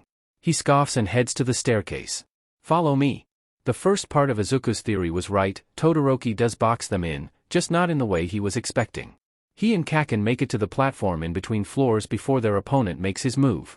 Ice rushes towards them, slipping past them and blocking the way they came with what must be 6 feet of solid ice. He's quick to do the same with the staircase leading to him. Move it, loser. Is all the warning Izuku gets before Kaken shoves him to the side and blasts the ice. The explosion scratches some spikes off but the overall wall stays intact. Izuku whirls around after he catches his balance. Kaken. Give me a warning when you're gonna do that. SCK it up, Izaru. Kaken mocks, you're Fing blast proof anyways. Now, he holds up his fist, the smoke from his palms curling lazily in the frigid air. Let's take this beach down.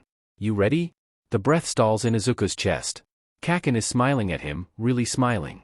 He's thrown back to summer days in the woods, with tailless butterflies and dreams shared under the tree lean. Izuku bumps Kaken's hand with his own. Born ready. He cracks his knuckles and steps up to the wall. Ice is incredibly dense when it's this thick, which might have been a problem if Izuku were anyone else. He has to slice it in half, preferably at an angle so it slides. With that in mind, he knows where his target is. He gives it a single hard knife hand strike and listens to the glorious chain reaction. A large crack starts where his hand hits, spiraling out into more fractures as the ice groans under its own weight. Still, it's not enough to get the ice-facing Todoroki to slide down the way Izuku wanted it to. Without a word between them, Kaken leaps up and blasts the edge just below the ceiling. Now that he's out of the danger zone, Izuku doesn't have to worry about breaking the ice in a specific way. It makes things so much more satisfying. Winding up the punch, Izuku shatters the lower half of the barrier with a single hit, and a second later Kaken's explosions give it a push above. Concrete groans and screeches as the top half of the ice barrier starts to slide downward. Kaken's already vaulting over and rushing Todoroki. All the ice he's made is definitely catching up to him. The wave he sends out at Kaken is laughable compared to everything he's sent out before. Izuku waits for the crackle snap of Kaken's improvised flashbang before following. Todoroki's reeling back from Kaken, rubbing furiously at his eyes. He sends out an ice blast out of reflex. It's not aimed at where he was. Izuku can see the trajectory play out in his head. No, Todoroki's aiming where Kaken will land. The icicles form on Todoroki's forearm, ready to shoot out and freeze everything in its path. The concrete under Izuku's feet shatters, splinters of it digging into his already raw skin.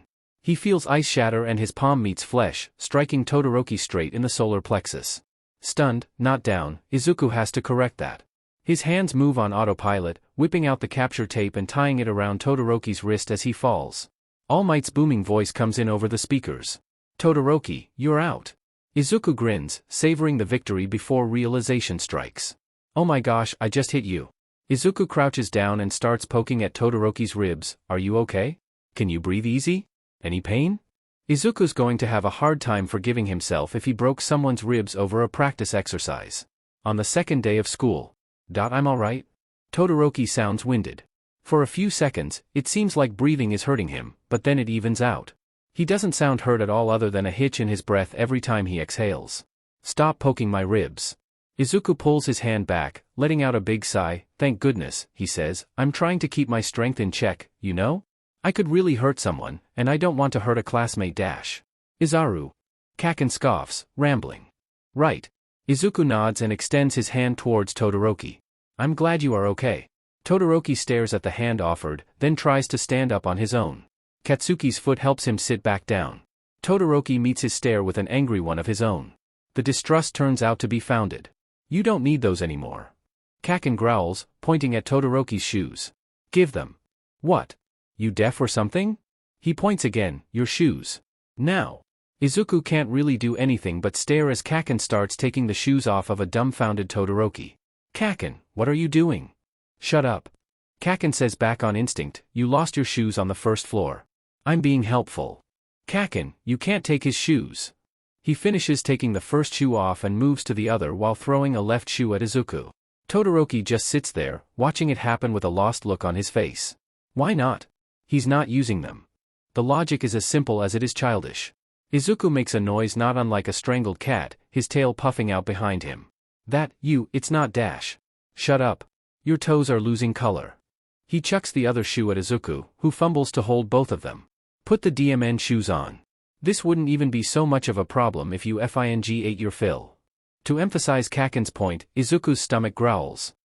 "I saw that tiny but portion at lunch today. You think handicapping yourself is gonna make me forgive you any faster?" Izuku can't help staring. He's too caught up in the fact that Kaken cared. Cared, not only noticed. Kaken notices all sorts of stuff. Izuku chews his lip, staring at the offered shoes. "You're terrible, Kaken." He finally settles, hurrying to put them on. His toes aren't even close to the end of the shoe, and one is warmer than the other. Izuku makes a face of pure disgust. While it's a relief to have insulation from the ice, this is like a seat being warm but worse. Yeah. Cry me a river. "Now," Kaken grins, sharp teeth and all adrenaline, "let's win this." Izuku talks as they start climbing the stairs once more. "We're on the third floor, the bomb has to be upstairs, Azui is most likely staying with it." Her quirk is frog-related, so the cold might be bothering her worse than me. At this point ending it quickly would be a mercy. Do you want to split up or look together? We got this far, might as well stick together. There's a moment where he registers what he said, and like hell I'd let you take all the credit. Izuku hides his smile by thinning his lips. Of course, Kaken. And just what the F do you mean by that, huh? Nothing at all, Kaken. Stop calling me Kaken, you shitty nerd. Okay, Izuku pauses, Kaken. He at least takes the explosion to his arm with grace. When they reach the 4th floor, Izuku lets his senses stretch out. He can feel Azui's key in the second-to-last room on the left, standing near the door to catch them off guard. It's much duller than what it felt like in class, concentrating near her center in what he assumes is an effort to conserve heat. Her costume didn't look very insulating. It's not cheating, Izuku's reflexes would have made any ambush useless. That's what he tells himself as he shifts over to Kaken's left side. Azui is going to attack the person closest to her, and Kaken wouldn't even entertain letting Izuku go in first. This is the best solution. For a building meant to simulate real life, there's a notable lack of doors. They can see the bomb from the doorway, right smack dab in the middle of the room. Izuku would like to file a complaint with whoever planned this. They cross the threshold.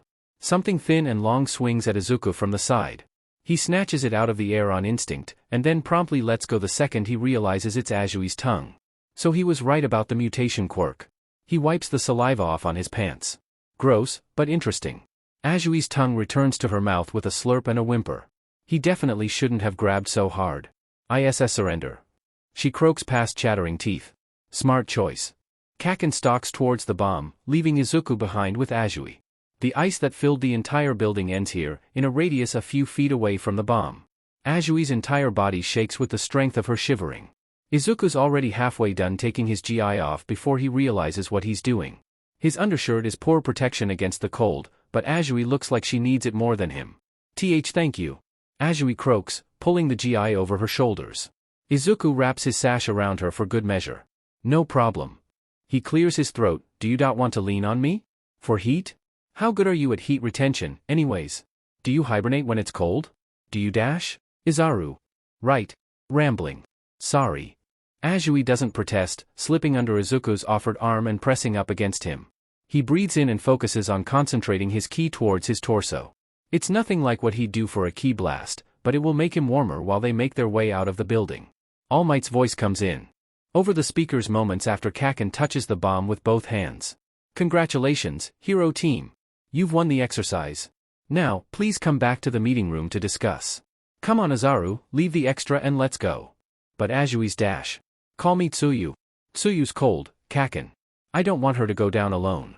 Plus, with her dulled reflexes she might trip and fall down the icy stairways. Kaken drags out an annoyed groan. Fine, UFING nerd. We'll go with her. Happy? Very. Tsuyu listens to all of this as they start walking back to the entrance of the building. You two are good friends. I couldn't see it before, but now I can. Mind your own DMN business, Hoppy. Kaken. Don't be mean. F you, I'll be whatever the F I want. Tsuyu's shivering has gotten much better by the time they reach the entrance, but Izuku shuts her down when she tries to give his GI and sash back to him. You're still cold. He says, at least keep it until you feel warmer. Her reply is interrupted when the three of them enter the lobby. Todoroki is off to the side, barefoot and still looking a little dumbfounded. Their classmates stare openly between Izuku and Kaken. Dude, that takedown was incredible. You shattered the ice like it was nothing. He took my shoes. Everyone's words blur together. Izuku's head spins as he tries to pick out everything they're saying. Oh. Do you want your shoes back, Todoroki? Here, he goes to take them off, but Kaken smacks him over the head. The F you are, Izaru. Unless you got extra socks somewhere, those things are staying on. But Kaken, they're not my shoes. Kaken glares at him with a look that personifies, does it look like I give a shit? Izuku shuts his mouth and stops trying to take the shoes off. All Might parts the sea of teenagers. You did a very good job on controlling your strength, young Midoriya. Why, an old coworker of mine always had trouble with it, so it's good to see you already have a handle on it. Not as much as you think. Izuku forces himself to smile and take the compliment anyways. Dude. Bakugo wouldn't even look at you yesterday, how can you work so well together? And what about it, Tapeface? He's my friend, I'll treat him however I want. Any chance of talking about the fight flies out the window at that. The chaos that erupts from this statement is nothing compared to the way Izuku starts wailing. Kaken rounds on him. What the F, are you crying for now, huh? I can't help it, he sobs. You said I was your friend. Of course you are, you FING dumbass. Now stop crying. He does not. Their evaluation holds a few surprises. Yaoyorozu's observations pick apart everything wrong on both sides as objectively as possible. Todoroki gets mixed reviews. Freezing the whole building at the start would have worked if he were against probably any other team, but he compromised Tsuyu when it failed. He left her weakened and alone while he went to fight the heroes, making it easy for Izuku and Kaken to beat her. Tsuyu did her best with the hand she got dealt, but it really was just a bad matchup having her with Todoroki. I could have tried harder to get us to work together, she croaks, but everyone is quick to compliment her tenacity.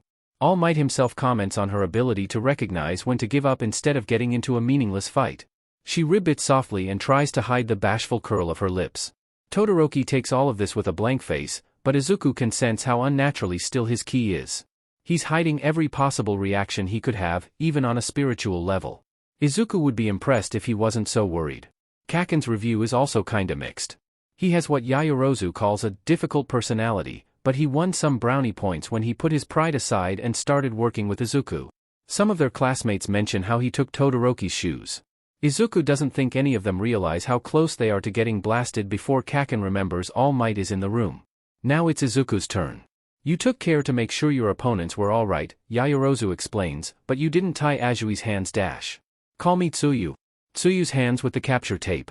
She could have attacked you at any moment while you were giving her your clothes. Kaken snorts, Izaru's got better reflexes than that.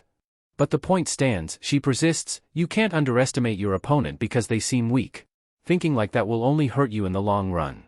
Overall, Izuku is voted the MVP and then promptly sent to Recovery Girl to get his feet looked at. Apparently walking on bare ice and hoarfrost for more than 5 minutes can be a detriment to your health. He's a little disappointed he can't see the other matches, but All Might says that the recordings will be available for review later. Izuku thinks about what Yaoyorozu said on the walk over. He could cite over 100 examples of how sturdy he is. It would take an all-out hit from Izuku's opponent to even have a chance of drawing blood. Maybe he's let that get to his head a little. Izuku's analysis over the years has shown that there's always a workaround, always a way to win, even if you're physically weaker. More often than not, those super strong villains get defeated because they thought too much of their own strength and failed to be objective when evaluating their foe. Something to work on, definitely. The antiseptic stings his nose when he walks into Recovery Girl's office, making Izuku sneeze on reflex. Bless you, dearie. Thank you, Izuku says, rubbing his nose as he looks around. He's never been fond of doctors' offices, the smell only being a part of it. Mom's always been anxious about anything that could bring attention to Izuku's origins. Unmarked vans and faceless government officials after a blood test have been a persistent fear in the Midoriya household. It's why Izuku hasn't gotten a proper blood test since he was a few days old, and that was just so he could get his birth certificate. If, once in a blue moon, Izuku does get sick, Uncle Umishu's aunt is a pediatrician who doesn't ask a lot of questions. Still, the threat of discovery keeps his official doctor visits to the minimum. Now, what seems to be the issue? Recovery Girl scoots forwards in her chair, squinting at him through her glasses. You look to be in one piece. It's a standard question but Izuku stumbles over it anyway. My feet. I walked barefoot on ice for a while. He lifts a foot up for her to see, wincing when he puts all his weight on the raw skin of his other sole. Recovery Girl clicks her tongue, a slight frown deepening the lines around her mouth. Hop up on the bed, I need to take a closer look. Izuku does so and holds his feet up for her to inspect. His tail keeps twitching behind him, flinching whenever she presses a gloved hand against the aggravated skin. Well, I don't see any cuts or torn skin. It's just sensitive. But you should keep off of them as much as possible for the next few days. Izuku barely hears her. He keeps looking between her kindly old smile and the door. Recovery Girl stands up and walks over to her computer, clacking away at the keyboard with deceptively agile fingers. Izuku takes out the thick socks Yaoyorozu made for him while he waits. His fingers buzz with her residual ki. It feels weird to put these on, but they're so plush in his hands, fuzzy and soft. Izuku would fight 10 0-pointers for Yaoyorozu at this point. Recovery Girl brings his attention back. Now, I notice you haven't had a physical for a few years. Are you alright if I take a few measurements? Her ki is warm and she's done nothing to make Izuku suspect any ulterior motive, but he still has to fight the urge to make a break for it. His mind starts to spiral. What does she mean by a few tests? School nurses can't take blood samples, he knows that much, but what about a school nurse at a hero school? What kind of tests? Measurements, dearie. Nothing invasive, she assures. Izuku does not feel assured. I'll just take your height, your weight, body fat percentage, and ask some questions about your past medical history. Couldn't you ask my mom? Yes, I'll have to call her too to corroborate everything. This is just to fill out your record a bit. It's rather blank. Well, it's not like someone can tell something is off just by a few external things. Izuku doesn't like the undertone of curiosity in her voice about the emptiness of his file either. Okay. Now, how tall are you? 156 centimeters, which makes him the second shortest boy in class, a few centimeters below Tokoyami. Kaken has been making Izuku jump to grab things for years. They go from there. Recovery girl asks a question, Izuku answers it to the best of his ability and then worries about the little changes in her expression. She tries her best to hide it, but Izuku can see how her key dampens into something cloudy, concerned. It looks bad not having any of this on file, he knows that, but he can't let recovery girl think that his mom is deliberately neglectful. Not only would it put suspicion on them, the thought of someone thinking that about his mom makes fire bleed into Izuku's soul. My mom's raised me alone, she works hard to provide for us. He blurts out while she's fiddling with what he thinks is a body fat measurer. She took me to the doctor when it was bad, I promise. He watches the cloudiness of recovery girl's key lighten a bit with his sincerity. I believe you, dearie, she says, the important thing is that you're here now. Then she uses the measurer on him and the cloudiness returns. Your body fat percentage is very low. It comes with my quirk. My body doesn't store fat very much. Most of the time he can explain away how skinny he is with that. She has access to his file and must know his quirk is officially listed as his tail, which explains nothing at all about his condition. She hums and looks him in the eye. We'll have to up your caloric intake, you show signs of malnutrition as it is. If you ate any less your body would start eating itself. Well, that's not good. Studying isn't an easy job, either. You'll be putting a heavy strain on your body throughout the school year. Throughout your entire life if you go on to become a pro hero. Izuku's stomach growls for emphasis, earning him a chastising look. I have snacks in my backpack. He had some in his pockets too, but he ate them on the way over. Well, she opens up a pantry cabinet and pulls out a nutrient bar, no reason not to eat something now. She goes to her desk and sifts through her papers as he munches on the offered bar. At UE, we don't like it when our students go through the day hungry, she walks back and hands the slip to him. Fill this with your mother and bring it to the school secretary tomorrow. The school is used to accommodating students whose eating habits are not considered average. Izuku stares at the form, reading the words, Student Meal Plan Accommodation. It says that meals would be paid for by the school. Mom and him get a respectable amount of money from the apartment leases, but so much of that already goes into feeding him. If he needs even more food, this is definitely worth looking into. Izuku lets the infirmary doors shut behind him, folding up the form and putting it in a pocket. Something blurs toward him from the left, he snatches it out of the air more out of reflex than anything. Plastic crinkles as Izuku unfurls his hand and sees a Ziploc bag of baby carrots. Kaken leans against the wall, his arms still outstretched. His eyes gleam with something close to approval. Eat them. Izuku sighs through his nose, fondness blooming in his chest as he pops the bag open and crunches on a carrot. Just the act of munching on something helps abate the hunger in his stomach. Thank you, he says after he swallows. Kaken doesn't reply to him, turning around and heading back towards the others. Izuku falls into step behind him, his footsteps barely heard over Kaken's boots. It's not forgiveness, but it's a start. That's all Izuku needs. Hey, Kaken. I was gonna grab something from Uncle Oyu's restaurant tonight. Do you want to come over for dinner? Izuku bites his lip, I have some explaining to do. He doesn't let himself wonder if this is the right decision. This is Kaken. He has stuck with Izuku through everything. If he can't trust Kaken with this secret then he can't trust anyone, and he doesn't want to live like that. He can't. Kaken doesn't turn around, you're paying. Now stop walking behind me, it's FING annoying. Izuku grins, hurrying to walk beside him. Got it. Uncle Oyu owns a chain of traditional Japanese restaurants. As it just so happens, there's one only a few blocks from school. Izuku shoots his uncle a text when class is dismissed and everyone starts packing up. Uncle Oyu never lets Izuku or his mom pay full price for a meal, says it's a family discount, but it's the better option compared to if he learned Izuku went to one of his restaurants and didn't tell him. The kitchens need the prep time, anyways. The dinner crowd has only just begun to come in, the warmly lit tables and booths filling up at a slow yet steady pace. Izuku can smell the kitchen, a wonderful blend of spice and heat that has his mouth watering. The lady at the other end of the room has to duck her head to fit through the kitchen doorway. Her strawberry hair is pulled back by a hairnet and the sleeves of her chef uniform are rolled up to her thick forearms. A standard medical mask covers the lower half of her face, but her leafy green eyes crinkle at the edges. Her voice is deep but never lacking warmth, it carries across the space between them. My, Izuku. You look handsome in your new school uniform. Auntie Aji? Izuku's arms flail around, too surprised and embarrassed to resist being swept up in the woman's arms. His feet dangle above the floor like a teddy bear. Don't you usually work at the main restaurant? Yes, well, I was teaching the new head chef some tips and tricks. She winks, giving Izuku one last squeeze before setting him free and looking at Kaken. Oyu's told me about your friend, but I don't think I've ever had the chance to meet him in person. Kaken doesn't correct the friend comment. You two go take a seat in one of the booths, it might be a bit. Auntie Aji catches Izuku's eye and smiles reassuringly, the newbie needs the practice for the dinner rush. You'll let him know how he does, right? Izuku nods with a big grin. His unique eating habits and his virtual inability to get food poisoning makes him the ideal taste tester. Oyu tried out all sorts of combinations with Izuku's dad. The ramen Izuku orders is the fruit of one of their experiments, a combination of skis so potent it has to be watered down for anyone without scion taste buds. Oyu jokes that Izuku inherited his dad's stomach, he has no idea. The employees who recognize Izuku whisper to the others, sending curious looks their way but never straying too close. Kaken takes a seat across from him in one of the booths. A server passes by, placing waters for the both of them before scurrying away.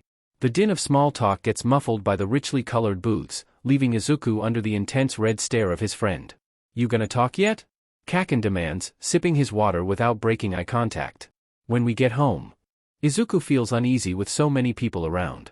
He's spent years keeping this under wraps, how embarrassing would it be to get found out because he didn't sense someone was in hearing range?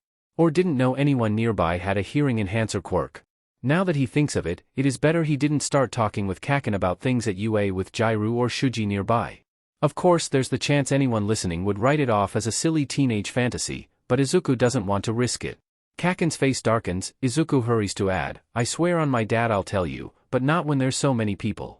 Izuku doesn't swear on his dad often, that fact lets Kaken realize how serious Izuku is about this. He finishes his water and sets it down forcefully. Not a second later. Got it. Izuku sinks into his seat, got it. Auntie Aji wasn't kidding when she said it might be a bit. Everyone in the restaurant hears the hustle and bustle of the kitchen. Izuku's too nervous to scroll through his phone and pass the time, Kaken has no such problem. When Auntie comes out of the kitchen again she has two kitchen helpers, all of them have their arms full of takeout bags. I'll add it to Inko's tab. Family discount.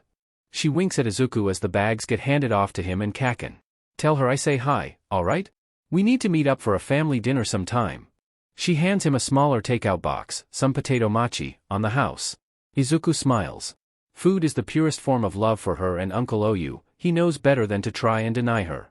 I will, Auntie. Jesus Christ, Izaru.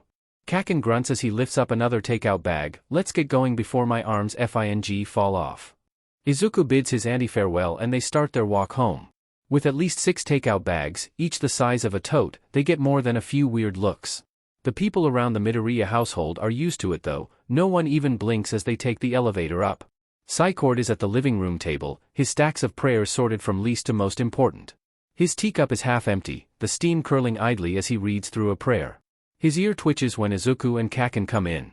His black eyes focus on Kaken. This must be your friend. He's not surprised at all, Psychord probably sensed Izuku coming from a while away and noticed Kaken's key sticking close by. Who the F is this?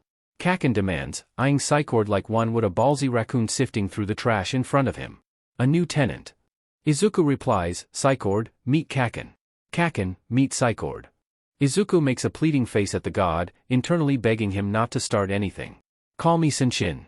Psychord still hasn't stopped staring at Kaken. He breaks eye contact and goes back to the prayer in his hand. Go ahead and eat without me. I have work to catch up on. Kaken looks ready to say something, Izuku grabs his wrist with his tail and gently tugs him into the kitchen. Kaken grudgingly comes along, helping unpack the takeout bags and grabbing 2 sets of chopsticks for them both. Izuku takes the lid off one of the many takeout cups and sighs in delight as the delicious aroma fills the room. Kaken coughs and scooches a little further away from Izuku so he can enjoy his own ramen, which had been clearly marked by Auntie Aji so they don't get mixed up. Did they even put water in that broth? He demands, wafting the smell away from him. The ratio of water to vinegar is probably 35 to 65, so technically, yes, but Izuku is too busy pouring some of the takeout cups into the giant galaxy-patterned bowl he got from Uncle Oyu for one of his birthdays. Kaken watches in rising levels of fascinated horror, his chopsticks stopped a few inches from his mouth, as the broth fills up to an inch away from the top. Izuku gives thanks for the meal and, finally, starts digging in without holding himself back. God, it's so good. Especially after the meager lunch he had. It takes everything in Izuku not to start drinking straight from the bowl. Kaken starts eating, himself. They eat in silence, the only noise being slurps. Kaken's halfway through his bowl when he comments, "You eat a lot. More than before." He scoffs, staring down at his food. "You changed a lot when I wasn't looking. You even move differently now. Psees me off." Izuku hums in response, his cheeks bulging with noodles. His first attempt at speaking is muffled from all the food, he earns a disgusted look from Kaken. He swallows everything and tries again, "I'm sorry. Don't apologize, that psees me off more. You weren't weak before, but you got stronger lately. Why bother? You could already break concrete. I think you would be even angrier at me if I didn't train." Izuku jokes, gratified by Kaken's amused snort. Psychord helped a lot, actually. He's really good at martial arts. A side effect of being from the warrior clan, according to Psychord. From the get-go their reflexes are above average, and their muscle memory is almost perfect. Kaken squints over his ramen, "That white-collar snail head? Oh man, that nickname won't go over well. The way he looked at me, it set me off. What's up with those papers anyways?" "It's for his job. They're FING blank. It's a quirk thing. For confidentiality."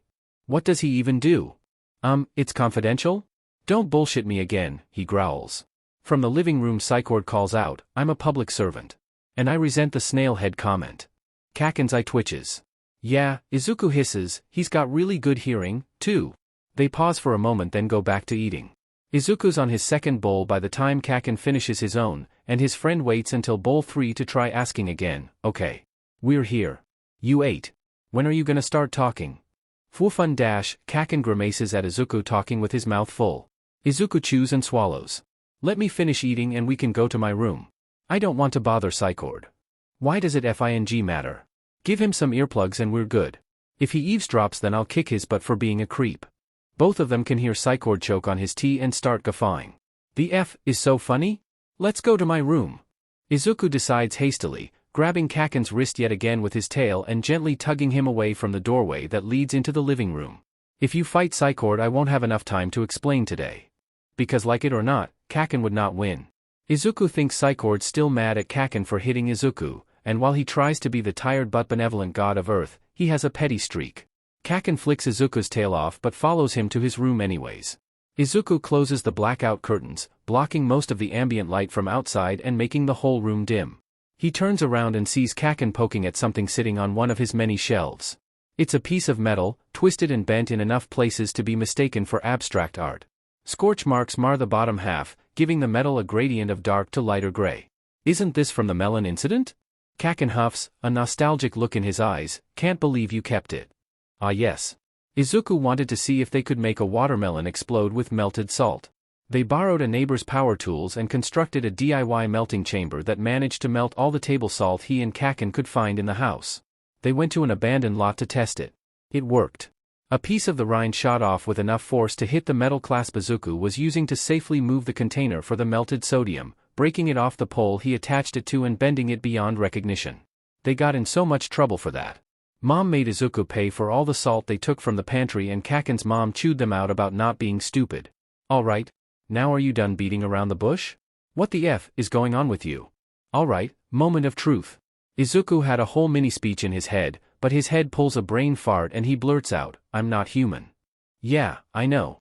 I've seen you eat a ghost pepper whole and ask for mine." He turns towards Izuku, "Get to the point." Izuku takes a deep breath. "Okay, keep it simple Izuku, bullet points and key info." He lets the floodgate open. "Well, I am human but not like, 100%? I'm only half. My dad isn't overseas. He came from another planet and left Earth to protect Mom and me, and I got my strength and appetite from him because he's a scion, and scions are aggressive aliens who fight a lot and eat a bunch and they can use their inner energy to fight and can turn into giant apes when they look at the full moon, and that's why I was never allowed to have sleepovers when it was a full moon." Kaken doesn't say anything, but his eyes start to squint. Izuku keeps going. Yeah, and it kinda freaked me out when you called me Izaru for the first time because the giant ape form is called Oozaru and they sound so similar, and my dad left a few notes about aliens and stuff, and I want to become a hero to get a lot of money and build a spaceship he left blueprints for so I can meet him and you him. Did I miss something? Let me think for a second. The what? Kaken explodes, his lip pulls up in disbelief. Did you go insane while I wasn't looking? Or you think I'm so stupid I'll believe all this crap you threw at me? Yeah, Izuku probably should have seen this coming. I can prove it. He hears a Saiturn growl from behind him as he grabs one of his dad's notebooks, flipping through the pages until he lands on one with a good amount of scion footnotes. My dad, he left these journals and I didn't know what these meant at the time, but they're in his native language and I've been learning it from a hard drive he left behind. The hard drive might be a bit more convincing than the notes alone, but Izuku doubts he can find it in the chaos of his room within the time limit that is Kaken's patience. To his credit, the notes do make Kaken pause, red eyes flicking over the pages, taking everything in. But Kaken shakes his head, crushing the tentative hope in Izuku's chest. Everyone always said your dad was Russian, so those could just be what? Cyrillic or whatever scribbles for all I know. Your attempts are getting pathetic. Izuku feels the heat in his face as the first waves of desperation seep into his skin. Kaken only just started to talk to him again. If Izuku can't find a way to fix this, to convince Kaken somehow, he'll be lucky if Kaken even looks in his general direction. Against his better judgment and the knowledge that Psychord is going to kill him, Izuku says, "Wait, Kaken, let me." Scions can use their inner energy, their ki. I told you, right? I learned how to do it. Look, he focuses some of his own ki into his hands, holding them together to allow him to see. A tiny yellow ball floats in Izuku's cupped palms, bobbing gently and humming with power.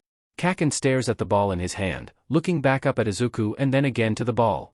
The disbelief and ever-present annoyance is washed off Kaken's face, replaced by a new flare of anger in his eyes and ki. So on top of lying to me about school, you lied to me about your quirk, too? The ki ball flares with Izuku's panic. I didn't even know what ki was until Psychord, and I don't have a dash. The new tenant? He's in on this too. Kaken demands. Please just let me finish dash. Off. I've had enough. Kaken flings the door to Izuku's room open and leaves, his bare feet thumping on the hardwood. His ki sparks and flares far worse than it did in front of Yui. No. Izuku has to convince Kaken. He has to.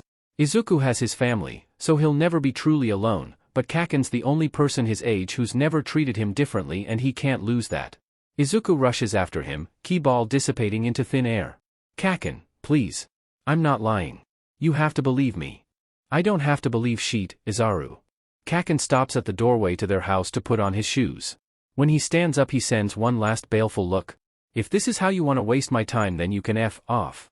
Before Kaken can turn the door handle, Psychord, who has been listening to all of this unfold, speaks. I had a suspicion, but this confirms it. He puts down his paper and sighs, "You're not a very good friend." Ha?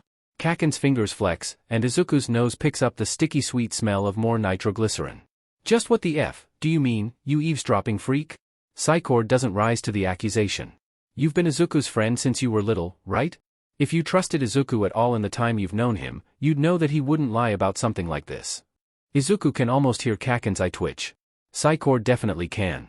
And using ki isn't something that requires a quirk. To prove his point, Psychord makes a ki ball float on the tip of his nail.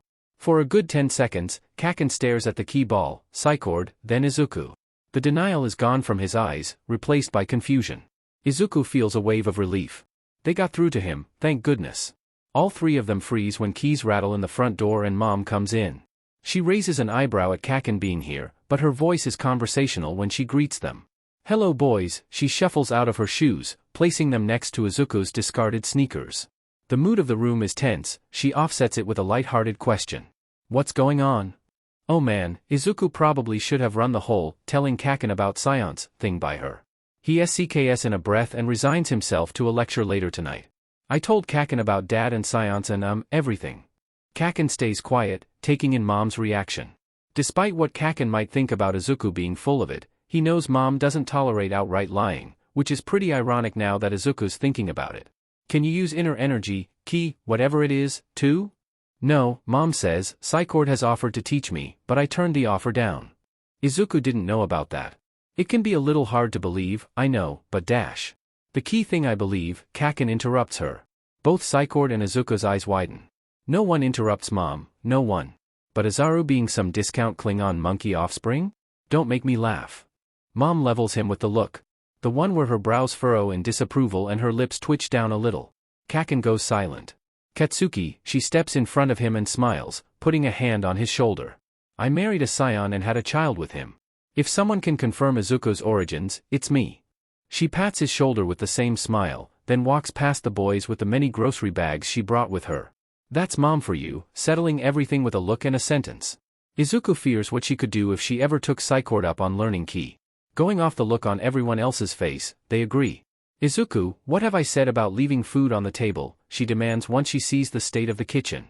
Izuku yelps, back going ramrod straight, I'll clean it up. Izuku replies in a panic. He looks at Kaken, who's staring after Mom.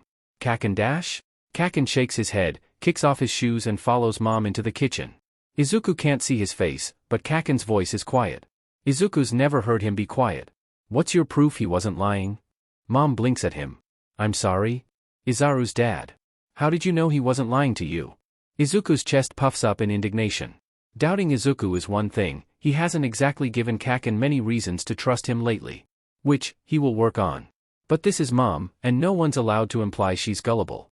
Mom peeks over Kaken's shoulder to give Izuku a watered-down look, a silent, I'll handle it, if there ever was one. Mom looks up and to the side, tapping her chin. It was the little things, she decides. I was in college, so I'd met some foreigners before him. He didn't act like them at all.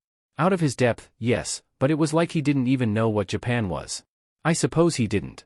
Her smile is sadly gentle as she continues to reminisce. His brain was just different. He moved differently, he spoke differently. When he got upset, the air around him was heavy. Sometimes there was this look in his eye that said you were just a bug under a magnifying glass. But he could outshine the sun when he was happy. He got happy over such silly things. He held my hand once and couldn't stop smiling the rest of the day. She closes her eyes and sighs, I got off topic.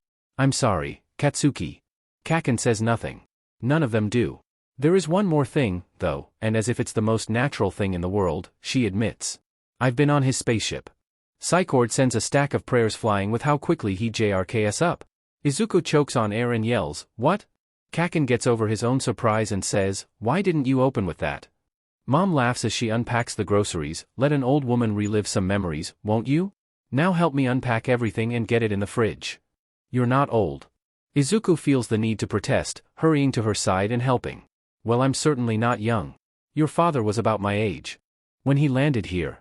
Didn't look like it though. Scion genes do wonders for the aging process. You'd better hope you got his side of that. Kaken doesn't bother joining in, focusing on what's probably the more important piece of information from that conversation. Why were you on his spaceship in the first place? It's a long story. But I think it had something to do with a penguin. Kaken keeps asking questions. Izuku and his mom try their best to answer everything. The longer it goes on, the more Kaken relaxes. Izuku can sense the anger fizzle out of his ki and feels himself go loose in response. Psychord makes a new pot of tea, pulling out enough cups for everyone. Mom grabs the honey and some snacks from the cabinet and they all gather at the coffee table in the living room. There's one thing I don't get, Kaken says after a long pause. Why did everyone say Izaru's dad was Russian? Mom chuckles. You can thank Izuku's uncles for that. They made a lot of conspiracy theories about Tichouk back then. One of them was that he was a Russian lab experiment that managed to escape and flee to Japan. It didn't help that his accent sounded very Slavic. After a while he told me he just Googled where he landed and said he was from there. I mean, how many people say they're from the tundra? Mom shakes her head. That man. You went to the tundra to see his spaceship? What's it like? Izuku says at the same time Kaken asks. Tichouk? Tichouk is my dad's scion name. He used Hisashi to help him fit in. Huh? Do you also have a weird but name like that too? He doesn't. Mom answers for him, but we did name Izuku after Tichouk's mentor. And about the tundra, Mom sighs. No. By that time, he brought his ship to Japan. He had made a friend named Yoshinaru, I think? That man had a large piece of land he let Tichouk hide his ship on. She glances at Izuku with a knowing smile. He did store it in the Totoro prefecture for a little before that, though. This is a lot of information at once, even for Izuku. He looks at Kaken. How are you doing? Kaken stares at him for a little, like he's never seen Izuku before, and laughs. My friend is half alien. He says, you'd think the world couldn't get weirder after quirks popped up. What's next? Snailhead's an alien you found on the curb and brought home. Everyone is silent for a bit too long. The two Midoriyas glance at Psychord, and the Namekian sighs. Actually, they found me in the Totoro prefecture. Are you FING kidding me? Bakugo Katsuki, if you scorch my table I will tell your mother. Psychord tries not to form any heavy opinions about people. It could interfere with his job as Earth's guardian, and while he didn't exactly ask for the task, he is the one saddled with the responsibility. It's hard not to get attached to the Midoriyas, however. Even if Izuku wasn't half scion he would have grown fond of them, but his status as a hybrid is what allowed Psychord to rationalize staying so close. Tichauk is the outlier of the scion species, not inclined to undue violence and finding joy in seemingly basic things. If the Kai who sent Psychord here ever got off their butt and learned a scion had been on Earth and procreated? Izuku is strong by human standards but that's nothing compared to a Kai, he wouldn't stand a chance. This way Psychord can say he's monitoring the situation, making sure none of Izuku's scion tendencies bring any harm to the population, even though Inko's parenting has been more than enough in that respect. He's a good kid. A little reckless, but only the kind that comes from having the sturdiness of a scion. Psychord was young when Tichauk came to Namek, but he remembers the man doing all sorts of things to make him and the other kids laugh. Izuku resembles Tichauk sometimes when he gets wrapped up in his tinkering or accidentally bites his chopstick in half, but the boy is self-conscious in ways Tichauk never was. He's always toning himself down, holding back in conversation where Tichauk would have gladly butted in.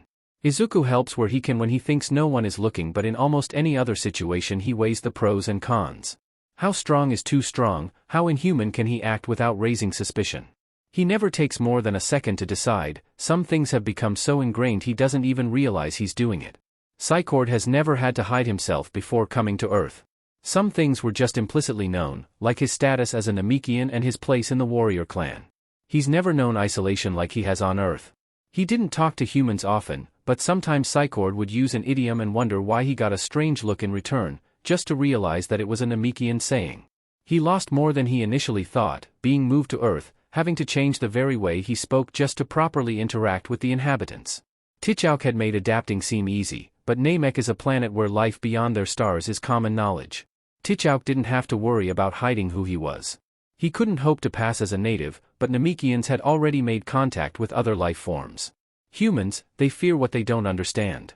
Psychord has seen their history, from the burning of libraries to witch hunts and genocides. They are a messy and selfish race, much like the Scions. But that's not wholly true.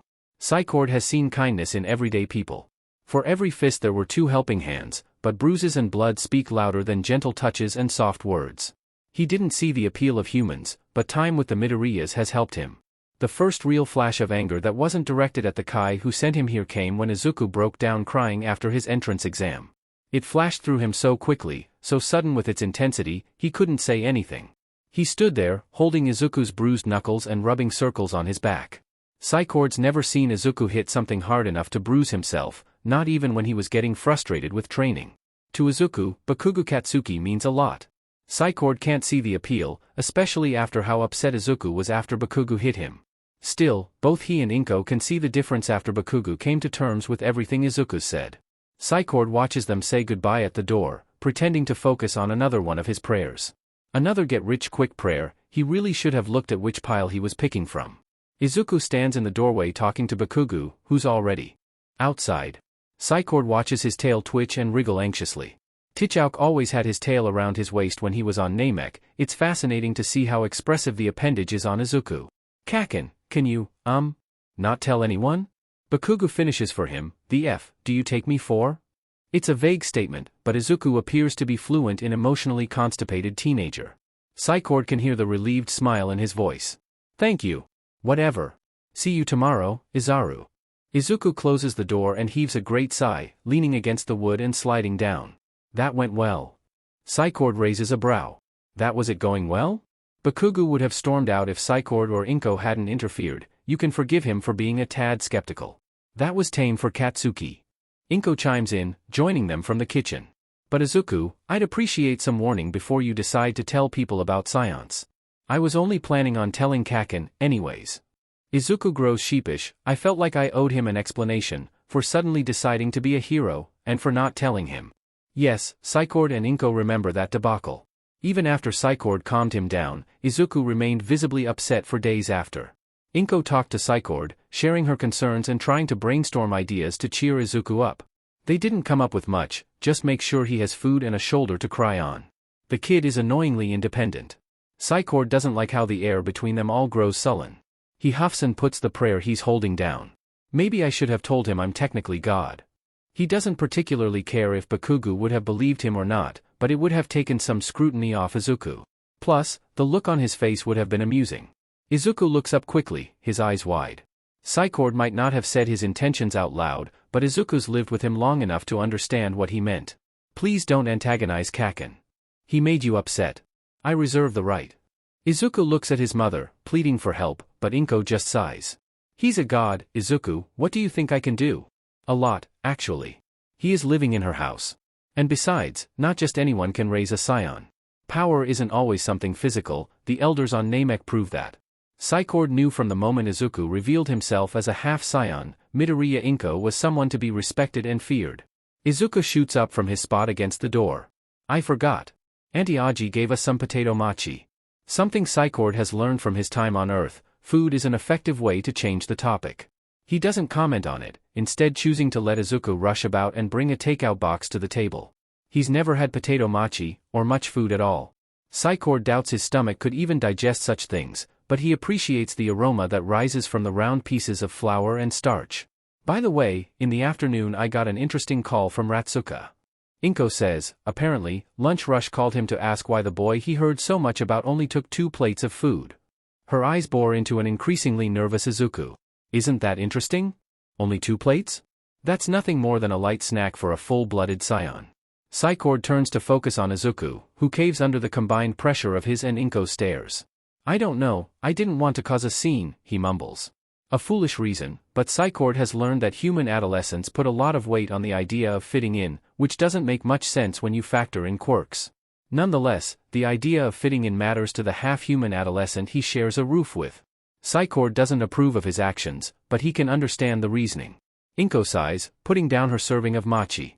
Izuku, we've talked about this. I know. Izuku hangs his head, his tail coming up to curl tightly around himself. I'm sorry. Don't be sorry, she tells him, just eat as much as you need. Ratsuka explained everything to Lunch Rush, they actually have a program for students with increased metabolism. You won't be taking food from anyone if you eat your fill. And it all boils down again to Izuku's main flaw, putting others before himself. Don't misunderstand Psychord, selflessness is an admirable trait, but only when it's sustainable. A person who gives everything they are until there's nothing left isn't admirable, they're a fool. A well-intentioned fool, but a fool all the same. Both Psychord and Inko know Izuku will do great things, but that won't matter if he burns, or starves, himself out. Moderation will come with time, Inko and Psychord will guide him in the meanwhile. Whether that guidance is a gentle nudge or a not-so-subtle shove is up to Izuku. It's been getting better according to Inko. Some time ago Izuku was afraid to express his hunger at all, much less to her. Now he sits with Psychord at the table, working on his homework and snacking on the mochi. He licks up the leftover food from his fingers and wipes his hand into his t-shirt. His eating habits have improved, but it looks like his manners need some time to catch up. I wish I had pointy nails like you, Psychord. Izuku mumbles, poking at one of the white ball with blunt fingernails. I could just stab the mochi and eat it without getting my hands all gross. Inko's voice rings out from the kitchen. You'll be paying for your own bed sheets then. You tear enough of them as it is. Psychord remembers a time when Izuku accidentally tore his own shirt by tugging the sleeve. His strength is destructive enough, no need to add claws to that equation. Your mother's right. If that comes in as a prayer, I'll automatically deny it. Izuku makes a noise of disapproval. But now that we mention prayers, Psychord picks up some of the papers and Izuku's head perks up. He's always so eager to hear about Psychord's duties. Well, someone has to be excited for them, he reasons. Can I ask you two to help me with a few? He doesn't blame Izuku for looking surprised, the few times he's asked their opinion on a prayer it's always been from the trivial pile. However, these are from the far smaller yet so much heavier serious pile. The prayers that come in usually stand by themselves, but it happens every now and then that some prayers gather into clusters. These prayers have some relation behind them, most of the time it's people wishing for the same thing, relatives wishing for the same person to heal from illness, a group wishing the same manager to get fired, etc. Now, the first two prayers are normal. They have a name, the date the prayer was done, and 2 tiny boxes at the bottom of their prayers, one reading approved and the other denied. The third is what made him set this particular cluster of prayers aside. There are glitches. Sometimes. In the prayer system. Psychord can't find any better way to describe them.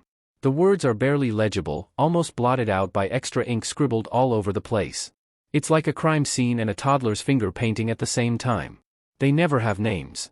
And half the time I can't even read them. I tend to toss them out, but this is the first one that had other people praying the same thing. One Yamada Hizashi and Aizawa Shoyuta, specifically. Psychord can't remember ever reading a prayer from these two before, and his memory isn't anything to sneeze at. Inko comes back from the kitchen, taking a seat on the couch. What do they say? Two of them say, I want to see him again. The glitch prayer says the same, but with them instead of him. Nothing else? Nothing else. Izuku hums, his tail swishing back and forth. I don't see why not. He says, I mean, if the weird prayer has two normal ones wishing the same thing, it's not fake, right? How would you even fake a prayer? Psychord has a theory, but not the courage to share it. Without any proof, it would only serve to upset the Midoriyas for no reason. He sighs and taps the cluster's big, accepted box with his nail. A bright green check mark appears on all three prayers. Hopefully nothing bad will come of this. There's a text from Kaken when Izuku goes to bed. Next time show me your dad's notes. The blueprints too. It's the first message from Kaken since the whole entrance exam debacle. Izuku grins, typing out his repi. Okay. Psychord's stacks of paper have shrunk considerably by the time Izuku emerges from his room for breakfast. Namekian skin doesn't bruise like human or scion skin, but Izuku knows what eye bags look like on green skin at this point. Another all-nighter? He asks. Psychord nods. Even drank coffee. Izuku hisses out of sympathy. Good thing caffeine works on you, it just makes me sleep. I can already feel the headache coming, Psychord admits with a grimace. The little things you do for your people, right? He shrugs, stretching his arms and showing off sharp teeth as he yawns. Izuku doesn't bother stifling a yawn of his own, showing just as, if not sharper, teeth. Hey you two, put your hands over your mouths. The world's not ready for those canines. You can always count on Mom to squeeze some manners into her boys. Izuku mutters a quick apology and does just that when the next yawn rolls around. Ruffling through his school bag, Izuku pulls out the paper recovery girl gave him, the one for the meal program. Mom, remember when I told you about recovery girl yesterday? She nods, face darkening. It's nothing bad or serious, it's just, she gave me this. I think it's about the program you talked about. Mom takes the paper from him and scans it over. Ah yes, this was it. Ratsuka already had me sign it, he even filled it out in advance. Really? Yes, I think it was after we had the picnic on the beach. Izuku almost chokes on his own spit. That was ages ago. Strange, I don't remember this being on the list of application documents. Because it wasn't. Izuku read over all of those papers himself out of sheer excitement. It's a document for enrolled students. Oh my god, he prepared it way before the entrance exam. I can't believe him. Talk about trust in your nephew's abilities, Psychord pipes in. Also, what is it my Christian colleague says? Thou shalt not take my name in vain? That gets him a groan from both Midoriyas. Thanks to the barely a meal Izuku had for lunch yesterday, he's almost ravenous with hunger. He cracks an egg into his rice and stirs it in before inhaling it in less than a minute. The egg adds richness to the rice, but it's still not filling. Izuku reaches for seconds, cracking another egg and repeating the process. He eats almost double of his regular breakfast before the biting edge to his hunger fades. Mom's completely unfazed, taking a polite bite of her own breakfast. Breathe, honey. You're going to give yourself a stomach ache. Izuku swallows his current mouthful. Sorry Mom. It's more for your sake than mine. She wipes her face with a napkin and rests her chopsticks on top of it. Well, while we're all here, I can finally ask this. Both Izuku and Psychord perk up. With the weekend coming up, how do we feel about going to the Totoro Prefecture again? Izuku hops in his seat, his feet kicking the floor with a loud thud and his tail almost knocking the chair next to him over. Heck yes. Psychord's more contained than Izuku, his brows furrowing. I'd love to, he starts, looking away, but the prayers. We'll be there when we get back, Mom says. Have you ever taken a break since you moved in, Psychord? I swear, every time I see you you're going over those papers. But if I don't, the miracles will just be granted randomly. Mom doesn't budge, holding his stare. And you work yourself to the bone every week over it. You're going to burn out if you keep going like this, and how helpful will you be then? Psychord struggles to find another excuse, but falls quiet under Mom's stern look. I suppose I can come along, if it's no trouble. Psychord's key settles like ripples in a pond. It's no trouble at all, Mom affirms. It's no good working all the time like you do. Even God needs to take some time off. She turns to Izuku, now that I remember, we need to buy a new tent. The old one still has the holes from the spider incident. We can go buy a new one once you get home from school. Izuku bobs his head, his leg bouncing under the table and his tail swishing with excitement for the upcoming weekend. The chance to explore the wilderness sends a thrum through his whole body, and he can work on his hovering with Psychord now. Oh, he could bring a camera and get some really cool shots of the forest. A scion's eye view instead of a bird's. Who needs drones when you can fly? Psychord catches the light in his eye. Don't get any ideas, you. You still need to practice your hovering before I let you try flying between trees. But, no, Izuku. Izuku falls back in his seat with a pout. After breakfast, Izuku helps clean up, throws his snacks into his bag, and hugs his mom. Mom hugs him back just as tight. Izuku hears the smile in her voice. Have fun today, my little hero. See you in the evening. See you later, Mom. The morning's light and joyful, free from the anxiety Izuku's been carrying for months. It's a nice change of pace, even if the change isn't obvious at first. Izuku still leaves early so he can help others along the way. He meets Mrs. Yoshida for the first time since school started and she compliments on his UE uniform. He didn't anticipate everyday people recognizing it. This brings a whole new level of attention to his actions. The cat he rescues from the tree doesn't care about his clothes though. Izuku has to be quick to avoid his jacket turning into shreds. He lets the cat claw and nibble on his bare forearm as he brings it back to its owner, who can't help staring at his unmauled skin. He gets to Yui a bit later than expected, but nothing to worry about, he still has plenty of time to. Oh green god, what's with that crowd? The reporters aren't anything new, there's always been a few at the gates since news leaked that All Might was teaching for the very first time, but this is just excessive. Izuku's managed to avoid them so far, but with these many microphones and cameras, someone's going to spot him and try asking questions. Izuku doesn't have any big fear of crowds, but news people are different, okay? They look at any interesting story like a rabid dog looks at steak. If they see the shoulder buttons of his uniform, they'll know Izuku's in the hero course and they'll be all over him. He's half scion, and scions don't run from any enemy, but no scion has ever met a reporter, so Izuku's caution feels justified. They've actually featured in a few nightmares of his, because if any random person could figure out Izuku's not entirely human, it would be a reporter. It always takes him half the day to calm down from those dreams, to shake the dread whenever he checks the mailbox or even steps outside. If he had any plans with Kaken to see a villain fight or go shopping for hero merch at the mall, he'd cancel it the second his phone was in reach. Kaken was always mad, but he probably would have been even angrier if Izuku had a panic attack because he forced himself. Izuku lets out a sigh and prepares himself for the inevitable. Harmless as reporters might be physically, their harassment can go far enough to cause real danger to ordinary people. Izuku feels something in him set on fire at the mental image of these reporters crowding over his mom, trying to get her to talk about dad and crack. Izuku's head snaps down to see the remnants of a cracked strap adjuster in his palm. His face warms up as he crams the broken plastic into a pocket and adjusts his bag to hang from the other shoulder. Mom's not gonna be happy about another ruined backpack. The strap of Izuku's backpack creaks under his grip as he gets closer to the crowd of reporters. Crowds of people worked up like this have a distinct feeling to their key, like a beehive that got stirred up or white noise from a TV set. Some of the reporters have caught a few students in their clutches, shoving microphones into startled faces and demanding answers. The thought of just jumping over the wall has crossed his mind, but in the end it would just get him in trouble, or worse, get the reporters' attention. So Izuku plays it cool as he can.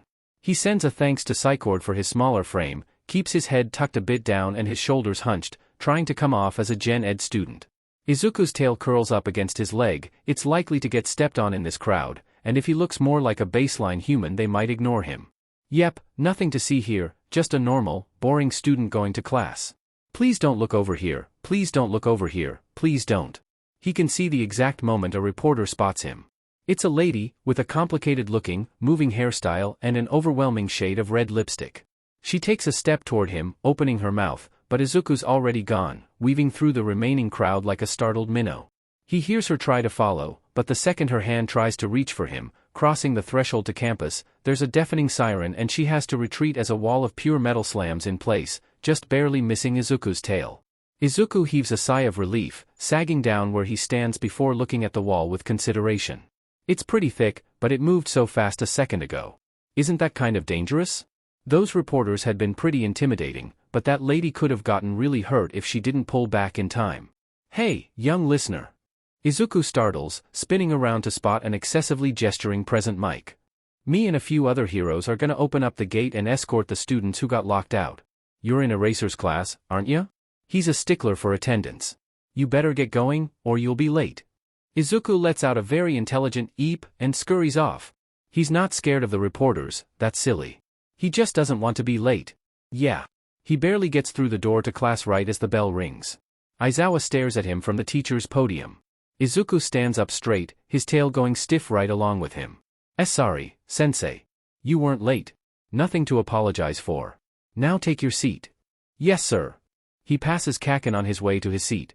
Kaken looks up at him, there's no real anger in his eyes or key, just his usual annoyance, as he leans back in his seat once Izuku sits down himself. Somehow, it serves as a confirmation, a reminder that things are on the mend, and focusing on school will get easier. Then Aizawa announces the class representative election, the class starts buzzing, and Izuku's attention is on everything but studying. He's been through class rep elections before, but back when everyone knew everyone and rumors of Izuku's monstrous strength ran rampant, he was never even considered. Kaken wasn't either, but that was probably more for personality reasons. People vote for the people they like, not who's the strongest or loudest. It might have been different if they were all scions. When they're adolescents, scions form the units they'll fight, eat, and possibly die with. Izuku doesn't know how they choose their leaders, but it doesn't sound scionish to exclude someone because they are stronger. Fun fact, Dad translated the name of these units to troops, the same as a group of monkeys in English. Ironic, the one foreign earthen language Izuku studies at school, and it makes a pun on his origins. Izuku wonders if his dad ever figured that out. It must have been a surprise. Izuku's never been a class representative, and he never felt any deep belonging to his previous classes to call them his troop either. Based on how they avoided him, the feeling was mutual. Being a half-blood scion and well into proper human adolescent age, this feeling of belonging to a school class might just be an experience he'll end up skipping. He tells himself his disappointment is from his curiosity, but that doesn't do much for the achy feeling in his chest when he remembers everything. Never mind all that, Izuku's in a human high school on Earth now, electing his new human class rep. He's older now, he should make a more mature decision here and vote for someone other than himself, right? He doesn't really know the others besides their quirks and key signals. He only talked with Uraraka, Ojiro, Tsuyu, Yaoyorozu. Oh yeah, the socks. She told him to keep them, but Izuku asked Mom to wash it and now they sit at the bottom of his bag. If he remembers to, he'll return them at the end of the day. He can still feel her key in the socks, fascinating. He scribbles Yaoyorozu's name on his piece of paper, folds it up and leans back in his seat. Job well done, one more adultish decision made. He's on his way to become a responsible citizen. He doesn't worry about anyone voting for him, he's never gotten a vote before, and he hasn't done anything to convince them he'd be a good leader. All they've seen is how he can crack glacier-thick ice like freshly fallen snow. That kind of power is scary to people, and humans don't vote for someone who scares them. When they start counting the votes, the anticipation makes the base of his tail itch. Surprise jolts through Izuku when Aizawa announces the first vote for him, then another, and another, and another. Congratulations, Midoriya, Aizawa says at the end, you got the majority vote, your class representative. Wait, what? Have his classmates gone mad? This has to be the work of some kind of manipulation quirk. He looks up at the board again, noting that Yaoyorozu got one less vote, making her the vice rep. Maybe he can forfeit his position? Give it to her instead? He doesn't know the first thing about leading people, he's always been off to the side, doing what he's told. What if he messes up? What if he makes things hard for everyone? He couldn't bear it. Kaken turns in his seat, giving Izuku a light bap to the head. Earth to Izaru. You gonna get up or what? Izuku shakes himself out of his stupor, seeing Yaoyorozu already at the front of the class. Her key is very unique, a mixture of pliable but firm like concrete. Now it's reined in, flickering a bit. She's upset she didn't win class representative, most likely. He understands, he even agrees. She gave Izuku socks, that's class rep behavior. Izuku hitting Todoroki in the solar plexus? Not so much. He gets out of his seat, trying his best to keep his tail still. It doesn't matter how hard he tries to keep a calm expression, his tail would give him away in a heartbeat. He only succeeds a little, managing to disguise the lashing anxiety as casual swishing. Yaoyorozu gives him a polite smile and congratulates him. Izuku nods, thanking her and turning around to face the class. More than a dozen faces stare back at him, a range of hair colors and quirks and walks of life. They're a class now, they'll work together from here on out, training, growing stronger, eventually fighting alongside each other against villains. That last thought makes something in Izuku's head click, a long-forgotten instinct that makes his anxiety dampen and fade entirely. Japan is big, the universe is even bigger, but this small class is now his. And he's going to do everything he can to see them thrive. His voice comes out far steadier than he feels. Thank you for putting your trust in me. He bows, closing his eyes and trying to show as much sincerity as he can. I'll do my best. I'll protect all of you. A hind part of his brain whispers. Yaoyorozu does something similar, and the class claps with a few good-hearted comments and encouragement. It's nothing uncommon, but it feels huge for Izuku. He's shown them his strength, and what he's capable of with it. He threw a ball into oblivion, he destroyed ice walls and punched a classmate in the chest. And yet, instead of distancing themselves out of fear, his classmates accepted him, chose him. It's still hard to believe, and he'll definitely need some time to get used to it. The sudden and strong protective feeling from before fades to the background. It leaves him to take his seat and wonder what exactly it was. The back of his brain mocks him with a silent smirk. After the whole election thing, time passes like it always does in class. Izuku takes his notes, he asks questions, and this time, his nerves aren't on edge because of Kaken's anger. Before Izuku knows it, free PRD rolls around and Yaoyorozu comes up to his desk. Apologies Midoriya, can we talk for a moment? Izuku nods and she leads him to the back of the classroom, away from the noise of the class. Is there anything I can help you with? I was just wondering what your plan was for our new position. Izuku's eyes go wide. Plan? Yaoyorozu slowly nods her head. Her face is blank but her key hums with confusion and tension. You sounded so sure when you talked to the class. It gave me the impression that you've been class representative before. Izuku's loading screen starts up. First of all, he sounded sure? He gave a confident impression? How? Second of all, are class reps supposed to have plans? Like politicians? He thought this only happened in anime. He doesn't remember his old class reps having anything like that, so he has no real-life example of what to do. If he knew he had to have a plan he wouldn't have run for representative. Wait, he didn't even run for representative. Off to an eloquent start, Izuku, I haven't been a class representative before and, I don't have a plan? What about you? Oh, Yaoyorozu shakes her head, I'm afraid I don't, either. Then we're in the same boat, his voice comes out lighter than he intended, but it makes Yaoyorozu smile.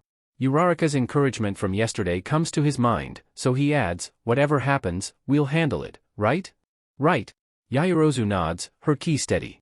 As if on cue, something in Izuku's periphery comes flying at him. His tail snatches it out of the air with a crinkle. He blinks in surprise at the bag of carrots. Whoa man. Nice catch. Kirishima turns to Kaken, but why'd you chuck it at him like that? If he can't catch it, he deserves to get hit. Stop sticking your nose in other people's business, shitty hair. Izuku smiles, opens up the bag and takes a carrot, munching on it as he watches Kirishima laugh and pat Kaken on the back, which only makes Kaken yell louder. Despite his noise, Kaken's ki is a steady flame compared to the sparking fire from before. Yaoyorozu says, are you sure you two are friends? Kaken's kind of like a cat. Izuku says, you know, the kind that hits you when you're not paying attention to them? Yaoyorozu looks like she understands everything now. He holds the bag of carrots out to her in a silent offer, one she takes up with a quiet thanks. Your quirk is amazing, by the way, Izuku says, being able to create things has a lot of versatility. It's not as simple as that, she says. The materials come from the lipids in my body, and I have to know the atomic structure of what I want to create. That's all Izuku needs to hear before the gears in his head kick right off. Do you make it subdermally or on the surface of your skin? Does it leave any marks on you? Is it any lipids at all or just the ones your body stored the extra energy in as fat? Do you increase output when you eat fatty foods? He catches on to her staring and forces his mouth shut, taking a breath to slow himself down. Sorry. Stupid Izuku, mom would pinch him by the tail for asking a girl about her eating habits and fat tissues, but he has so much more questions. Did I hear that right? Do you need food to use your quirk, too? A classmate, Satu, if Izuku remembers correctly, interjects.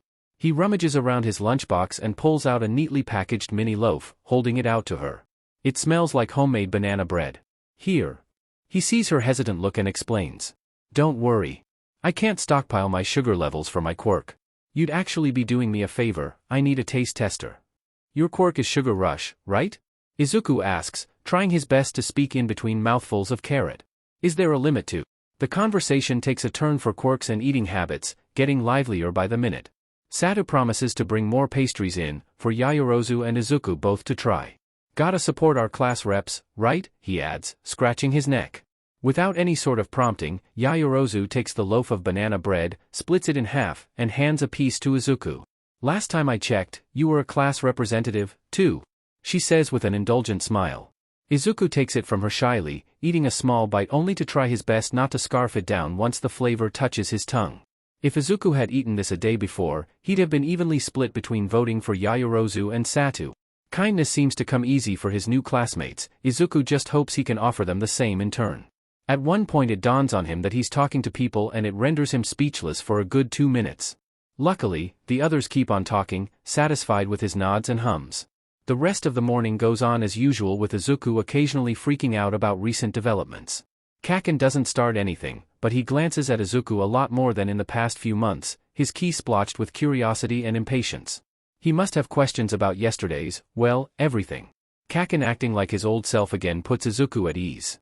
He doesn't know how things would have turned out if Mom didn't come home at the right time, preventing Kaken from storming off with half-finished truths. Kaken's calmness is a nice change from the simmering anger of the past months. Izuku's actually able to focus on class and keep his nose buried in his notebook until lunchtime rolls around. Oh no, it's lunchtime. Izuku gulps, the knot in his rumbling stomach feels heavier and heavier the closer he gets to the cafeteria. He waits in line, and when he finally reaches lunch rush he hesitates, thumbing the edge of his tray. Ah, Midoriya. Lunch rush gives him a quick glance before handing him a small number plate with a cartoonishly drawn lunch rush and All Might on it. Go ahead and find a table, someone will bring it to you. Shouldn't take more than 10 minutes.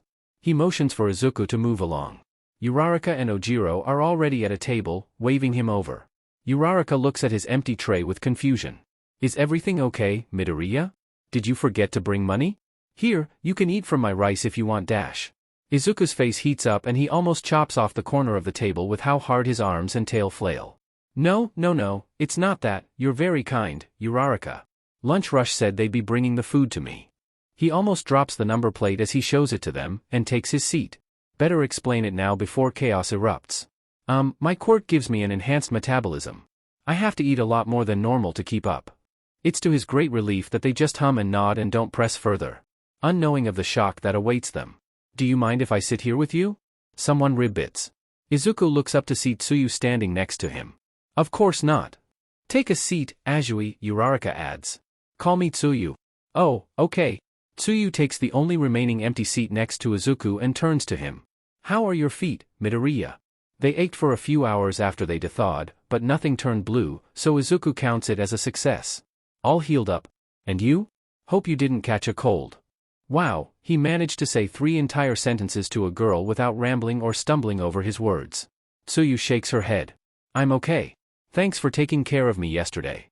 It was nothing. Tsuyu ribbits, I say what's on my mind. I'm glad you became our class rep, knew it was a good idea to vote for you. The wheels in Izuku's head stop. Is all that comes out of his mouth. Same here.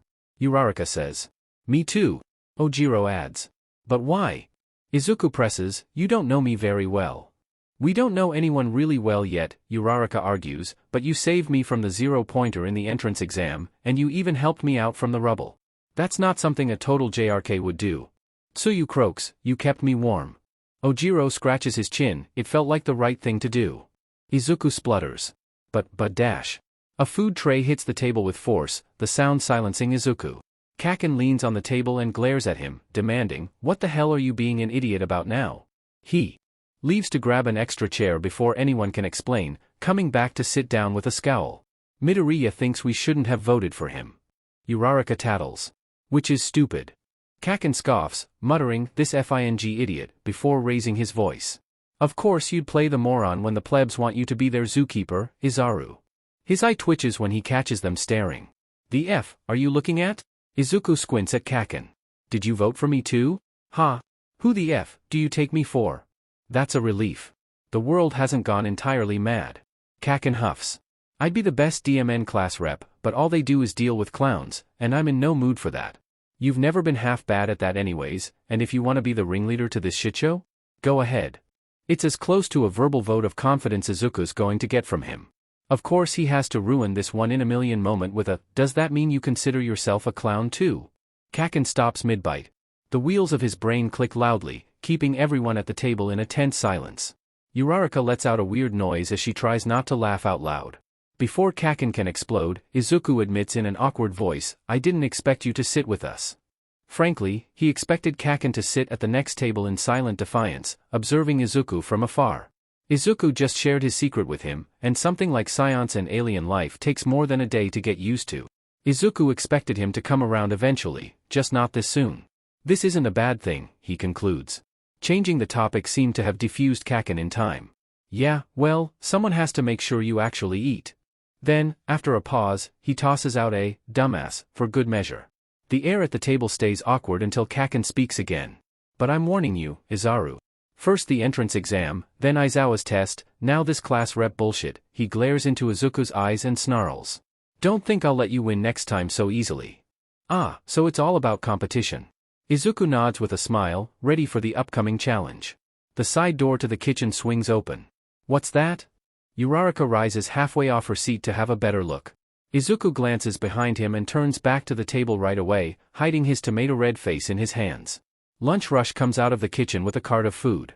The dishes placed on it are heavy, filling foods with plenty of meat and vegetables. Other students stop and stare as the cart goes by, eventually settling their gazes on Izuku when Lunch Rush stops and starts unloading the dishes in front of him.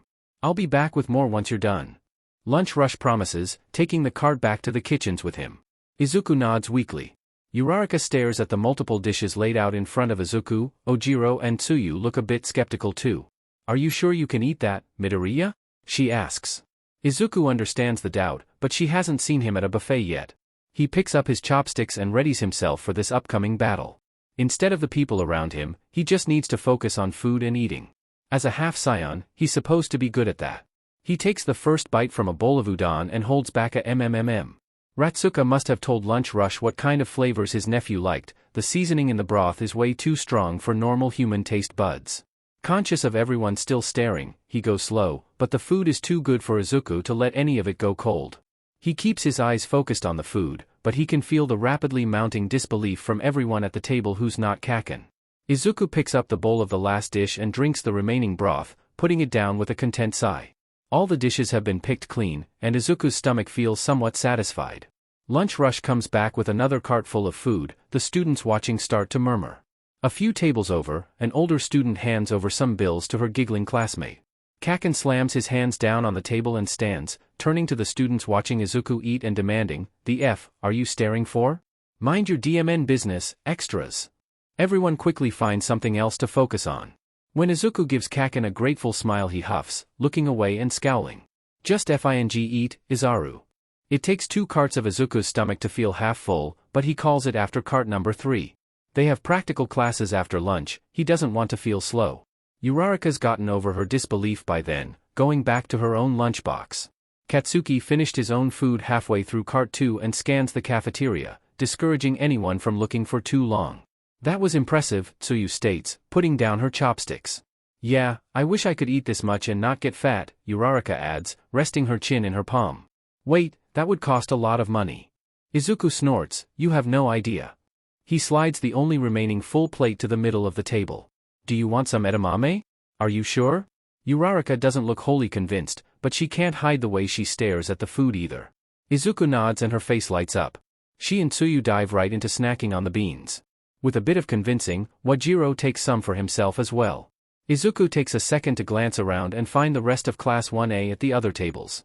He lets it all sink in, his classmates eating, talking, being noisy together. As their class representative, he still needs to process that. He's responsible for them from now on. Maybe not as much as the teachers are, but his actions will have a direct effect on their experiences in their class. He won't be alone though, he'll have Yayorozu by his side, but it's still a big leap from being the pariah for all those years. The sheer scope of this responsibility has a heavy weight settling on his shoulders. He wonders if Psychord feels like this every day, and for a whole planet instead of a handful of classmates. Izuku should buy him some tea that helps with stress. Would it even work for Namekians? It doesn't hurt to try, and Psychord would appreciate the gesture anyways. Unless it gives the opposite effect. Maybe chamomile is actually a stimulant for Namekians, like how for scions caffeine is a sedative and alcohol promotes healing. Izuku takes a deep breath, feeling content having lunch among his classmates, but this warmth clashes with the tricking sense of dread traveling down his spine. He's only felt like this a handful of times, and it was always in the Totoro Prefecture, when he turned around and found a predator staring him down. He raises his head and scans the room. Nothing seems wrong, he can't sense any overly violent key signatures. Is the danger outside? But only the reporters are out there. They're annoying, but Izuku wouldn't call them dangerous in this way.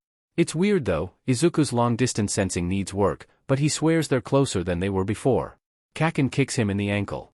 What are you being weird about? Izuku turns. Kaken takes one look at his expression and starts looking around the room, himself. Alarms blare overhead, making several students cover their ears with a yelp. Attention, a robotic voice echoes through the room, level 3 security threat detected. All students please evacuate in an orderly fashion.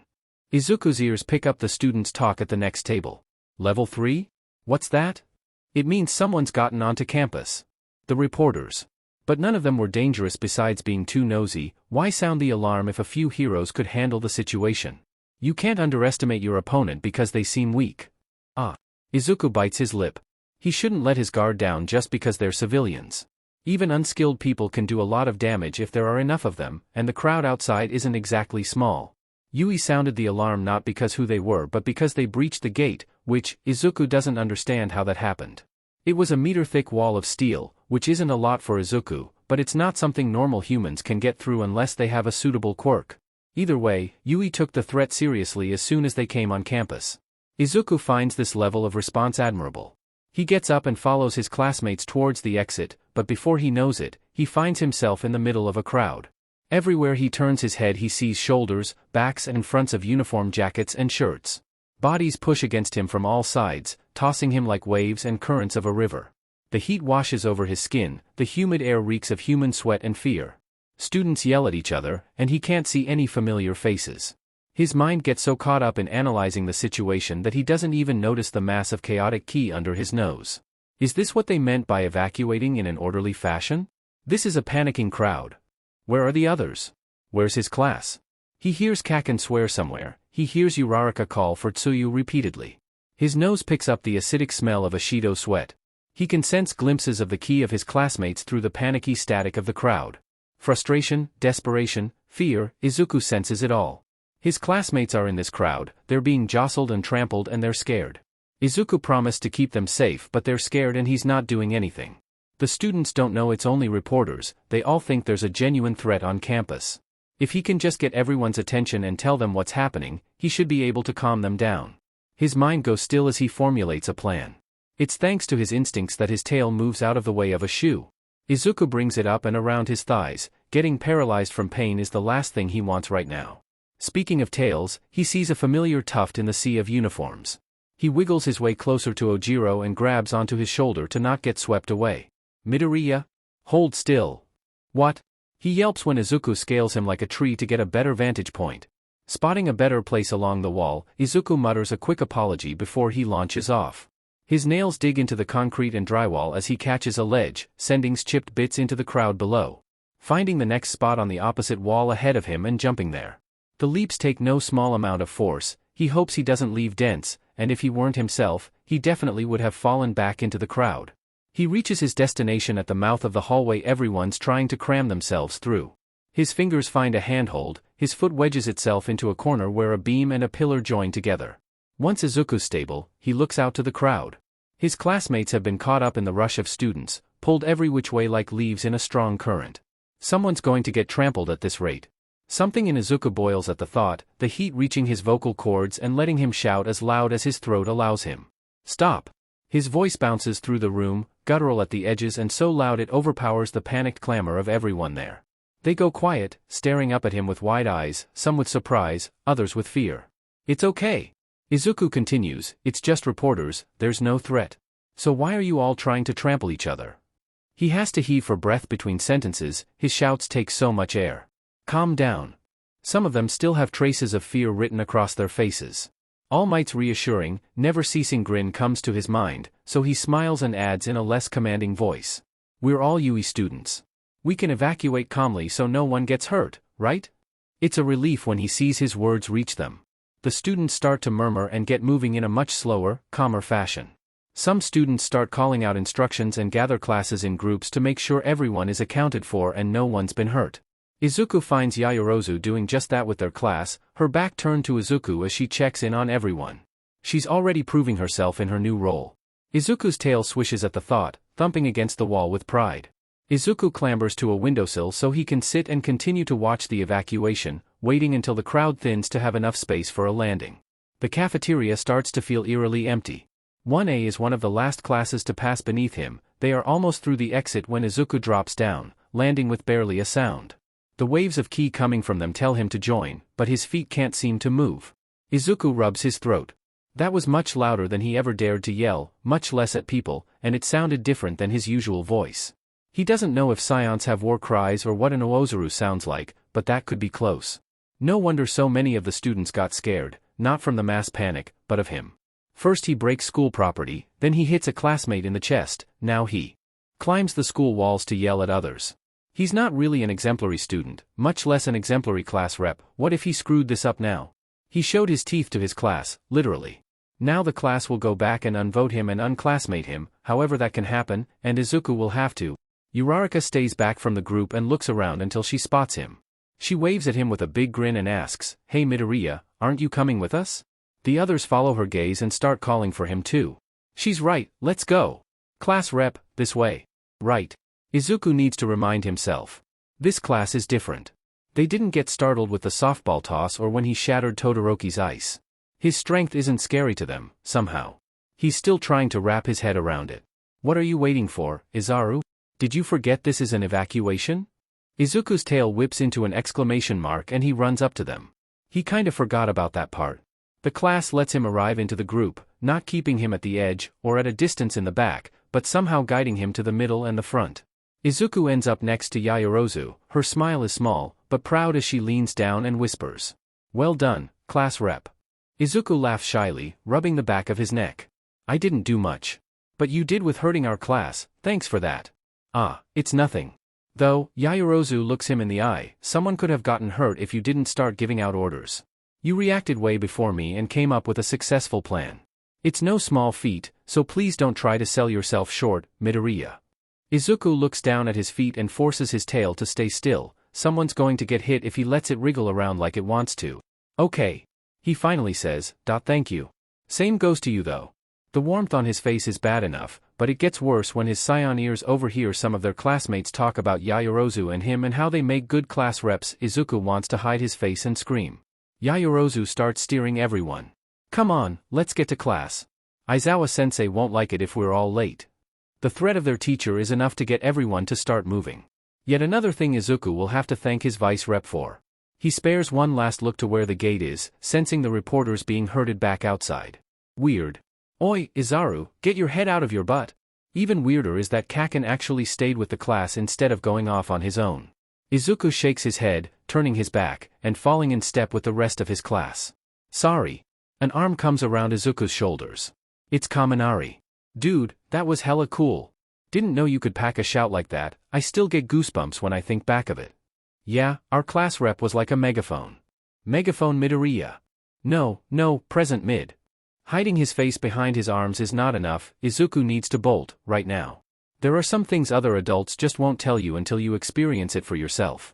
Waking up feeling exhausted is one of those things, but strangely when Shoyuta opened his eyes that morning he felt rested, more rested than he had in months, like a weight had been lifted from his shoulders, but he'd grown so used to its presence he feels off balance without it. He went about his morning routine contemplating it in his head. Nothing about his day-to-day life has changed other than one thing. Class 1A. This batch of students has potential, more than the previous classes should has taught. None of them failed the apprehension test, something that hasn't happened in years. Most of his students are easy to get a read on, not to say that they're simple. Shoyuta just has years of experience picking people apart. A once-over of their academic record and observing them on the first day of school told him most of what he needed to know. Midoriya Izuku, 15, mutant-type quirk combined with enhanced strength. As one of the proctors from the entrance exam, Shoyuta saw how easily Midoriya smashed the robots. Initially Shoyuta was going to write him off as another brute who will need strategy beaten into his skull, but color Shoyuta surprised when Midoriya went for the weak point on the zero-pointer. Not the one built in either. Midoriya would need an understanding of engineering to knowingly target where he did. While the kid has a good grip on his brain, the same can't be said about his quirk. Part of the reason he ended up in Shuta's class. His smaller hits in the entrance exam were controlled, yes, but he has no idea how to scale his strength. The sheer difference in power between the hits he used against the point bots and the zero-pointer is astronomical. If Midoriya hit any of the smaller bots with the same strength he did with the zero-pointer, they would have been pulverized. The apprehension test had been a means to see just how ingrained that all-or-nothing mindset was, and Shoyuta wasn't impressed with the results. Between the destroyed grip measurer and the softball throw, it confirmed his concerns. Midoriya's only been taught how to avoid breaking things, so when it comes to turning his strength against something, he freezes up like a bad case of stage fright.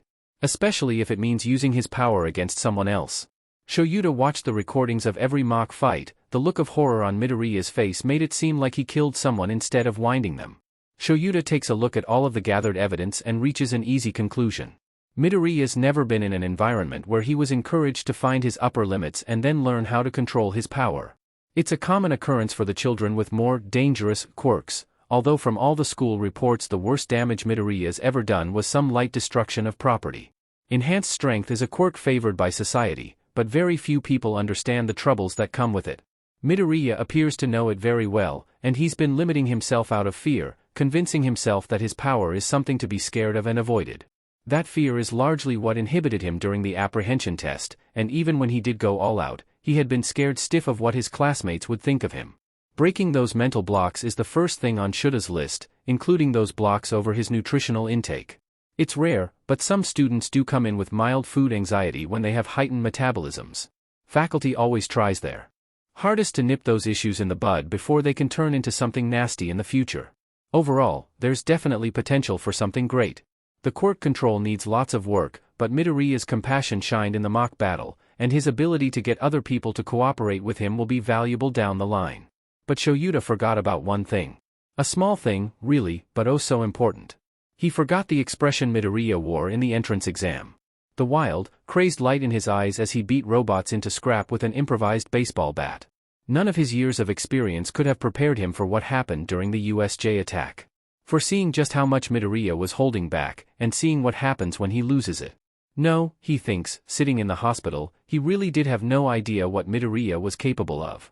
I didn't sign up for this sheet.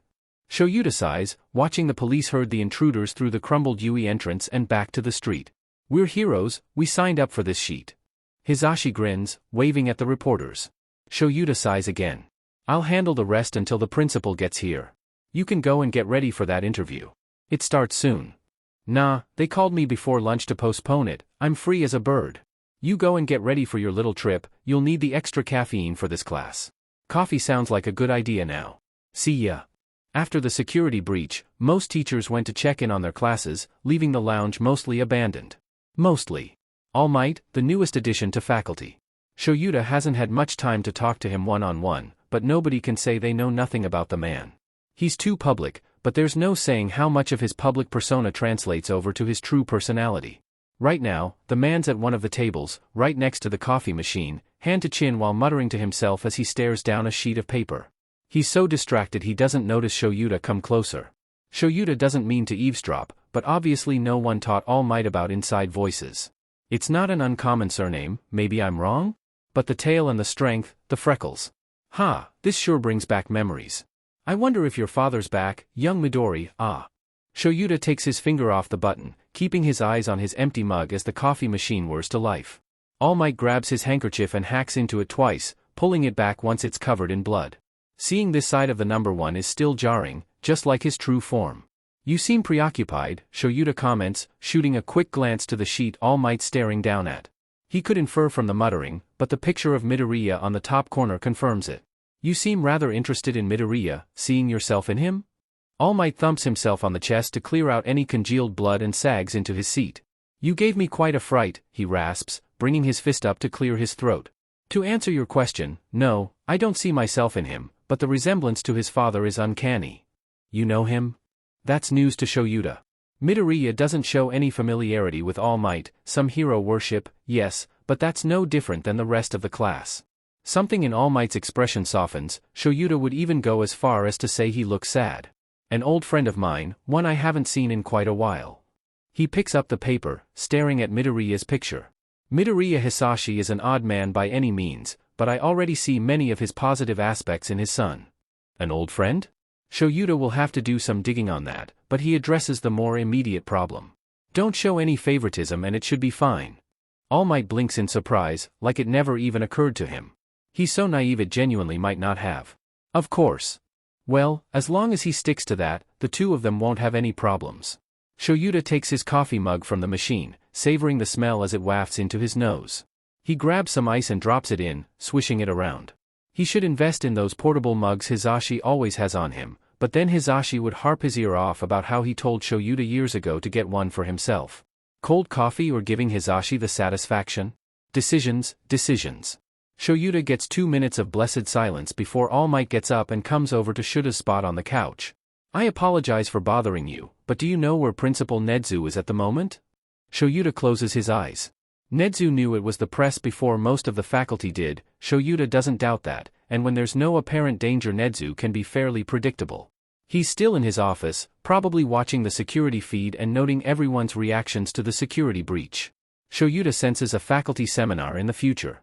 But there's also something else, a pallor to All Might's face that has Shoyuta asking, "Are you alright?" No worse than usual, All Might waves him off. Most pro heroes have some level of skill in deflection, but this seems half-hearted. Still, Shuta's limited on time, he can't sit here and grill All Might for an honest answer. Whatever's going on, Shuta's certain the number one is capable of dealing with it by himself. All Might leaves without another word, leaving Shoyuta to go over their conversation in his head.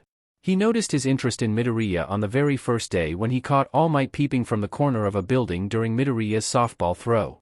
Shoyuta had written it off as interest in a student who has a similar quirk. He never would have guessed Midoriya's father had some kind of connection with All Might. No one would have. It's no mistake that Shoyuta hasn't heard of him before. Everything All Might does is the object of intense public scrutiny, which makes working with him a nightmare for any underground hero. Shoyuta doesn't know how All Might would find the time to socialize, so it must have been an old coworker. Maybe even a pro hero, considering Midoriya Izuku's strength. However, this could mean that someone's been deliberately scrubbing his father's presence from the records. Which makes things much more unsettling. Shoyuta doesn't make it a habit to look into his students' home lives without reason, but something about this screams that there's more to it. Class 1A is due to board the bus to the USJ in 45 minutes, he needs to go and prepare them for the afternoon class in case they forgot amidst the excitement of the lockdown. He swallows down the last bit of coffee and washes the mug, leaving it on the drying rack before he goes. His class doesn't sound bothered at all by the security breach. Shoyuta hears their laughter from the end of the hall through the cracked door. When he takes the opportunity to peek in, he spots his students gathered around Midoriya's desk, talking animatedly. They all hush up and hurry back to their seats when Shoyuta slides the door open, watching his path to the teacher's desk like hawks. Shoyuta faces them and declares, "You all voted in the morning, but you still need to finalize the student council members. Class reps?" Shoyuta steps to the side, slips into his sleeping bag and lays on the floor as those two walk up to the front of the class and take over, only much more quietly. Shoyuta dozes up until his alarm goes off, sitting up with a grunt and squinting. Break's over, time to get back to work. Alright, settle down. For today's basic hero training. With all the detail put into Izuku's hero costume, regular sneakers feel almost like an insult to Uncle Ratsuka. It's something that can't be helped, the school hasn't replaced his shoes yet after the heroes versus villains exercise.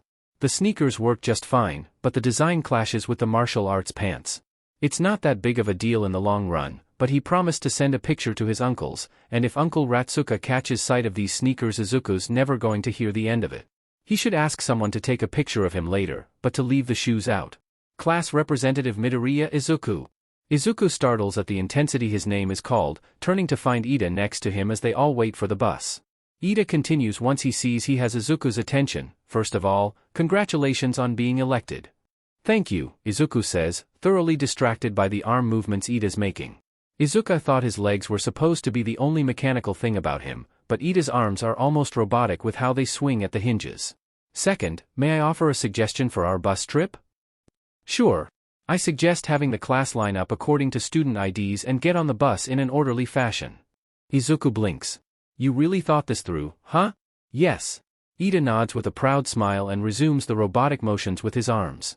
This way, the students can sit in pairs and be counted in an easy manner. You know, it's really thoughtful that you came up with this, and the idea actually makes sense in a way. Now Izuku feels bad that it wasn't him, the actual class rep, who thought of something like this. Has Ida been class rep before? Perhaps he could give more ideas to Izuku. He looks like a responsible and logical person with those glasses. Izuku glances at the bus coming towards them, still a few hundred meters away. I don't think the bus likes the idea though. Look, he points, only the second half of the bus has paired seats. Ida adjusts his glasses as he looks at the bus, squinting and leaning forward. You must have exceptional eyesight, Midoriya. My glasses were just corrected, but I can't even see the numbers on the license plate yet, it's too far. Izuku's face heats up. Oops, one more weird thing he accidentally leaked about himself. I eat lots of carrots. Izuku would really like it if his voice didn't break whenever he got anxious. Back to your point, I believe our class can take their seats just fine. You can have faith in them. Before Ida can reply, the bus rolls up and Aizawa tells everyone to get on. Ida looks between Izuku and the bus, then back to Izuku. It's nothing urgent, but can I talk to you later? Izuku nods. It's good to be open to his classmates, right? Plus, maybe Izuku could ask Ida to take a picture of his hero outfit for his uncles.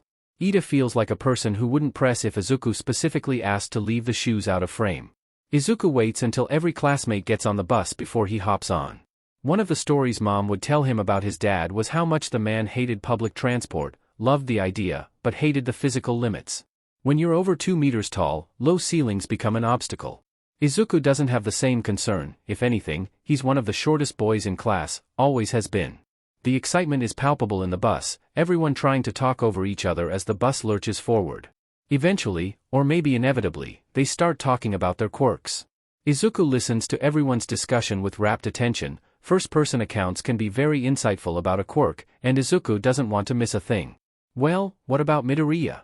He's got a tail quirk, but he's stupid strong, Mina asks. The whole class turns to him. Wait, no.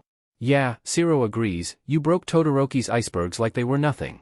That's gotta be like All Might level of strength. Someone else pipes in. Nah, not All Might, but he's still crazy strong. And fast. Remember how he got to the front of the cafeteria? Izuku hides his face in his arms, trying to block out everyone's teasing. He puts up with what feels like an eternity of everyone talking about his quirk before they get to their destination. The unforeseen simulation joint's exterior is one big dome, roughly the size of Yui's main building, just a little taller. The chatter in the bus reaches its peak when it comes into sight, Class 1, as beehive of key buzzing with curiosity and excitement. Izuku feels the same, rescue training something he's been looking forward to since he decided to apply for Yui. Even if his strength gets too much for humans to handle, he doesn't risk hurting anyone if he's just lifting a piece of debris. The USJ is large enough from the outside, but even larger on the inside. This gigantic dome gives home to several different terrains in it. Izuku wonders what it'd be like to practice flying inside here. He would pay good money to be left alone here, away from prying eyes and cameras, and just float around, checking out the different areas from a bird's eye view. He'd also love to take a look into the mechanics that keep the different zones in motion, but he has to keep his priorities straight, and, hold on, is that? Oh, can't be, it's the space hero, 13, he yells at the same time as Uraraka next to him. She's vibrating so hard she nearly floats away, and Izuku thought he was a big fan of the heroine. Who wouldn't be? 13's got a black hole for a quirk. Izuku had a few months back in middle school when he was fascinated with her quirk so much, he had Mom worried for a bit there. Dad would have reacted the same, she said in the end. Izuku can imagine that. Yamada? Why are you here? Aizawa's voice brings Izuku back from the fanboy cloud. Oh right, that's Present Mike next to 13, yelling, hello, young listeners, to the class. Present Mick's voice lacks the discretion Izuku's homeroom teacher had. Ah, you're not happy to see me? I saw you just an hour ago. Aizawa glances around. Where's All Might? I thought he was meeting us here. This is the part when 13's voice gets low enough for most of the class to be impossible to hear from this distance, but not for Izuku. Apparently, she raises 3 fingers, he ran into trouble during his morning commute. Izuku can't hear the rest of her words, his mind jumps to All Might's nasty spiritual injury from earlier. He wonders if it's related to him skipping this class. Even remembering how tightly All Might's key spiraled in on itself makes Izuku's stomach flop, so he shoves the thought to the side just in time to hear Mike announce, and that's why I'm here. Aizawa lets out a long and tired sigh. Has the man ever had a decent night's rest in his life? I just met him before class and he didn't say anything about it. I'll have to have a talk with him. Then he turns to the students and speaks louder. Let's get started. 13 takes over and tells the class about USJ and how it came to be. Both Uraraka and Izuku shake from excitement when she tells them about her quirk. However, she continues, my quirk can kill easily. I have no doubt some of you have similar abilities. 13's voice dims, Izuku barely hears it over the rush of blood in his ears. It only takes one wrong move for someone to get seriously hurt, she continues as the class listens to her in a somber silence. Izuku knows. Oh, he knows it too well. He's never hurt someone that badly, but there's been a few instances where it came close. He's always had to be aware of his own strength, working on his control ever since that day on the playground with Kaken. Until now, that mostly meant holding back as much as he could. It's worked so far, but cannot be maintained in the long run. This class is a chance to learn how to use his abilities to save instead of hurt. How to use his heritage, his scion powers, for something different from what the rest of his kind uses it for. To protect instead of conquer, to build instead of eliminate. He has the strength to do something in this cruel and dangerous world. And he'll put everything he has to a greater cause. And hey, he can get rich enough to build a spaceship. Win-win. 13 finishes her speech on a similar tone, minus the money part, and gets a round of applause from the class. Aizawa steps forward, taking her place as the center of the class's attention. Alright, he leans on the railway. First off, the scion nervous system processes information much faster than humans. It needs to, with all the speed and quick movements required to fight. Most of the time, Izuku only notices it when he can raise his hand before the teacher even finishes the question, or when he snatches up something mom knocked over. Needless to say, before Aizawa even finishes speaking, the hairs on Izuku's neck start raising. There are two sides to his instincts right now, one covering its eyes, and the other beginning to giggle with anticipation. It's not hard figuring out which is which. His tail puffs up when unfamiliar key signals crash into his senses. His head snaps towards the central plaza, seeing humans emerge from nothing, no, not nothing, a dark mist of stomach-churningly unnatural ki. Izuku's nostrils flare as his classmates' confusion begins to saturate the air. His muscles tense up as he scans the growing crowd emerging in the center plaza. Each person has a visible quirk, with a notable percentage being mutant type and the non-mutants already brandishing their abilities. Their ki coalesces into a big blob in the center, radiating malicious intent. Villains, the human side of Izuku cowers. Enemies, the scion blood in him crows. Aizawa steps toward the stairs, his knuckles turning white on his capture tool. Mike joins him, doing some last-minute checks on his vocal equipment. Students, stay back. Anyone who disobeys will be expelled. Those are villains. Aizawa's tone says this isn't a logical ruse this time. Right. Mike agrees, leave this to the pros. 13, hang back with the little listeners and get out of here. We'll have this handled in no time. Izuku's classmates begin to get a grasp on the scope of their situation, muttering and grouping closer together. He can no longer tell apart their key signals, but they're still noticeably different from the villains, too scared. By all means, Izuku should be just as scared as his classmates, but the adrenaline of a fight, a real fight, one that he has a chance at participating in, makes it hard to smother his grin. He can't wait to see what happens next. The villains start talking, and even from that distance, Izuku can hear it crystal clear. About a schedule, about how All Might was supposed to be there. Oh, and about killing some of the students. That slaps Izuku into remembering what his responsibilities are. Everyone, to the gate, he commands without thinking, in the same firm voice he used at the cafeteria not long ago. None of them move slowly by any human standard, but it feels like a snail scrawl to Izuku, who's taken place at the back of the group to ensure no one's left behind. He hears Aizawa giving orders to 13 to call for help when they can, but Izuku's too busy hoisting a frozen Mineta under his arm and carrying him after the others to hear 13's reply. Ida's just reached the main gate when Izuku glances back at their teachers. Aizawa's fighting style will do well against the non-mutant villains, but he'll struggle with the rest. Present Mike thankfully offers some counterbalancing.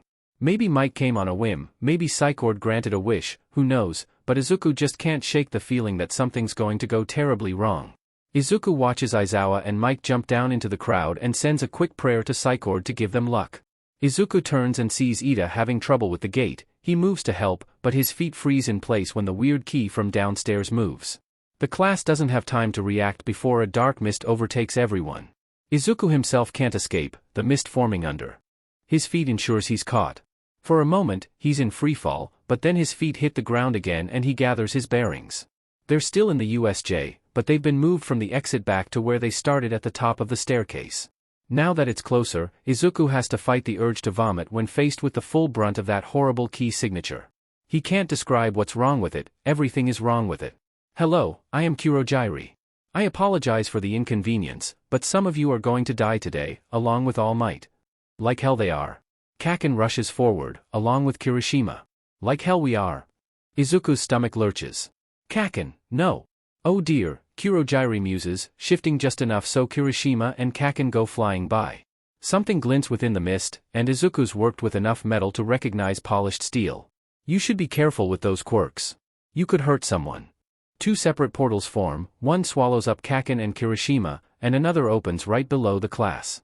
Izuku feels himself sink, feels Mineta grab into his costume as he screams under his arm. Izuku's free arm shoots out past the mist and slams into the concrete floor, anchoring him to something physical.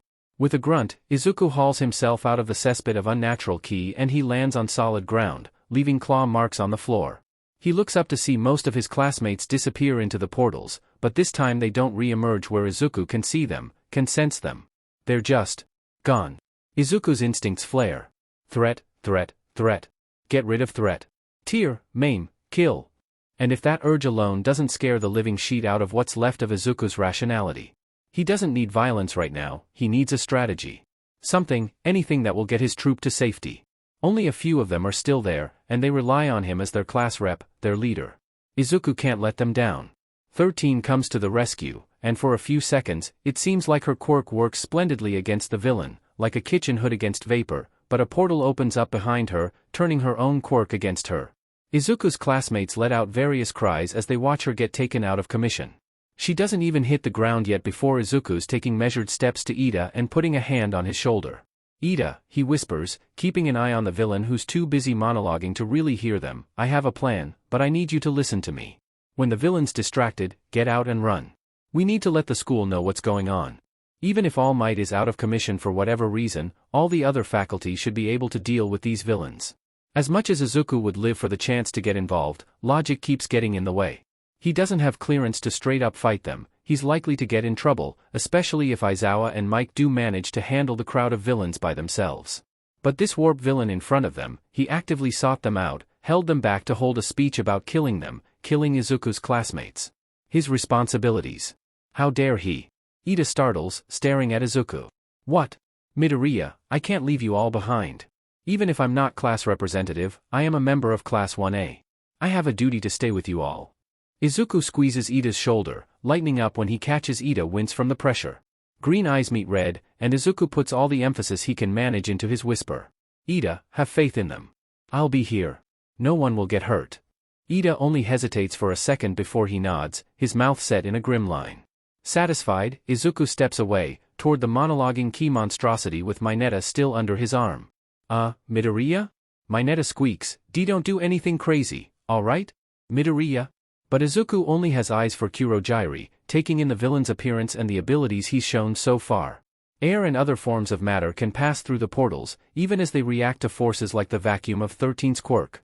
The metal in the mist, the fact it's not passing through him implies there's a body it's meant to protect, and the most logical place to have it would be around the sensitive vital areas, like the chest and neck.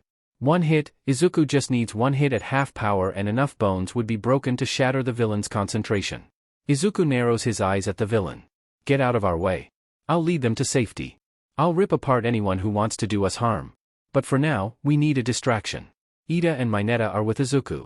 Uraraka, Ashido, Shuji, Satu and Siro are further away, almost on the other side of the villain with 13.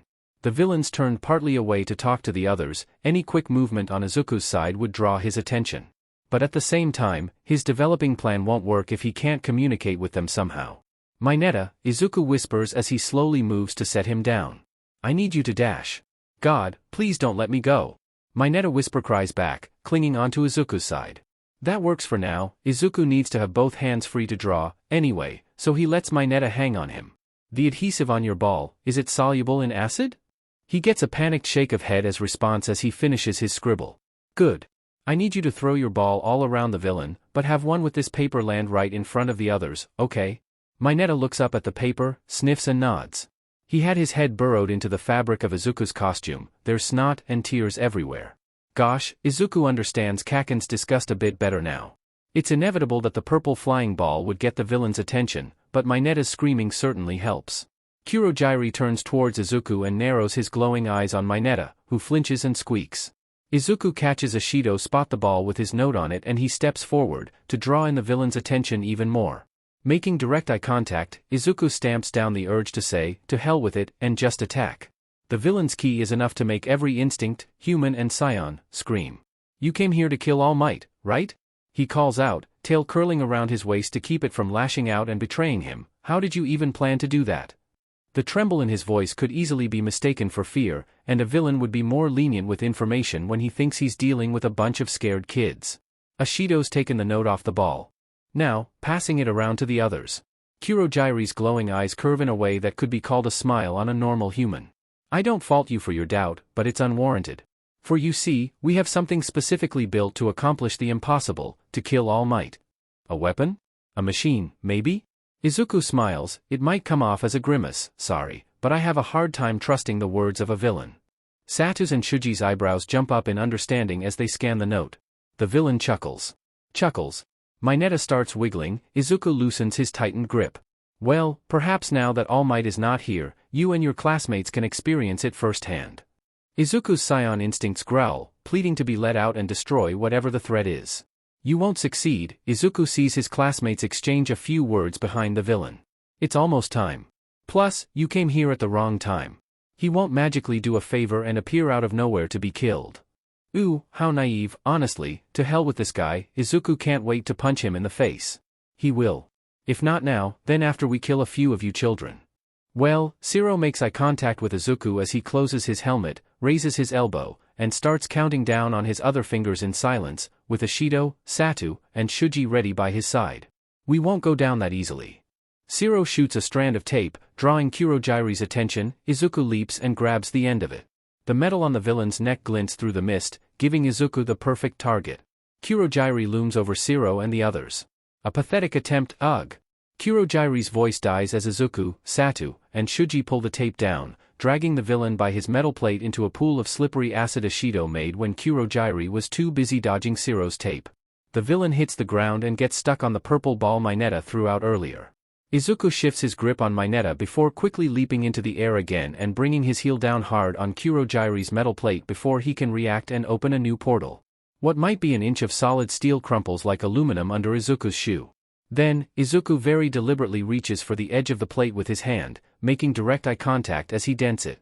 "If you move," Izuku says, calm as a beach before the tsunami, "I'm going to turn your insides into your outsides." It's mostly a bluff. His scion side wants to go through with it, but murder isn't exactly heroic. Kurogiri doesn't know that though. Holy sheet, Mineta squeaks on Izuku's side, the same time Ishido and Uraraka yell, "Ida, run." Izuku hears Ida's engines rev up. Kurogiri wiggles to try to get away, but Izuku's grip on the metal tightens as a threat. The scent of ozone and rot wafts into his senses. Izuku scrunches his nose as he stares down the villain, and he has to hold himself back from turning his expression into a full-blown snarl. "What do you have that you think is capable of killing All Might?" Kurogiri's eyes narrow at Izuku as the sound of engines fades into the distance. "Well played, young hero. But since you're so curious, why don't you see it for yourself?" The mist around Kurogiri's body expands, forming a large enough hole for him to slip through. Izuku throws Mineta on instinct, choosing Uraraka as a target at the very last second. He sees her nullify his gravity before he passes through the mist with Kurogiri to a brand new place and drops right on top of a dark, bumpy bench? That has teeth and eyes and a... Izuku never thought before that he'd smell a living brain so up and close. After the stench, a new wrong key signal hits him, and he only suppresses a punch into the face of that thing because Mom taught him respect for any living being. Izuku kicks himself off and lands in the most disgraceful way he's ever managed, tumbling a few meters away. He doesn't dare let his eyes stray from that thing, taking in everything that makes this villain wrong. What is that? It's huge. Izuku barely reaches up to its hip. It looks humanoid, but that's where most of the similarities end. Dark blue skin, an elongated face with rows of jagged teeth and an exposed brain. Izuku's never seen a mutation quirk quite like this one. Even more than that, this villain's key is wrong. Not as wrong as Kurogiri's, but still far from what it should be. Its whole signature is one big spiritual wound, throbbing in time with its heart as it stands. It unsettles Izuku to even look at it, but even more than that, it makes him sad. What kind of suffering can make a wound like that? But the creepiest thing about it is that it just stands there, staring ahead. Izuku kicked it harder than he'd dare with any normal human and it didn't look at him, didn't even budge. Those muscles definitely aren't for show, but there also might be a quirk at play here. It doesn't seem to be very interested in Izuku. He follows this villain's line of sight and, wow, this thing must have really distracted him if he didn't notice the brawl that's been going on right under his nose. The sound of fighting surrounds him, digging into his ears and teasing his scion instincts. He's in the plaza now, his eyes catch Present Mike and Aizawa fighting several villains, including one with hands all over his body and whom the thing's eyes seem to be fixated on. Mike and Aizawa work like a well-oiled machine. Aizawa fights at close range while Mike covers his retreats. Izuku watches them with pride over his teacher's skills blossoming in his chest. Izuku's classmates at the gate are safe, Ida is on his way to get help, and this pro-hero duo looks like they can take on anyone. The villain with the many hands chooses this moment to slip into an opening and grab Aizawa's elbow. Izuku watches in fascinated horror as Aizawa's sleeve crumbles away, along with bits of skin. Mick's voice forces the villain to retreat. He skids away from the force of the attack, reaching to scratch at his own neck. They're burning through the cannon fodder too fast, the villain murmurs. There won't be enough for when All Might gets here. Not good, but not bad, either. We'll still win. What the? Kurogyri appears next to the villain that dared hurt Izuku's teacher. Shigaraki Tamura, he says with a cordial bow. Kurogyri, with his back to Izuku, Shigaraki tilts his head, not looking away from the fight. You were quick. Is 13 dead? Incapacitated, but one of the students managed to escape. My apologies.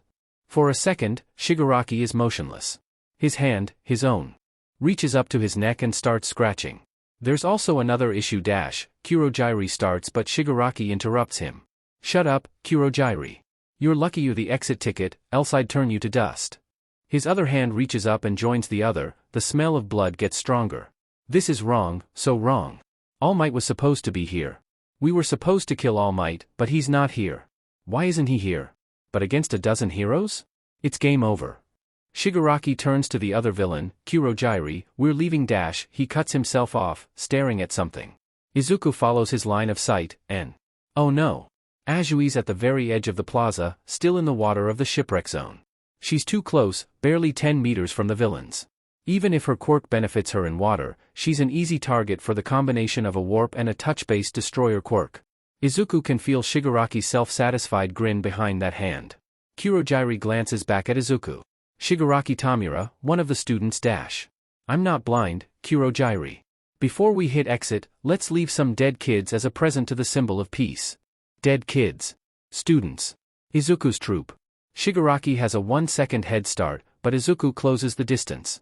It doesn't matter that he was starting further away, a mix of ki, adrenaline, and the beginnings of something else makes sure he gets there in time. Shigaraki's arm extends towards Azui, but Izuku bats it aside as easy as anything, following up with a palm strike strong enough to send Shigaraki flying. The villain skids and rolls back past Kurogyri, and in the same moment Izuku knows something's wrong, that something's coming for him. He barely has time to raise his arm to block the incoming hit. His bone shakes down to the marrow from the force, and Izuku registers his attacker as the creature from earlier as it pushes through and sends him flying. The world becomes a blur, the only thing Izuku can hear past his own blood in his ears is Aizawa calling out his name. Izuku's tail helps him correct his rolling and land on his feet in a crouch, eyes scanning the battleground. Azui's gone underwater, Izuku follows the ripples and sees her heading for him. The giant villain is standing where Izuku stood before, fist still outstretched, and Shigaraki's, well, he's holding his unnaturally bent arm, seeing red and yelling at Izuku once he caught his breath. DMN tank, how dare you spawn right now? No fair, this is just no fair. How dare I? Izuku hears himself talk, in a much lower and guttural voice than his usual tone. The unknown thing in his chest throbs, expanding and spreading through his body with every pulse of his heart. His eyes zero in on Shigaraki. How dare I? His tail hits the ground like a whip. You waltz in, attack my class, my teachers, and you ask how dare I? His teeth must be showing, but Izuku doesn't care. The thing in his chest bubbles over, and Izuku greets it like an old friend. It's rage. Inhuman, scion rage. I have some advice for you. His grin takes a savage turn, more baring his teeth than actually smiling. Go back to the hole you crawled out from, or I'll cram you back in there for hurting my classmates. Oh, a challenge? Shigaraki narrows his visible eye. We'll see about that, tank. Nomu. The giant thing lifts its head in response to Shigaraki's call. He must be its master or something. Shigaraki points at Izuku with his intact arm. Kill that kid. Izuku's going to be honest, he's taken serious hits from Psychord, and those hurt less than the hit that thing, Nomu, landed on him. Adrenaline is a hell of a drag though. Izuku can barely feel the pain save for a light tingle inside his arm and the angry red of his skin. Its speed is also considerable, since it caught up to him within seconds. They weren't joking when they said they came here to kill All Might. It won't go easy on him, and it's coming with the intent to kill. Izuku will have to fight with all that he has just to survive. A shiver runs down Izuku's spine, a manic light entering his eyes. Finally, something challenging. He won't hold back this time. No, he'll embrace all that scion in him and let it out for a run. The Nomu makes the first move, bursting forward to blitz him, but Izuku ducks right on time.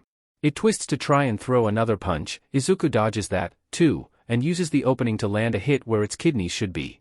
From everything Izuku's read up on about fights, kidney and liver shots can be some of the most brutal things out there, but the Nomu doesn't even flinch. It's more than that, Izuku didn't even feel the Numu's muscle ripple from the hit, it felt different, as if everything was absorbed.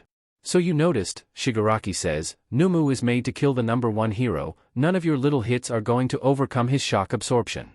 Oh, Izuku will show him little. He hops up and pulls a spinning roundhouse, right to the Numu's jaw like Psychord taught him. It stumbles this time, letting out a monstrous groan as it rights itself and tries to go for another hit. It goes on like that, a dangerous game of cat and mouse. The Numu's fast, but so is Izuku, and thanks to all his fight analysis, he can see the Numu's attacks right before they land, letting him dodge right on time. If he's confident, he'll land some kind of counter, but it's best to avoid major risks against an opponent like this.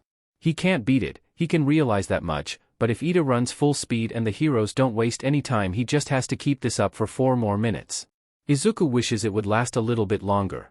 His blood sings as the Nomu crushes the concrete where he was just standing, and when Izuku lands another hit, dancing away in the nick of time, he almost wants to laugh.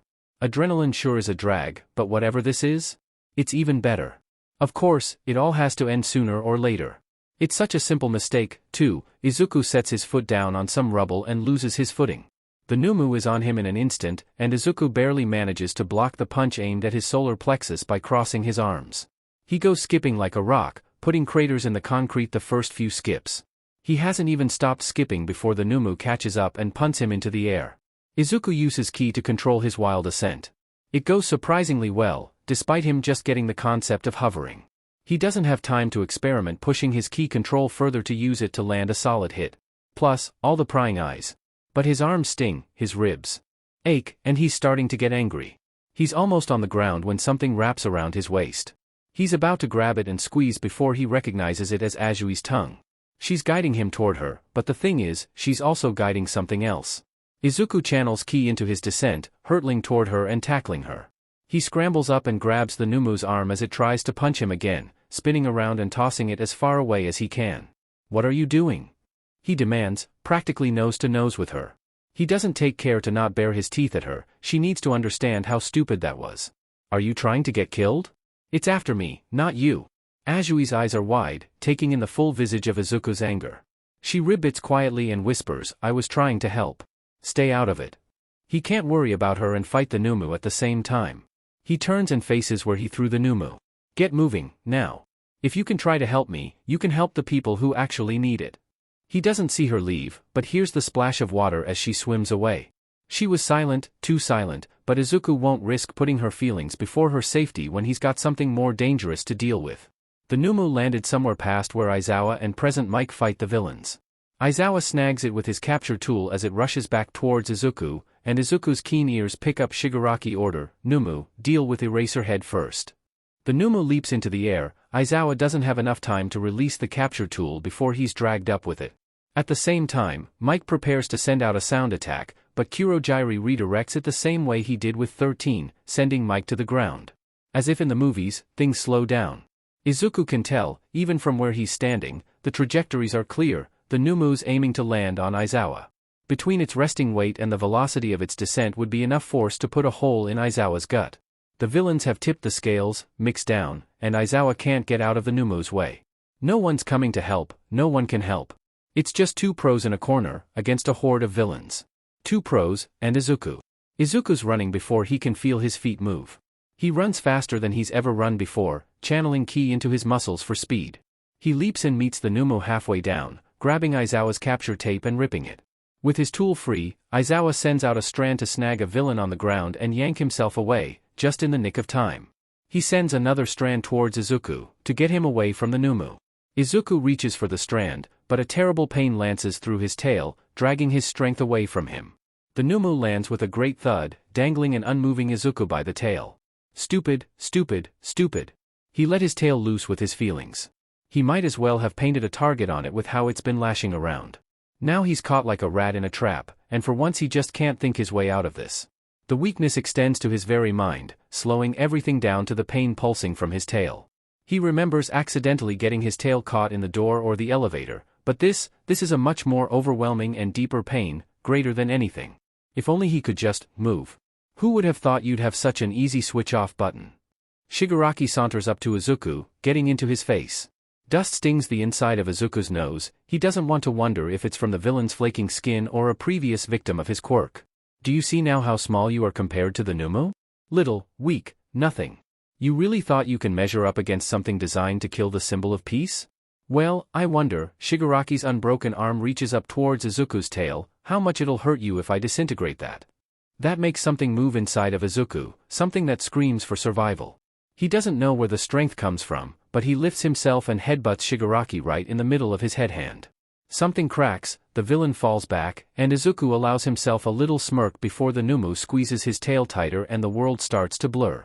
Izuku thinks he hits the ground several times, but it's too fast and painful to make sense of what's happening to him. However, he knows one thing, he's not out of strength just yet. Whatever reservoir he's drawing from still has a lot to go. And he is sick and tired of this thing squeezing his tail. The Nomu makes one mistake, it lets Izuku's hand get too close to its head. Izuku doesn't know how, but his grip latches onto the Numu's open skull and he pulls himself closer until he can wrap his legs around the Numu's neck. The Nomu keeps yanking on Izuku's tail. Izuku fears losing consciousness every time the pain shoots up his spine. His logic is simple enough: stop the Nomu, stop the pain. In this moment, after all this rage and agony, whatever bit of Izuku's humanity that was clinging to him lets go. His hand digs into the Numu's brain, scrambling around doing as much damage as he can. The tissue heals just as fast as Izuku damages it. The Nomu shrieks, but doesn't let go, some sick reflex keeping its grip on Izuku's tail. Does it hurt? I'll show you real pain.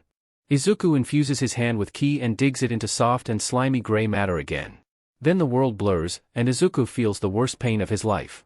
When Nedzu asked Hisashi if he wanted to accompany Class 1A to USJ in his free time slot, Hisashi thought it would be a great opportunity to chill around and annoy Shoyuta, so he didn't hesitate to say yes.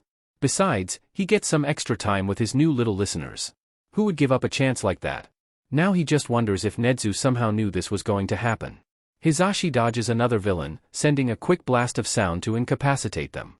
Shuta's skilled, that's for sure, but even he would have trouble fighting a crowd like this by himself. Villains targeting the first years, the world's really going downhill, huh? Still, whether Nedzu knew this was coming or not, Hisashi's glad he's here. If there's a god responsible, he owes them a bottle of wine. He won't say he's glad for the invasion though, or for the mist villain that redirected Hisashi's very first attack and nearly hit Shoyuta with it. Shamefully, Hisashi spent too much time off the field. He didn't notice the villains right away. No, it was the subtle shift in one of the students that got his attention first. The class was still vibing to 13th speech when one of the quieter kids, the one with the monkey tail quirk, suddenly looked like someone pulled his hair and he was trying to search for the culprit. A few moments later and there were villains at their metaphorical front door. Still, it's nice in a grim way to be able to fight alongside Shoyuta again. It's been too long, their work hardly overlaps these days, what with Hisashi being a flashy pain in the butt and Shoyuta being the scruffy tomcat he is. Their style is what it always is. Shoyuta handles the close combat and Hisashi sends sound blasts toward the villains Shoyuta pushes away to keep them at a distance. After the mist villain disappears, Hisashi and Shoyuta make fast work of the crowd, and as they clear up only a few of the tougher ones remain. Two villains stand by the sidelines, maybe the leaders, maybe waiting for the right moment to strike. One of them is huge. Hisashi really doesn't want to get sucker punched by that one. The next time he glances over there, the mountain stands alone and oh how Hisashi hates it when he's right. The smaller villain's right next to Shoyuta, touching his elbow as it starts flaking away as dust. Hisashi doesn't hold back the roar that bursts out of his chest, satisfaction joining his worry as the handsy villain flies away from his friend. Shoyuta gets clipped by the blast, but he sends a quick nod Hisashi's way, letting him know he's fine. The fight continues, with both Hisashi and Shoyuta taking care to avoid the hand-covered villain. A disintegration quirk, Hisashi hasn't heard the news outlets or any coworkers talking about a villain like that, meaning this is his debut attack. Hisashi's a performer, he knows what it takes to pull the attention of a crowd, and this? This would definitely get attention. Hisashi has his hands full with villains, so he doesn't notice the missed villain's return, not until he joins the BSTRD that gave that nasty elbow injury to Shoyuta. Hisashi hears the end of a sentence coming from Shigaraki. Now Hisashi has a name, at least, let's leave some dead kids as a present to the symbol of peace. Then Shigaraki gets the brilliant idea to start sprinting out of nowhere towards the water. Sheet, one of the little listeners is there. Eraser, student in water, under attack. Hisashi yells. Go! I'll cover. Shoyuta grunts in response and starts running, Hisashi clearing his way of villains. He's got his hands full dealing with the crowds alone, but he catches Shigaraki skidding back. That was a fast job, even for Shoyuta. It eases Hisashi's worries until Shoyuta yells in that distinct voice of his, the one he gets when he sees a child being hurt. Midoriya. Isn't that the monkey-tailed kid? Hisashi could have sworn he saw the frog girl in the water. He glances over there and his stomach sinks as Midoriya flies a few dozen meters after getting hit by that mountain of a villain, only to get back up to his feet seemingly no worse for wear. What do they feed kids these days? Shigaraki doesn't appreciate Midoriya's durability like Hisashi and Shoyuta do. DMN tank, how dare you spawn right now? No fair, this is just no fair. How dare I? It starts like a headwind, a burst of sudden wind that warns you something worse is on its way. How dare I? That level of menace has no business coming from a kid that small, it shakes the air with its intensity, and Hisashi can only watch. Midoriya bristles even further, almost shaking apart in his rage. You waltz in, attack my class, my teachers, and you ask how dare I? One of the hired muscles mutters a prayer. I have some advice for you. Hisashi's pretty sure that grin shouldn't be on anyone, much less on a hero student. Go back to the hole you crawled out from, or I'll cram you back in there for hurting my classmates. Okay, the protective streak is admirable, but where the heck did Midoriya learn to talk like that? The kid's voice and his threatening aura is enough to make some small fry villains withdraw, but not Shigaraki, who instead orders the Nomu villain with the sentence all teachers fear. Kill that kid. Shoyuta and Hisashi move at the same time. Against the Nomu, Midoriya is just a child. A sturdy one, but still a child, with big eyes and baby fat on his face. His opponent is literally twice as tall and 5 times heavier than him, with forearms wider than Hisashi's own waist and a possible strength quirk. Even if Midoriya were suddenly as fast and strong as All Might, he doesn't have the battle experience to come out of this unscathed. Hisashi doesn't want another kid's light to be snuffed out so early. Dark mist forms in their way, forcing them to stop. I'm afraid I can't let you two interfere. Thought you'd say it's your pleasure. If Hisashi tried to break through using his quirk, this villain would redirect it. They need to find another way. Kurogyri narrows his eyes to mimic a smile. That, too. Something's wrong with this villain. Hisashi can't help the anxiety he feels when looking at him, hearing his voice. He can't explain it, he can only say that it makes his stomach twist in an uncomfortable way. Besides, Shuta's facing Kurogyri too with his quirk activated, yet the mist doesn't disappear. It just sways, as if wind caressed it instead of erasure. So you noticed, Shigaraki starts talking into the void.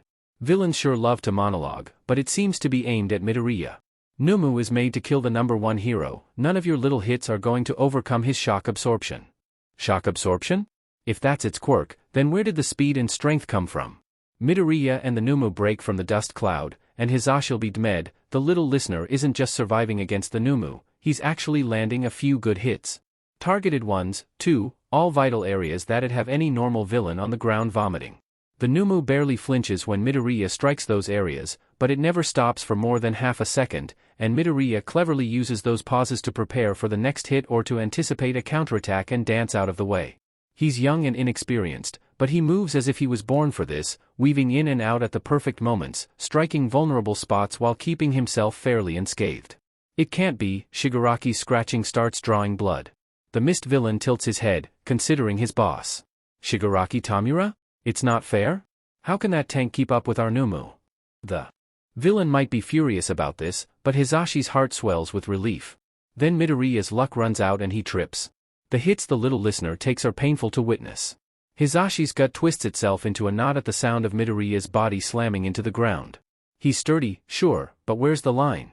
Has he already met his limit or can he keep going a little longer until he gets help? Hisashi and Shoyuta have been taking long enough, they need to step in, now. Shoyuta seems to be reading his mind. The moment Kurogiri's attention is drawn to the delighted Shigaraki, the capture tape shoots out, finds material in the mist and pulls the villain down. At the same time, Hisashi takes off towards Shigaraki and DJ punches him.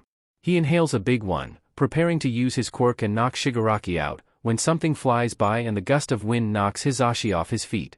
From the corner of his eye, he sees something coming towards him and instinctively rolls away, hurrying to get back on his feet. Some of the leftover villains just re-entered the fight, surrounding Hisashi and Shoyuta. This doesn't look good, but the two of them have won fights with worse odds than this. The worst thing is that Hisashi and Shoyuta can't help the listeners while these villains are in the way, and it's starting to get way too annoying. The sound of heavy footsteps reaches Hisashi's ears, closing in fast. The Nomu bursts past them, paying them no mind and heading right back to Midoriya. Shura's capture tape wraps around the Nomu while Hisashi yells away some of the villains that gathered around him, then takes a deep breath and turns to the Nomu. As if on cue, things turn for the worse. Shigaraki orders the Nomu to kill Shoyuta, and the moment Hisashi opens his mouth Kurogiri's mist appears and redirects his attack right into Hisashi's back. The vibration shakes his entire body and the world around him. It's not as bad as he expected after seeing it affect others so many times. Maybe he's been desensitized because of his quirk. It's still jarring. It leaves Hisashi dizzy, his vision blurred, and moving even the slightest feels sluggish and uncertain. He doesn't know when he got to the ground, but he can't get up like this. Not quite ideal in the middle of a fight. Even with blurry vision, Hisashi recognizes the blob that is Shoyuta. But why is he in the air, flying up after the Nomu? Hisashi's vision clears, and he sees the capture tool attaching them together. Hisashi watches helplessly as the Nomu gears up for an attack on its way down, one Shoyuta can't dodge. Hisashi watches Shoyuta try to maneuver out of the way only to fail. Hisashi watches as Midoriya leaps up and snags the capture tool connecting Shoyuta and the Nomu, tearing it in half. Hisashi's seen grown men struggle against that capture tool, men with strength enhancements beyond normal limits, and Midoriya tears it in half like it's a line of toilet paper. Shoyuta yanks himself out of the way, sending an extra strand to save Midoriya. Midoriya reaches for it, but he's too close to the Nomu and not fast enough. The Nomu snatches Midoriya's tail, and he goes limp like a doll with its strings cut, hanging lifelessly from the Numu's hand as Shigaraki saunters up to him. Shoyuta and Hisashi move to interfere, but the crowd of villains stop them both. They take their eyes off of the kid, and that's their mistake. The sound of offbeat drumming fills the air, then comes an ear-piercing shriek, followed by a crash. Dust fills the air, forcing a cough from Hisashi as he and Shoyuta move to stand back-to-back. Shura's breath is too labored for Hisashi's liking, and that elbow looks like it's hurting him. Do you know where Midoriya is? Hisashi asks. Shoyuta grunts, rolling his shoulder. Hisashi hears it pop from where he is. Lost track of him while fighting the horde. One of the perks and disadvantages of having a quirk based on vision is that you focus on active opponents, not on small, seemingly unrelated details. Hisashi can't see where Shura's looking, but Hisashi has his eye on the collapsed Nomu. He's nauseous to note the exposed brain, mangled bits of gray matter laying a few feet from its twitching form. Then Hisashi's eyes travel a little further downward, toward something wiggling in the Numu's grip. Something long and green and fluffy, covered in red. Hisashi's blood chills. Shoyuta, he breathes, barely audible. He gets a grunt as a response. Midoriya has a green monkey tail, right? Another grunt, this time a yes. Can you see him? I'm not sure. Hisashi can't take his eyes off that wiggling rope. Look at the Nomu. There's a pause, then Shoyuta lets out a quiet sheet. Then another, louder one as he brings his focus back on Shigaraki. Right, Shigaraki's quirk is disintegration. Midoriya is missing and his severed tail's in a villain's hand. It's not hard to put two and two together. F-. A kid died. A kid died and it didn't fing matter that Hisashi and Shoyuta were right there. A kid still died right in front of them. Hisashi can't let the wave of grief hit full force, not when there are still other kids to save. He prepares another sound blast, past the tightening knot in his throat. It doesn't matter how dizzy he is or how weak his body feels, Hisashi will fight till his very last breath if there's even a chance at saving everyone else. That tank. It's that DMN tank's fault. Where's he? Come back here so that I can finish you off. Shigaraki's voice is different, nasally. Blood gathers and drips off his chin from under the hand. Looks like Midoriya got one last good hit in before he. Hold on, what? Shigaraki killed Midoriya, but the way he's talking makes it sound like he's alive. Hisashi doesn't want to hope, but it sparks up in his chest anyway. Shigaraki turns to look at Shoyuta and Hisashi. I don't care where you hit him, I'll kill both of you and make you. A growl shakes Hizashi's body, low and dangerous. Even he, a seasoned pro hero, pauses at the sound. Shoyuta doesn't take his eyes off Shigaraki, but Hizashi turns to see the source. Dust settles in the distance, letting everyone see the prone form on the ground. Bloody fingernails dig into the concrete and pull, dragging more and more of Midoriya out of the rubble. Thank whoever's up there, the kid didn't get disintegrated, but he's in a bad state. His green GI is ruined with blood, pooling at his lower back and spilling over onto the ground. His eyes are flinty, wild with pain and rage as he stares Shigaraki down. His legs don't move. Why won't they move? I'll kill you. Midoriya screeches, his teeth bared and gnashing at air. He pulls himself forward with every ragged wheeze, leaving a smeared trail of blood behind him. He doesn't look away from his target for a millisecond. I'll tear your eyes out so you can see yourself get ground into paste. I'll rip your spine from your back and beat you with it. Holy shit. Midoriya might be growling at the villains, but all of Hizashi's instincts scream at him to run and not to move at the same time. Doesn't matter that he has gel on, his hair stands ramrod straight, his mouth drying up within seconds. Midoriya's a hero student, a child. Yet he gives off vibes that could make villains like Toxic Chainsaw hesitate. It radiates through the air, sinking into the ground and Hizashi's very bones. Just what is this, listener? Shigaraki takes a step back, then another, and another. Kurogyri, open a gate. Shigaraki to open a gate. This mission's a failure. All Might didn't even show up. And our Nomu got taken out by that. He points an accusing finger with his unbroken arm at Midoriya, who's getting closer by the second. Shigaraki demands again in a shrill voice. Open a DMN gate. The moment the warp gate opens is the moment chaos ensues. The leftover villains rush towards the portal, trying to get away from the scene. Shoyuta and Hizashi let the few stragglers run away, they have more important things to worry about. Between catching Shigaraki and making sure Midoriya is okay, the latter will always be more important. There's a huge crash at the entrance, tearing metal and a deep voice declaring, I am here. He's just a few seconds too late. Shigaraki and the few villains who could stand to run away are gone, vanished into Kurogyri's portal. All Might clears the steps in one leap, landing next to Hizashi and Shoyuta. His signature smile is gone, replaced by a grim set of the mouth. Young Ida explained the situation, he says, I went ahead, the other faculty will be here soon. He takes a look around, his eyes landing on the Nomu still twitching on the ground. What is? They called it an anti-All Might, Shoyuta interrupts. Said it was supposed to kill you, but Midoriya. Almost as if on cue, Midoriya lets out another howl, you cowards. Come back. I'm not done with you. All Might's head whips toward Midoriya at the sound, his mouth falling open when he sees the state of him. He moves to step forward, but the second he does, Midoriya lets out another growl. If you even think about hurting my troop, I'll kill you. I don't care what it takes, I'll die before you lay a hand on any of them. There's a wild light to his eye and zero recognition. Midoriya isn't crawling towards where Shigaraki was before anymore, no, he's crawling towards All Might. It's painful to see how he drags the lower part of his body, his shoes scraping on the ground, his blood turning their red a deeper shade.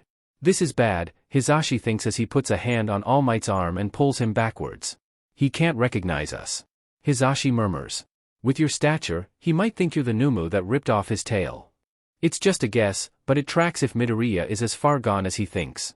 His tail? All Might checks the Nomu, spotting the now limp appendage still stuck in its grip. Sheet, he whispers in English. Hizashi can't fault him for it, the whole situation is a bona fide shitshow. Hizashi guides the shaken All Might away, it feels wrong to see him like that, so Hizashi suggests he check the unconscious villains and gather up the rest of the students.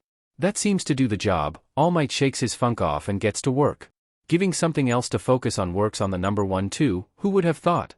Hizashi turns back to Shoyuta right in time to witness him trying to approach the still furious Midoriya. Crouching low so as to not be seen as a threat, he tries speaking softly. Midoriya, you're hurt. Please, don't move. Midoriya loses any coherency, devolving into guttural screams as he gnashes his teeth at Shoyuta, a sound that'll haunt Hizashi's dreams for the next few weeks. Seeing how his presence is only making Midoriya more agitated, Shoyuta retreats, raising his hands as he steps back, but he never takes his eyes off of Midoriya. It doesn't take a genius to see that the situation is grim. Midoriya's gone feral out of pain, seeing anyone who approaches as a potential threat, and there's no guarantee he won't hurt himself even further until help arrives.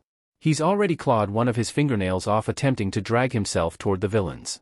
Using erasure might be risky, it could erase something keeping Midoriya together.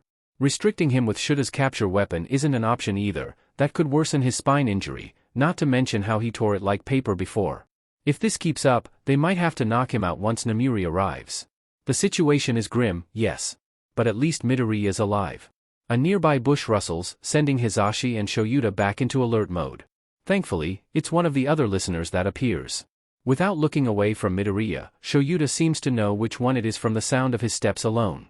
Todoroki, are you injured? The listener steps closer. No, is all he can say before Midoriya starts growling at him too.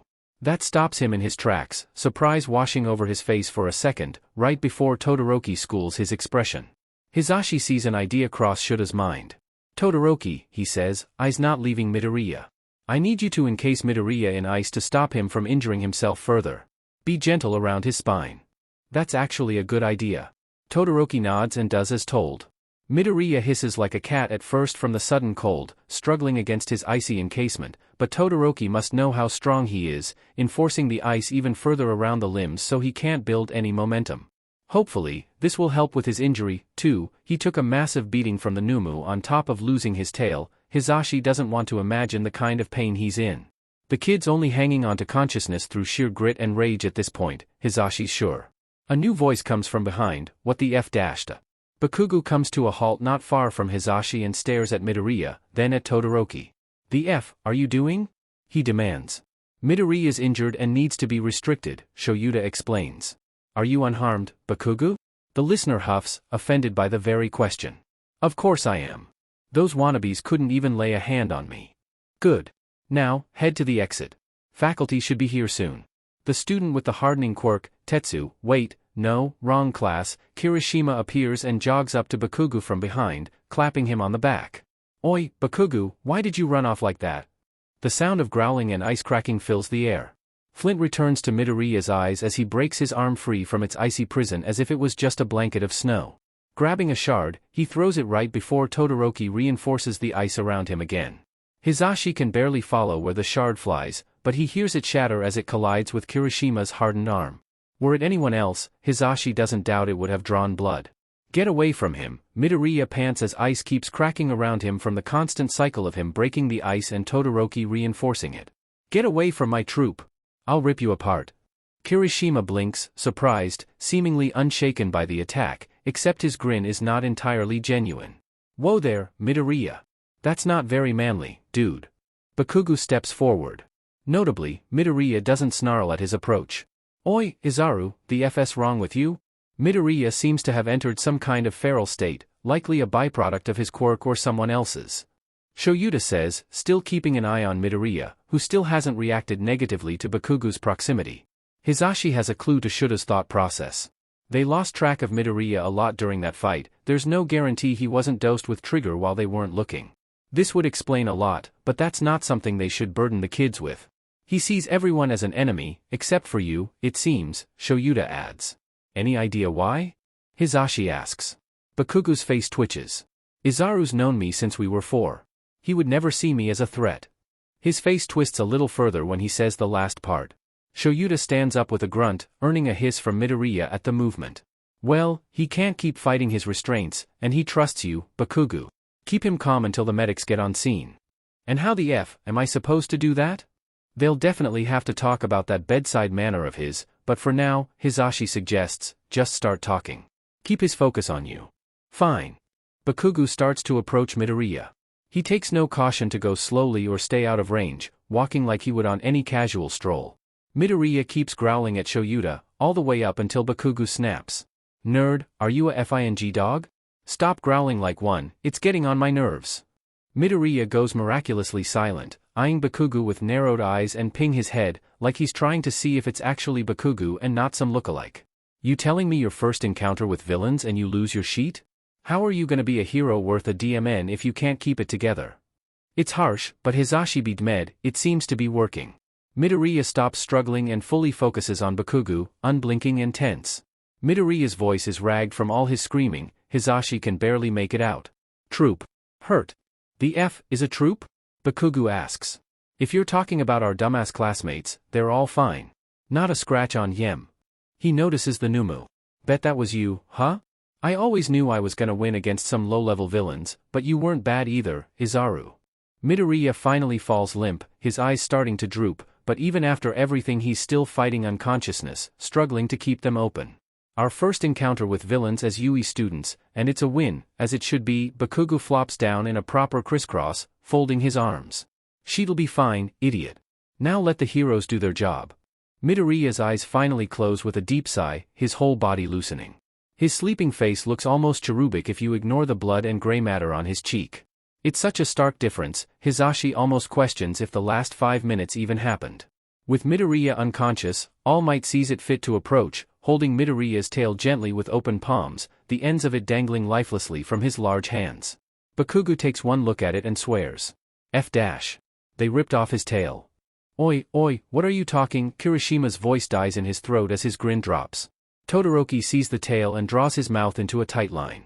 Don't give up, young students. All Might's voice booms. Gone is the shaken expression from before, his signature smile is back in full force, almost blindingly so. His presence alone puts some of the students at ease, and his confidence soothes the rest. Hisashi himself relaxes a little in the presence of the number one. Have faith in modern medicine. I'm sure they'll be able to reattach his tail, and young Midoriya will be as good as new. With the kind of trauma that tore it off in the first place, reattaching it sounds like a long shot, but they can't give up. All Might gently places Midoriya's tail on a piece of ice and heads off to check the rest of the USJ zones while Hisashi takes off too, herding any students he finds towards the entrance. The faculty arrives, not long before the sound of approaching sirens. Within 15 minutes of Midoriya passing out, the place is swarmed with pro-heroes, police, and paramedics alike. It takes time for Todoroki to melt his ice prison, but Midoriya doesn't stir, even when they load him onto a gurney to be carried out. The blood loss makes him look like a corpse, but there's a definite rise and fall to his chest under his GI. Hisashi focuses on that, he has to. One of the police detectives looks familiar. Hisashi definitely met him on site a few times but forgot his name. The detective's interviewing the students and pauses as the gurney goes by. Slowly, his face moves from neutral to passing curiosity as he excuses himself to approach the gurney.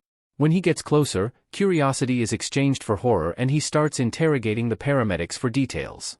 The detective steps away to let the paramedics go, then exchanges a few words with one of his colleagues before following the gurney toward the ambulance. All Might appears next to him, and the detective exchanges a few words with him too on his way. The last thing Hisashi sees the detective do before the ambulance doors close is pulling out his phone and dialing a number. The ambulance pulls away, putting on its siren, the echo ringing in everyone's ear long after it's out of sight. All Might comes to stand off to the side with Hisashi. He must see the curiosity on his face, because he says, Detective Tsukachi's a friend of mine, and apparently Midoriya's uncle. That's one interesting coincidence. Hisashi really feels for the guy. No one goes to work expecting a family member to get hurt.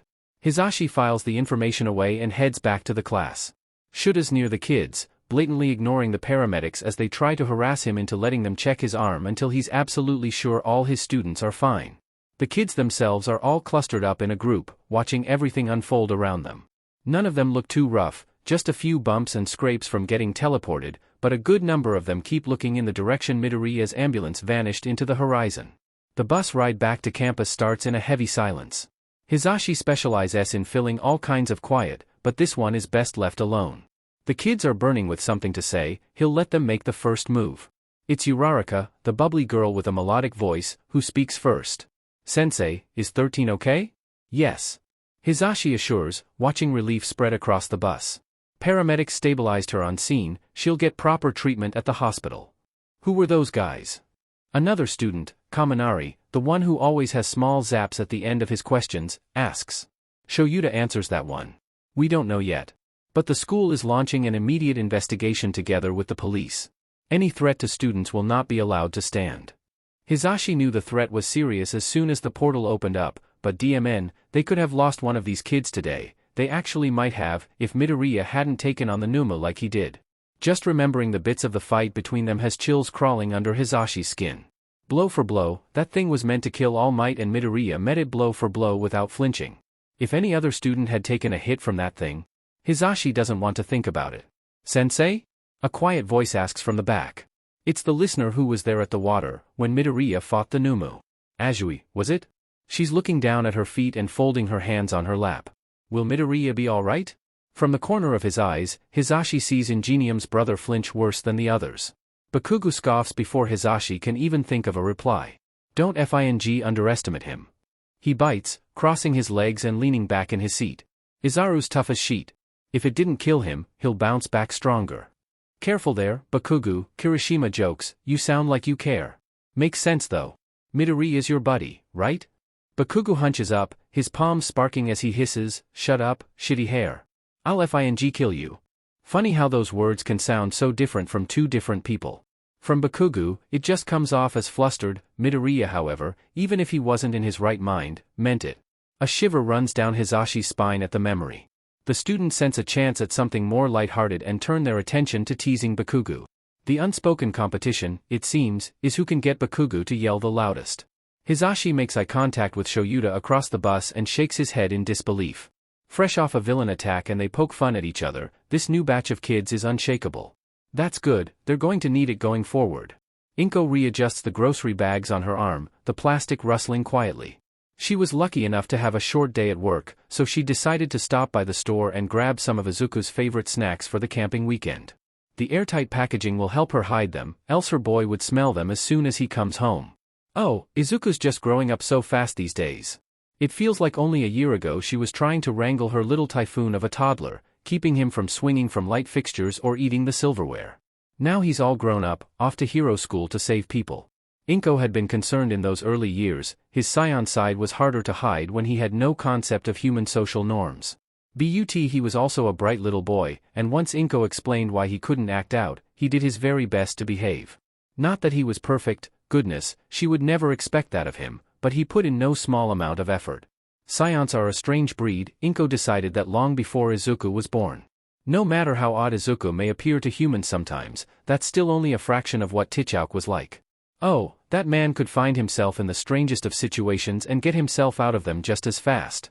Their son, sadly, has picked up a watered-down version of that along with his sleeping habits. Inko used to worry herself sick with what Izuku could get into while she was asleep, but when Izuku finally learned about her worries, he only shrugged and said, I'll just do stupid things when you're awake. It was spoken so simply, like it was the obvious solution. So Tichauk-like, even the intonation matched his father's. Inko couldn't help but laugh and scoop Izuku up in her arms. His reply was both a relief and a concern, but it was the best that she was going to get out of him. She's found that compromise works best with small scions, even with larger ones, depending on the situation. She wonders what stupid things he's getting into at his new school. Being a pro-hero won't be easy, but Inko can't think of anyone else more suited for the job than Izuku. Scion strength and a human heart, her boy could change the world if he put his mind to it. The only real surprise was how quickly he decided to become one. Izuku had never been all that interested in heroes beyond their fighting styles until not long ago. Inko loves her husband, she really does, but if there's one thing she doesn't want Izuku inheriting, it's Tichauk's bouts of recklessness. A full scion might be able to deal with the consequences that come with that, but her boy is half human, the first of his kind. There's no baseline for him anywhere in the universe. Sometimes Inko forgets about Izuku's paternal heritage until the little things come back around to remind her, like the light that enters his eyes at the prospect of a fight, or when his quirk analysis rants turn into not quite human-friendly speculations. Navigating Izuku's more scion instincts would be easier if Tichauk were here.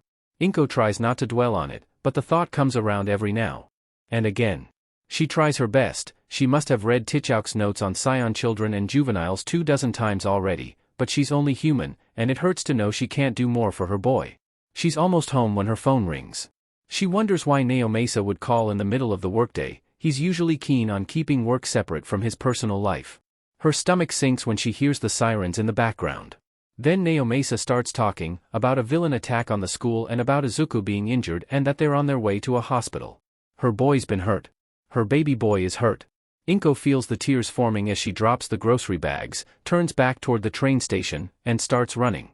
If these NPCs don't read the FING room and shut the hell up, Tamira's going to disintegrate someone. They gather in the corners of the bar, shifting glances to the other groups and then to Tamira. Their whispers stack on top of each other, creating a white noise that grates on his nerves as he tries to understand what happened back there in the USJ. Kurogyri, send them back. To where, Shigaraki Tamira? Anywhere. Tamira snaps. The whole room goes quiet with his outburst. All of their eyes on him, watching, judging, waiting for a moment of weakness. Tamura's no fool, these are opportunistic leeches at best. If they ever tried to usurp him, they'd die in the attempt, but the thought of having to deal with that thins Tamura's already tremulous patience. Just get them out. Kurogyri complies after a moment's pause, opening portals for each group that split off in the room. The NPCs grumble, but their survival instincts haven't completely left them, they leave without complaint. Tamura slips away from his seat at the bar and stalks toward the TV. He reaches out with an arm, only for it to twinge with agony. Right, the FING tank broke his arm. He reaches out with his other arm, using his thumb and pointer finger to turn the dial as carefully as he can. The screen flicks on with a sputter of static, and where the inane chatter riled him, the steady hum of the TV soothes. It's like pause screen music, tuning out the background noise to give Tamura time to reflect. The dungeon raid was a total bust. The damage Tamura and his party received was significant, and his impact was ridiculously low. No boss killed, no pawns killed, no loot, no level up. The Nomu managed to crit that DMN tank, but I'll kill you. Not the most creative piece of dialogue a player can say, but the look in that tank's eyes sent shivers down Tamura's spine. That little sheet might as well put up a debuff field with how fast Tamura turned tail and ran. If it was all might, running might have made sense depending on the Nomu's stats and any field effects, but it's not like he was expecting the tank to be a mini-boss in disguise. No fair, it's just no fair at all. Simply thinking back of him makes Tamura's blood boil with the need for payback. The tank stole his victory from him, and that can't go unpunished. The TV crackles as it switches stations on its own. Tamura shifts in his seat just in time to see Sensei's figure come on the screen. How did the attack go, Tamura? Sensei will know what to do. He's the boss of bosses, the ultimate player, he'll surely have an answer for Tamura's problems. We got wiped, Sensei, he rasps. Oh? Are you alright? You sound a tad congested, my boy. Tamura frowns, scratching his neck at the reminder and focusing on how it feels to peel his flaking skin off. My nose got broken. My arm, too. We got crushed, Sensei. Most of the cannon fodder was taken, and we lost the Nomu too. His nails catch on a flap of skin, tearing it from his neck and sending the scent of iron into the air. That tank, it's that DMN tank's fault. If that little sheet hadn't been there, Tamura might have actually made some progress on the main questline, but instead, the tank got in the way of everything. Obstructing Kurogyri, taking on the Nomu and putting it out of commission. Everything Tamura was counting on to go right didn't, all because of one ant-sized tank with a ridiculous tail. Looks like you had quite the challenge, Tamura. Tamura bristles at the word challenge. This wasn't supposed to be challenging, he had everything planned, it should have been all easy, but it still fell apart in front of him. But there's no need to be discouraged, Sensei goes on, you can try it again. Stand up, find stronger allies, take all the resources and time you need. Next time, show the world the terror you represent, Shigaraki Tamura. Yes, Sensei, Tamura can see it now. He suffered a defeat today, but he'll only come back stronger for it. The next time he meets that mini-boss on the field, he'll have a dozen Nomu, no, 2 dozens. That should be enough to take down that freak of a tank. He imagines them ripping the little sheet apart, limb by limb, and grins. He imagines the screams, and their music to his ears. Next time, I will make that rabid All Might rip-off tank eat his own monkey tail and let everyone know to fear me. Right, Sensei? There's no TV static, no answer, not even a fly buzzing around. Something's off. Sensei never makes him wait for an answer. Right, Sensei? Tamura presses. What's going on? Why is Sensei not answering? The TV hums quietly. Sensei's voice comes slower than usual, measured, even. A monkey tail, you said? Inko loads hospitals. They've never meant anything good for her. She was able to tolerate it when Izuku was born and they were there to get his birth certificate, too focused on another kind of grief and filled with grim determination. Yet here she is again, waiting in the hospital, counting the tiles and fighting a growing sense of dread. She still can't fully process what happened. She had been walking home from the grocery store when she got the call. First she thought it was the school calling about Izuku's medical records again. It wasn't them. Naomasa barely hung up when she started running. On her third step, the panic reached her legs and they gave out, making her collapse onto her knees in front of the apartment complex, denial mixing in with panic. The villain attack was one thing, but Izuku, in the hospital? Injured? Mrs. Yoshida saw her collapse and came hobbling as fast as she could. As soon as Inko could find the words, Mrs. Yoshida was all too understanding, gathering up Inko's dropped grocery bags and telling her to move along. When Inko tried to protest, Mrs. Yoshida gave her a soft but stern look. You and your boy have been nothing but kind to me, let me return the favor. He needs you right now. Inko didn't even try to argue after that, bowing deeply before hurrying to the nearest train station. Naomasa was in the hospital lobby when she arrived, talking to some fellow officers before he noticed her. He said a quick goodbye to his associates before striding over to Inko and hugging her tightly. He's in surgery. He lost a lot of blood at the USJ, and they need to operate to fix him. They've been managing the blood loss until you got here, but he'll need a transfusion and his file says only you can donate. His voice trembles next to her ear. In some ways it's a relief that Naomasa was there at the scene, but Inko also recognizes it as a curse. He had to see Izuku in the worst state he's ever been. He's going to make it, but he suffered a spinal injury. They don't know if he'll regain mobility in his legs. Inko, he lost his tail. Inko's heart went cold at the news, and the feeling of dread has not left her since. It sinks more into her whole being the longer she waits, taunting her every second she feels a breeze of calm and whipping her back into a frenzy of concern. No news is good news, she tells herself as she curses the wait in the same breath. The moment they call her into a room, she's already rolling up the sleeve of her shirt. Tichouk ran over 24 tests and the results made it clear that there are only 2 people in the world who can donate blood to Izuku, and one of them isn't even on the planet. That's why one of the few things they kept on Izuku's medical record since his birth was that Izuku can safely receive blood only from Inko. If they tried putting anyone else's blood into him, her boy's body might reject it violently. They get to the second blood bag when a specialist also comes in, one with a quirk that allows Inko's body to produce more blood with no repercussions. They end up taking an amount that normally would have knocked her out, while one of the nurses gives her a sandwich and water to counteract the effects of the blood loss. She nibbles at it in the waiting room, even if it tastes like ash to her. It's for Izuku.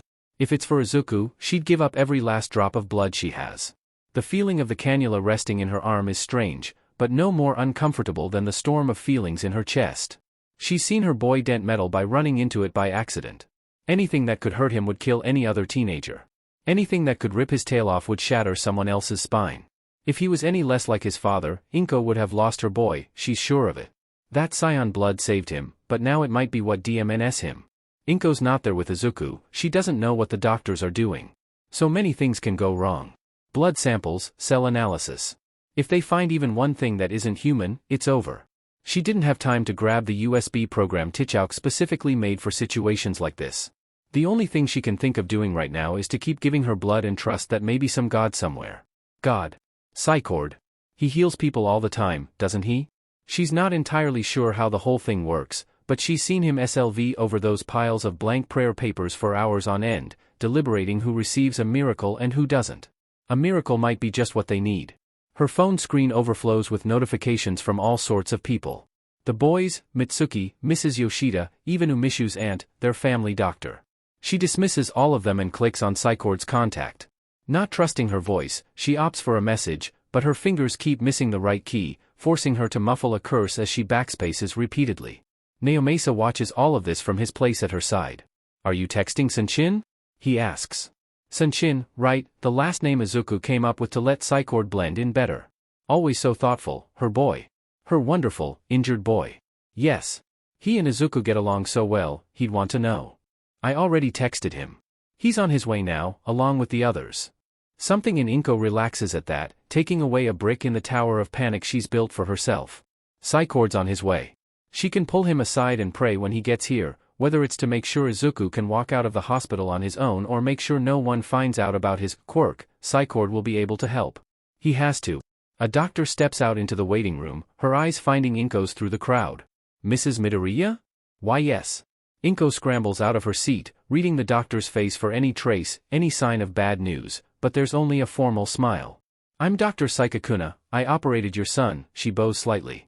"He's made it out of surgery and is being moved to the recovery ward as we speak. If you'd follow me." Inko looks back to Naomasa. Another police officer had approached him while she was gone. He catches her eyes over the other officer's shoulder and motions for her to go on without him. The quiet unsettles Inko after so much time in the lobby. There was no clacking of the receptionist's keyboard, no quiet conversations over the phone, just the near-silent hum of the overhead LED lights. She scans the few rooms with their doors open, seeing a range of people with casts or just laying in bed. She bumps into the doctor's back when she stops outside a door near the very end of the hall, but she's quick to apologize. It took quite a bit of anesthesia to keep Izuku under, but there were no complications during surgery, largely due to your blood donation. According to witness reports, he was in a highly agitated state before he fell unconscious. A pro-hero guard will likely also be needed, considering his quirk, and since we won't know how he'll react to waking up in a new area, but seeing a familiar face upon waking up will most likely help him stay calm. An agitated state? A hero on watch? Inko's head swims with all of the implications of that. She doesn't have the chance to ask, the doctor continues. It's unsure when he'll wake up, but we will likely have to keep him on muscle relaxants so he doesn't sit up and potentially worsen his condition. When you're ready, we can go in. Inko nods, and Dr. Psychokuna opens the door with little fanfare, holding it open for Inko to step through. Inko has to cover her mouth to muffle a sob. Her little boy looks so small in that hospital bed, too small. Laid out flat on his back with as little elevation as possible, he doesn't even twitch as she approaches. His right leg and left arm are wrapped up in casts. The way the light shines off of the plaster makes Inko swallow back a bout of nausea. They've cleaned up whatever blood was on Izuku's face, leaving his face in a worrying state of calm.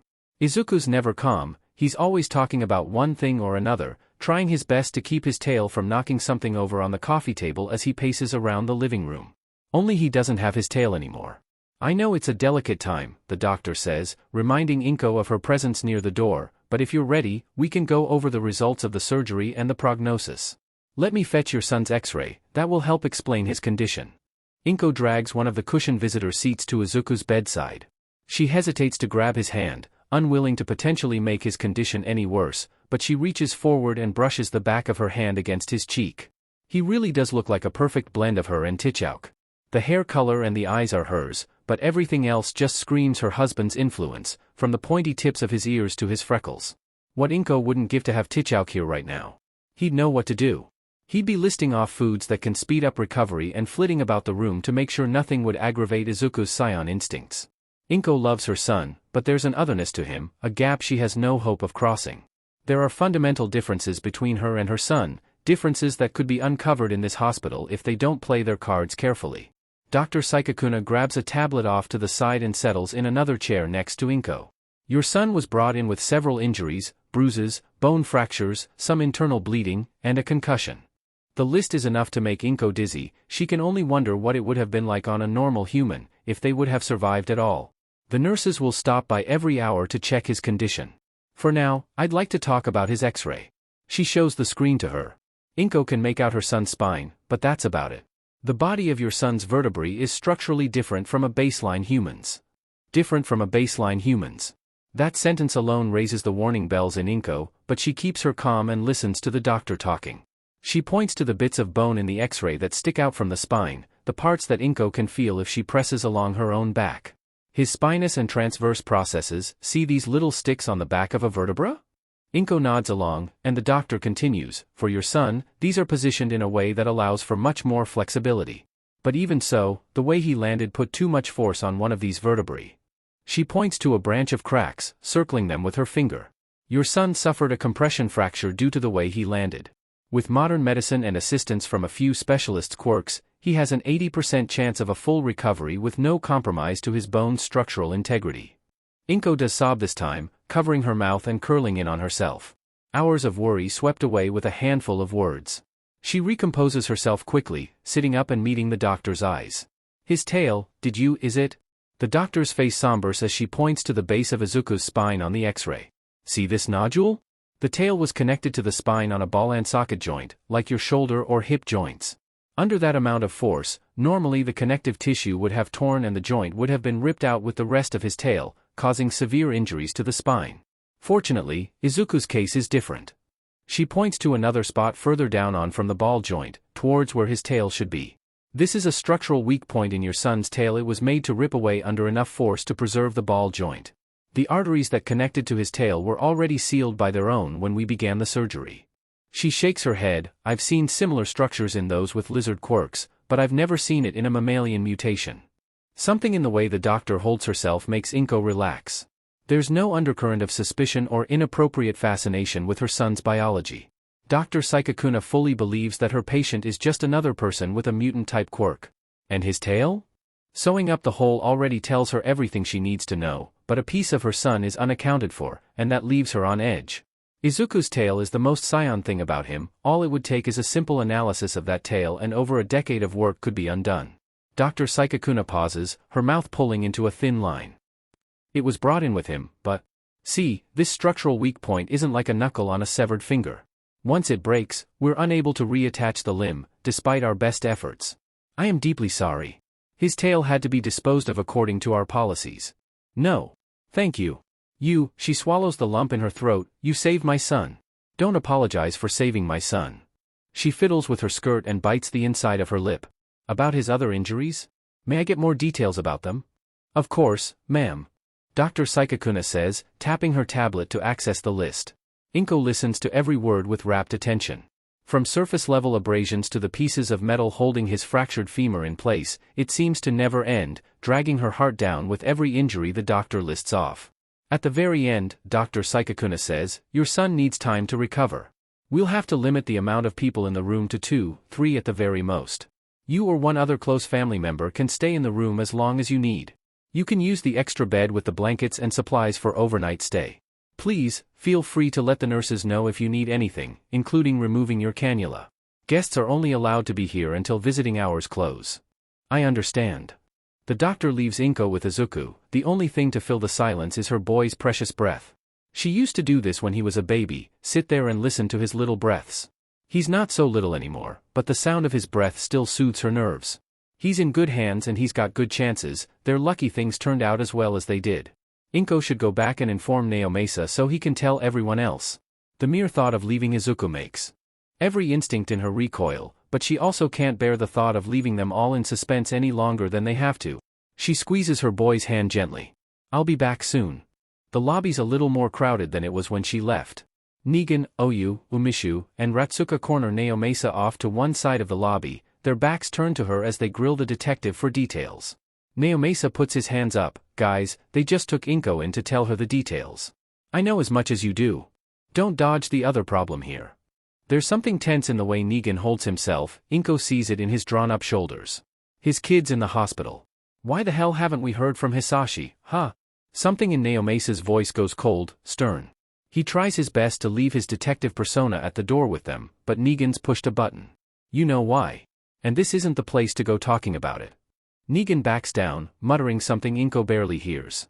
He could at least let us know he's alive. Inko deserves that much. Izuku deserves that much.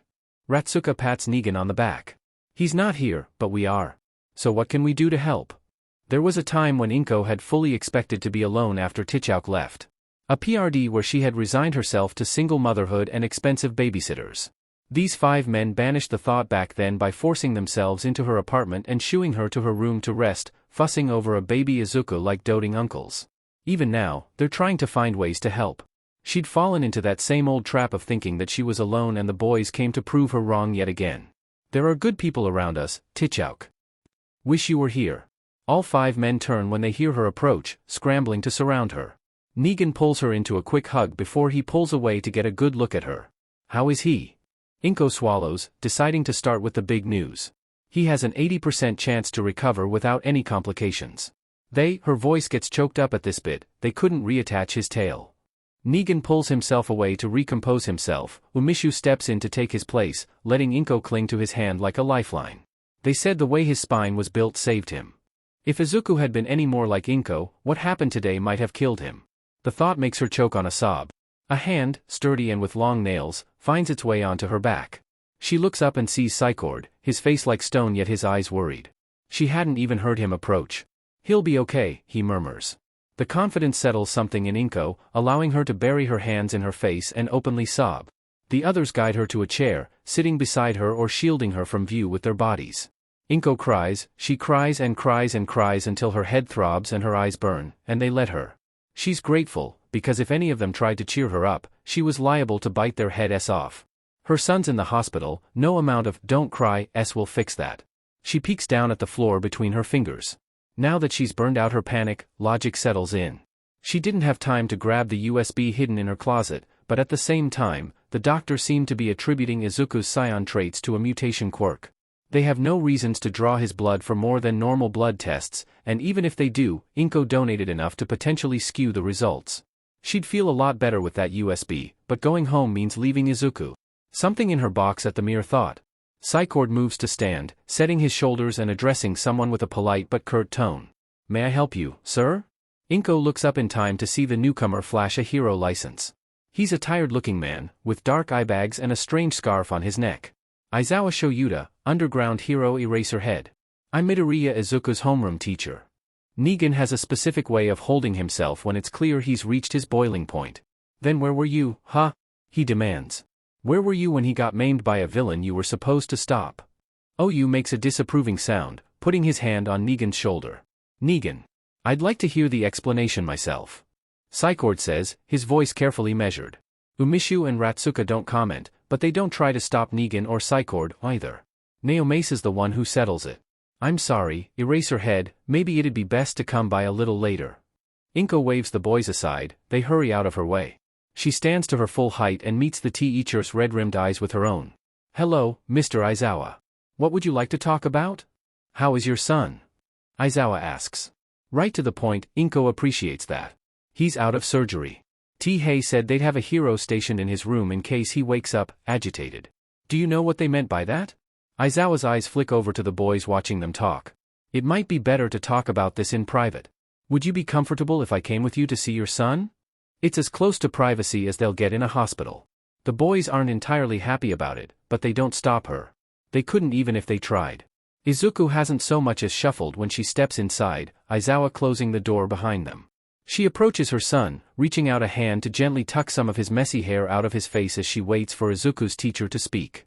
Your son did everything he could to keep everyone safe. Aizawa starts. I won't praise him. What he did was dangerous and reckless, but if it weren't for him, I'd probably be the one in that bed.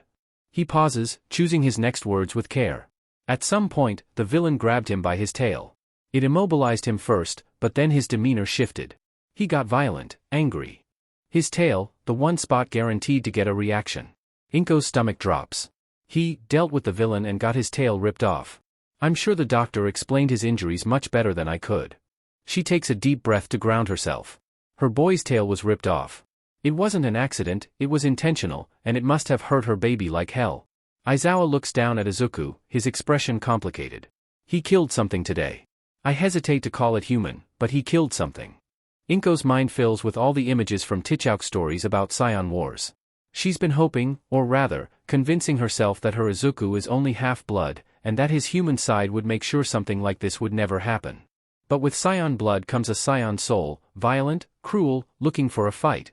It's human nature to fear something so much stronger than you, and if Izuku was going to live on Earth, he needed to be accepted. She worked so hard trying to raise her boy to be kind, to think twice before entering a conflict, which goes to show how far gone he was. What's going to happen to Izuku now that he's killed something? Will he be arrested? She'll consult Naomesa later, but unfreezing some emergency fund seems wise. She might need a good lawyer, or if things turn to worse, she'll need to be ready to take Izuku out of the country. There's no way she lets anyone put her boy behind bars, be it a labs or a prisons. The more pressing concern is breaking the news to Izuku. On full moon nights he used to tell her how scared he was of losing control, and now his worst fear has been realized.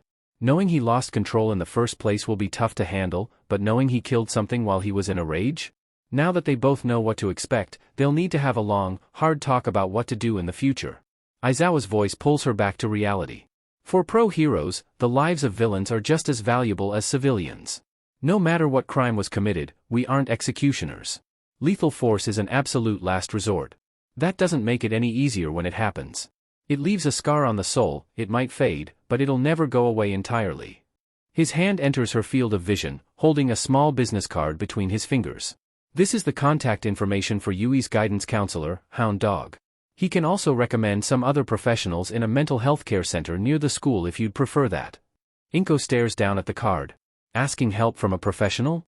She can't say she's never considered it.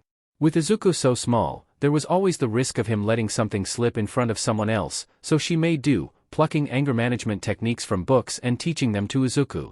Methods from a book will only go so far. After what happened today, Inko's instincts tell her that Izuku will need more than what she can provide on her own once he wakes up. A professional would be a good idea, but with the truth going on behind their family. The chair by Izuku's bedside barely makes a sound as Inko pulls it out. Thank you, Mr. Aizawa. For the explanation and for the card. I'm going to stay here with Izuku, she says. Can you please send Senshin in? He's the man with green skin. The others may complain and wonder why he gets to see Izuku first, but they'll get over it. Aizawa leaves the room without another word.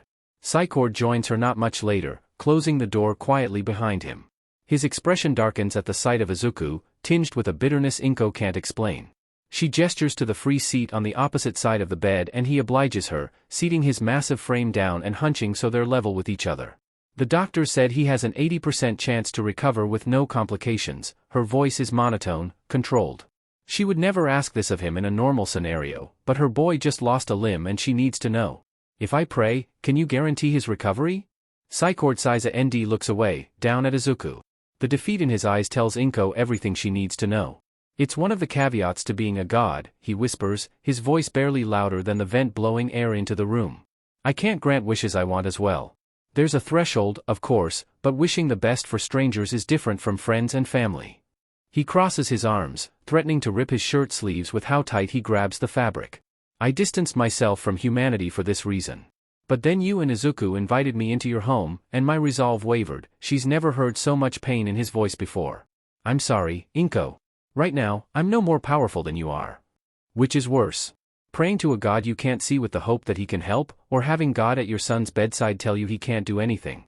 There's no great rage that sparks in Inko's chest at this revelation. In fact, the first thought that comes to mind is how cruel it is.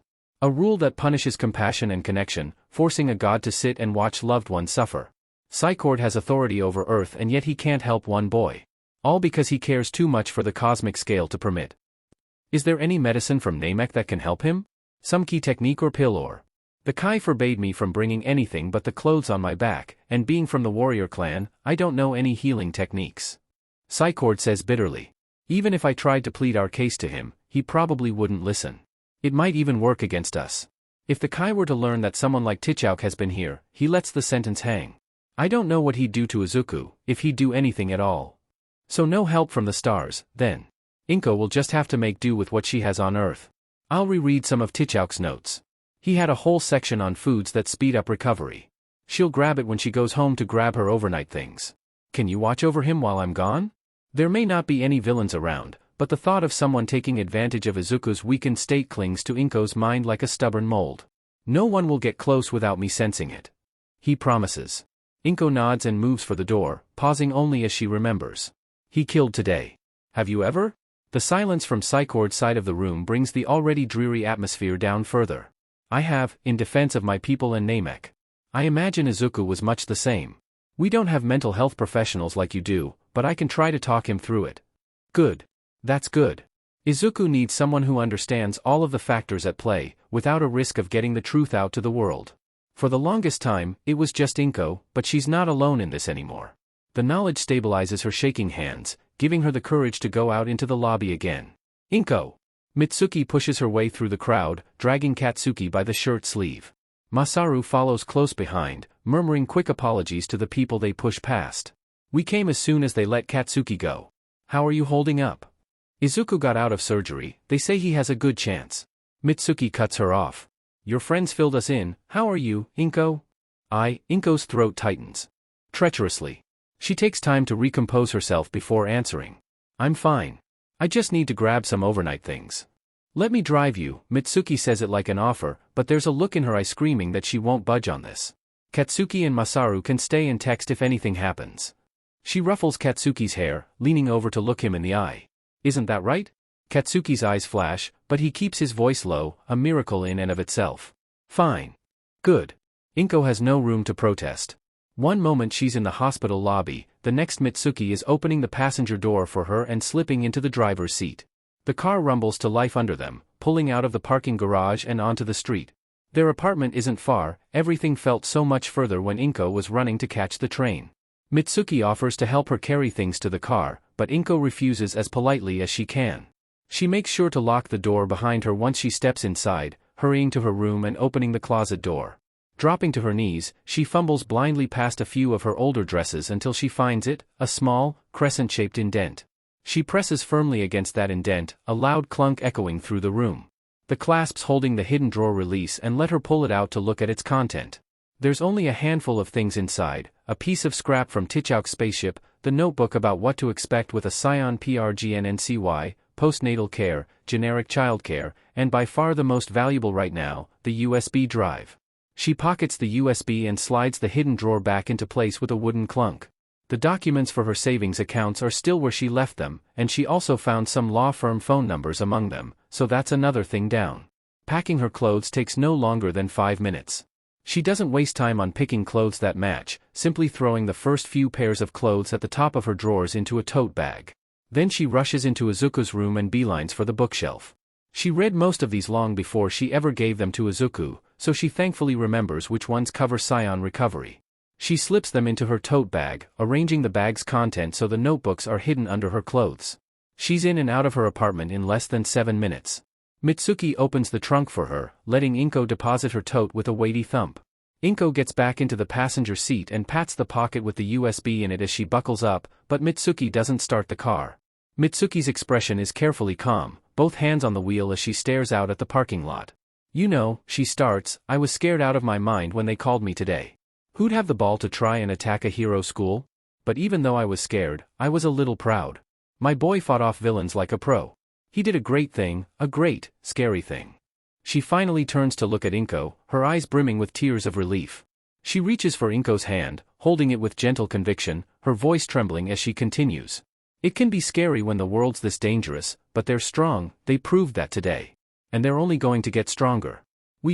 She takes a shaky breath and smiles at Inko, one tear breaking away to slip down her face. "We have to be strong for them, too. We have to smile like it doesn't scare us shitless that they're putting themselves in danger, like we can't remember when they used to cling to our legs and beg to be tucked in." Mitsuki wipes at her face with a bitter laugh. "Our boys did a great thing, a great, scary thing. It's okay to be angry, or scared, or just sad."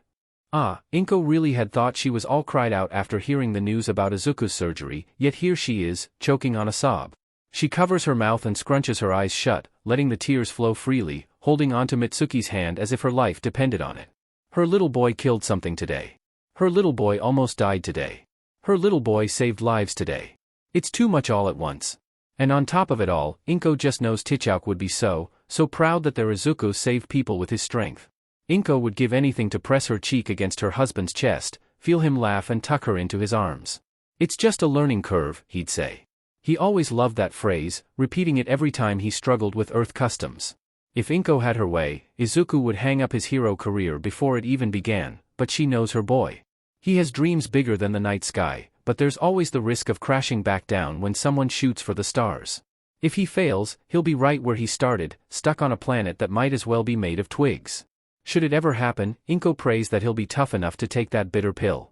But it's up to her to give him the chance, to encourage him and let him know that no matter where he goes, be it across a sea of water or a sea of stars, she's there for him.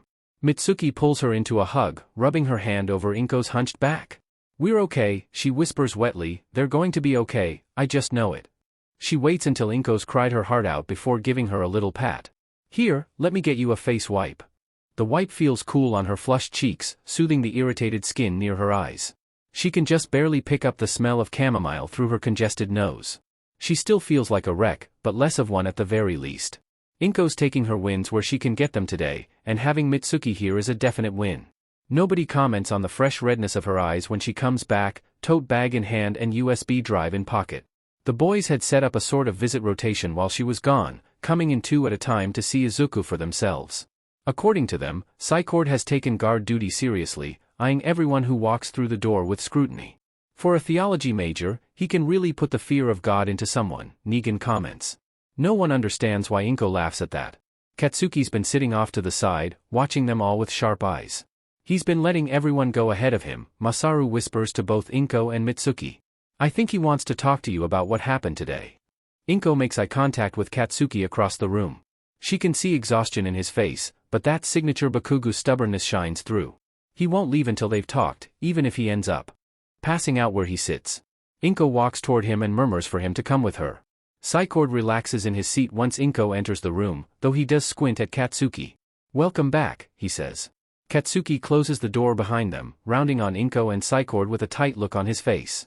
His eyes lock onto Izuku's prone form in the bed and he stops in his tracks with an unreadable expression on his face.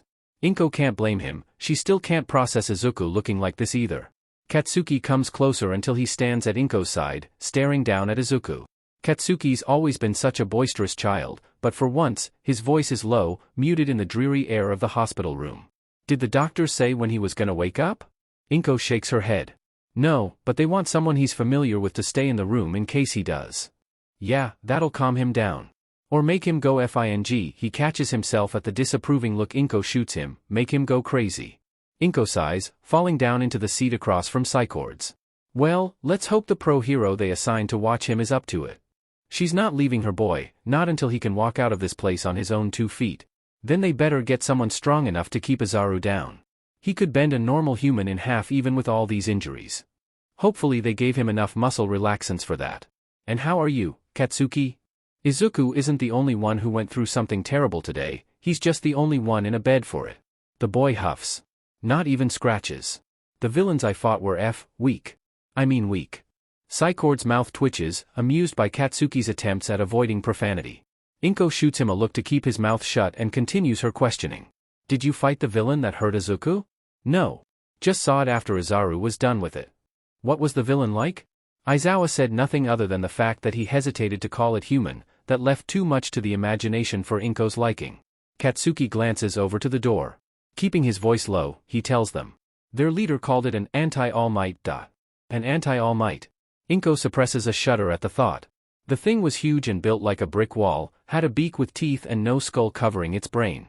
I didn't see it happen, but one of my classmates did. Izaru got grabbed by the tail and just went nuts. He dug his hand into its brain and it ripped his tail off. Inko swallows down a bout of nausea at the thought of her little boy's tail being grabbed. But it's still the most straight answer she's gotten about what happened, so she thanks Katsuki quietly. Don't thank me, Katsuki says. Lowering his voice, he mutters, I didn't have anything to do with it. All I did was kick some low-level villains and yell at Izaru until he knocked himself out. He pulled through cause he's strong. He's gonna get better cause he's strong, and then I'm gonna kick his butt for being stupid enough to get hurt. His hands, calloused from years of training his quirk, go white as they curl into fists. If I was faster. For the first time since Katsuki entered the room, Psychord speaks. If you had rushed to get there, there's no guarantee that you wouldn't have made a sloppy mistake and ended up just like Izuku. Katsuki's eyebrow twitches but he doesn't respond. Psychord leans forward in his seat, never breaking eye contact with Katsuki. What ifs have no place in the life of a warrior. You both fought as best as you could, and that's why no one died today. Katsuki's mouth thins, but some part of him looks like it really needed that. Yeah. Whatever. He pauses. Don't you have any weird medicine that can fix him? He wasn't allowed to bring anything when he came here, Inko answers for Psychord. His circumstances are different from my husband's. He didn't come here on a ship. We have to do things the regular way, and that means waiting. Katsuki looks like he swallowed something sour, but he nods. Let my mom know when he wakes up. Our classmates are gonna be badgering me for updates on him. He's already at the door when he turns back to add, and tell Izaru that if he doesn't get better soon I'll throw his butt into orbit. Inko smiles at that. I will. Get some rest, Katsuki. Lord knows they all need some. Can you tell the others they can go? She can't bear the thought of company right now. All she wants is some time with Izuku. Yeah, I can do that. He gives her a quick nod and leaves. He's a good boy, aggressive, but good at heart. He won't be too mean about it, but he'll get the point across and that's all Inko wants. Inko doubts the boys will be able to throw their whole hearts into whatever they were doing before, but at the very least they wouldn't be twiddling their thumbs in the waiting room. I should leave, too. Psychord announces, scooting his chair out to stand. Staying in the room will only raise more eyebrows. You might not see me, but I'll stay close enough to sense any newcomer's key. He rests a hand on Inko's shoulder as he passes, his palm massive on her frame. You can rest, he tells her. No one will come in without me sensing it. Inko pats the USB in her pocket and sighs. I will, she promises. Thank you, Psychord. A favor for a friend needs no thanks. He looks back at Izuku one more time. He'll make it through. If he's anything like his father, he'll be just fine. He leaves without another word. It's just her and Izuku now. Inko scoots her chair closer to her son's bedside, crossing her arms on the mattress and resting her cheek against her forearm. It's a terrible feeling to be so close and yet so far, that gap between her and Izuku stretching further than it's ever been. Even light years away, Tichouk has always had some effect on Izuku's life. Whether it be pre-recorded messages or information left behind for Inko to use as Izuku hits certain developmental stages. What happens to a scion when they lose their tail? Tichouk never told her, it never occurred to him that it might happen on Earth. For once, her meticulous and obsessive husband failed to account for something. For the very first time since he left, Tichouk is well and truly gone. Inko cries a little. She's only human. People like to say that when you face death, your life flashes before your eyes, but that's just the kind of nonsense people put in movies and TV shows. Shura's been on that razor edge between this world and the next several times in his career.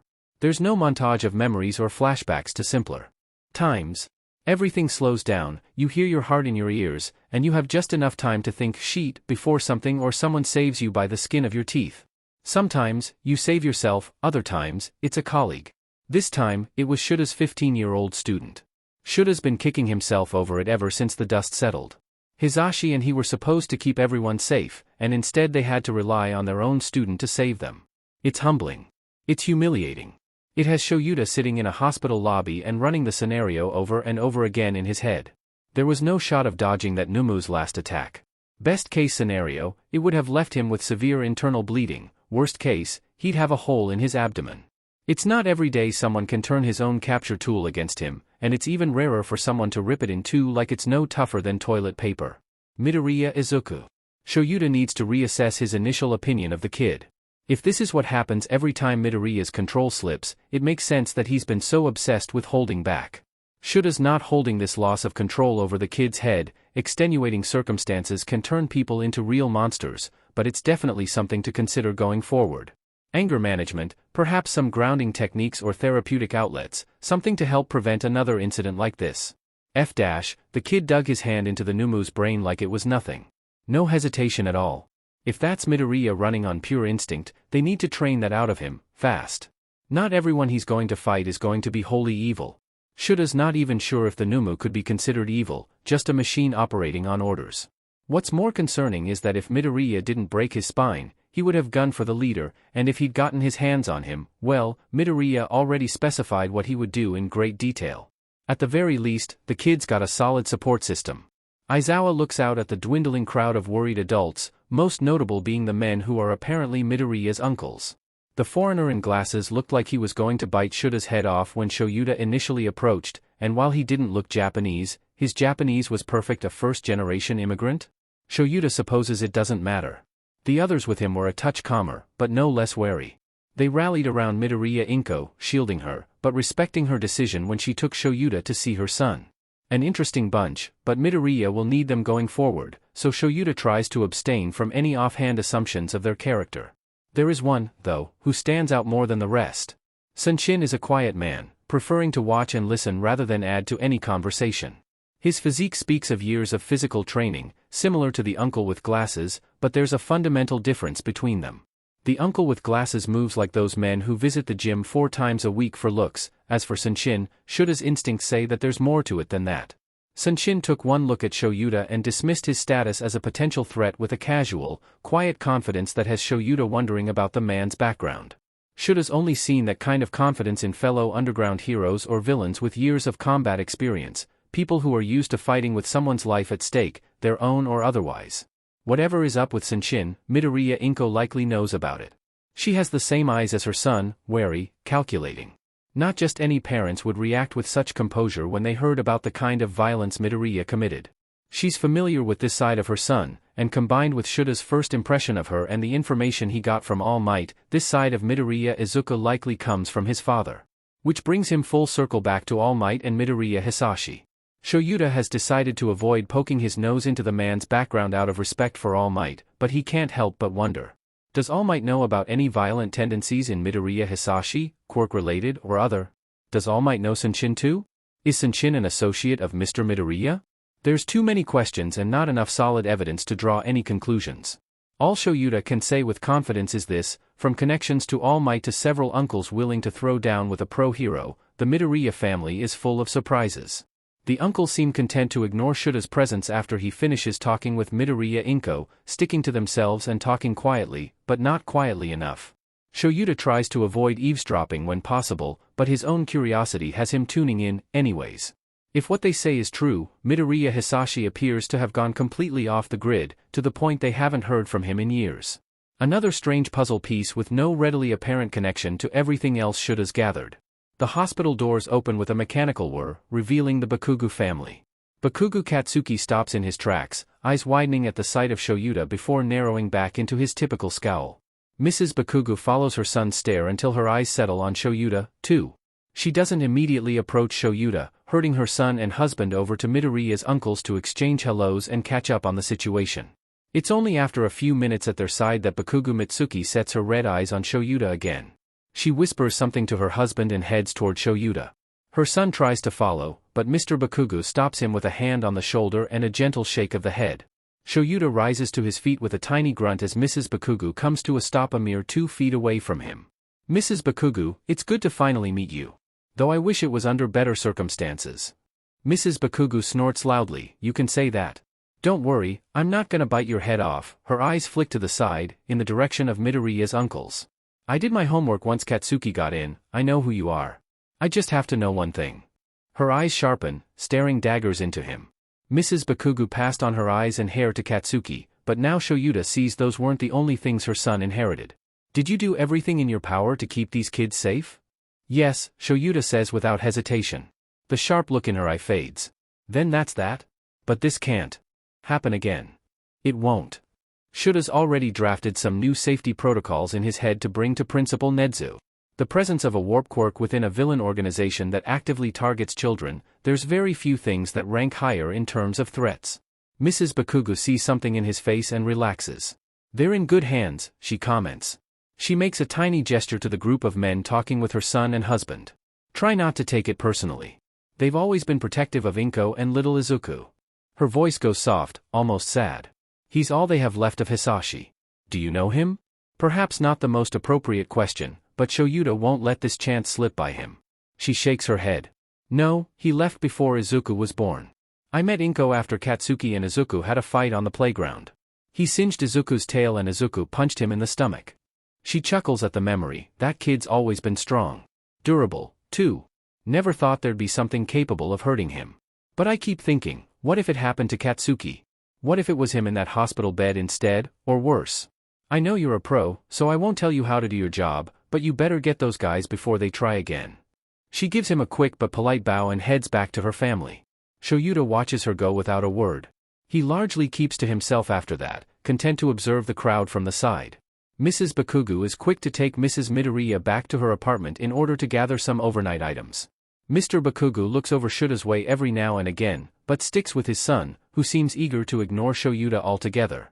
Still, it doesn't take a detective to see the worry bunched up in his student's shoulders, the way Bakugo's hands flex and clench as he spares glances toward the recovery wing and the entrance. Bakugo and Midoriya have proven to be an interesting pair in class. The quirk apprehension test showed some kind of tension between them. It was only after watching the recording of All Might's class exercise that Shoyuta realized they were friends and not bitter rivals.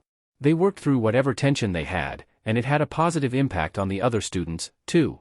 UE is all about the growth of its students, and it's nice to see how they can encourage it in each other.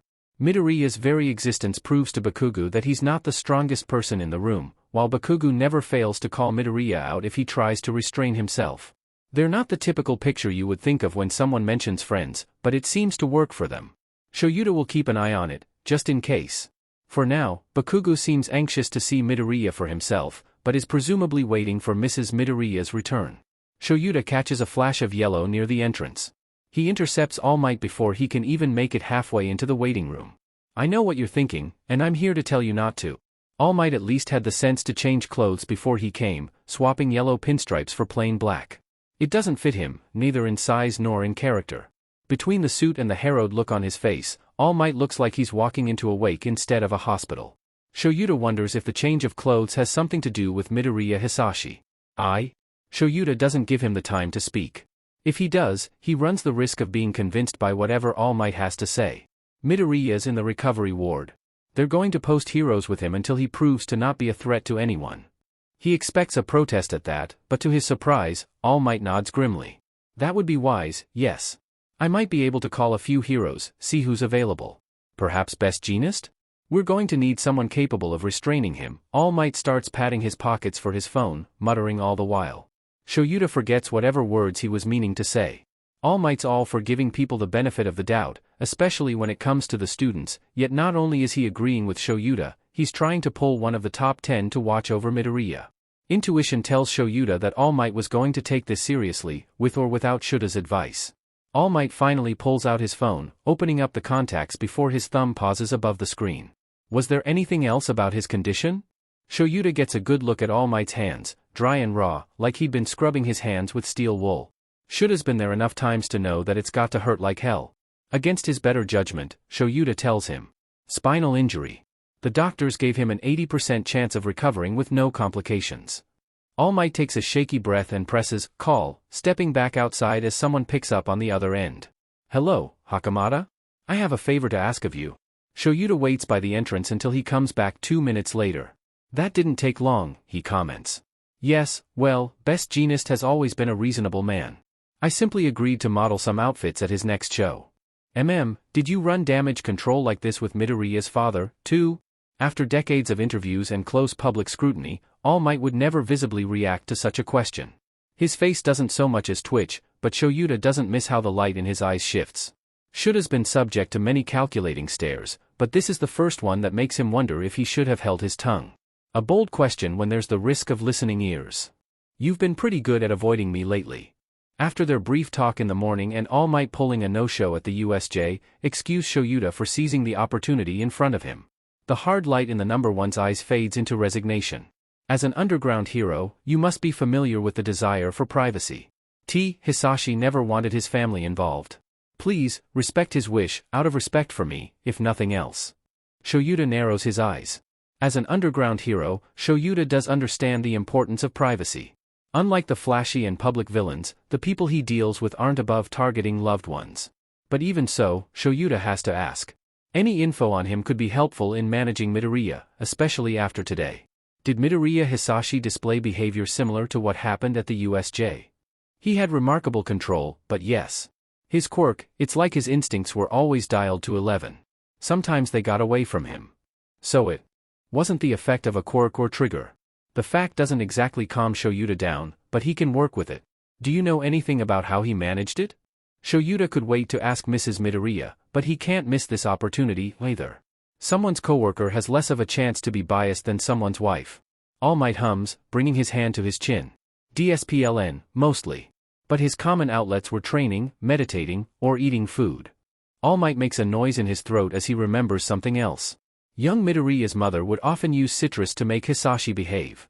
Citrus? He couldn't stand the smell, All Might explains. I believe young Midoriya may have inherited his distaste for it. Alright. Citrus, noted. You should go home, Shoyuta advises. Midoriya's not going anywhere, and his mother's been through enough today. By the way, does she know? About her husband having worked with you as a hero? All Might's eyes widen and he coughs. He whispers should have known you'd figure it out, to himself and shakes his head. I believe he may have tried to tell her, but she assumed he was joking. What kind of man is Mr. Midoriya that confessing to being a hero was seen as some kind of prank? The more pieces of the puzzle Shoyuta sees, the less it makes sense. I'll heed your advice today, All Might tells him. The Midoriyas deserve peace and quiet after everything they've been through. I do have a request, however. Yeah, Shoyuta figured he might. Can you wait until the dispatched hero arrives? Call it a veteran's paranoia, but I'd rest easier knowing someone I trust is close to him. The attackers today had a warp quirk with them. It would be hard for them to attain what room he's in, but they might learn which hospital he's at. Having heroes at the ready will serve as a better deterrent. Fine. Shoyuta was going to do that, anyways, so this works out. I think Yui got in touch with Kamui Woods. Did Best Jeanist say when he would be available? He can start tomorrow. He types something on his phone. Aizawa's phone pings in his pocket.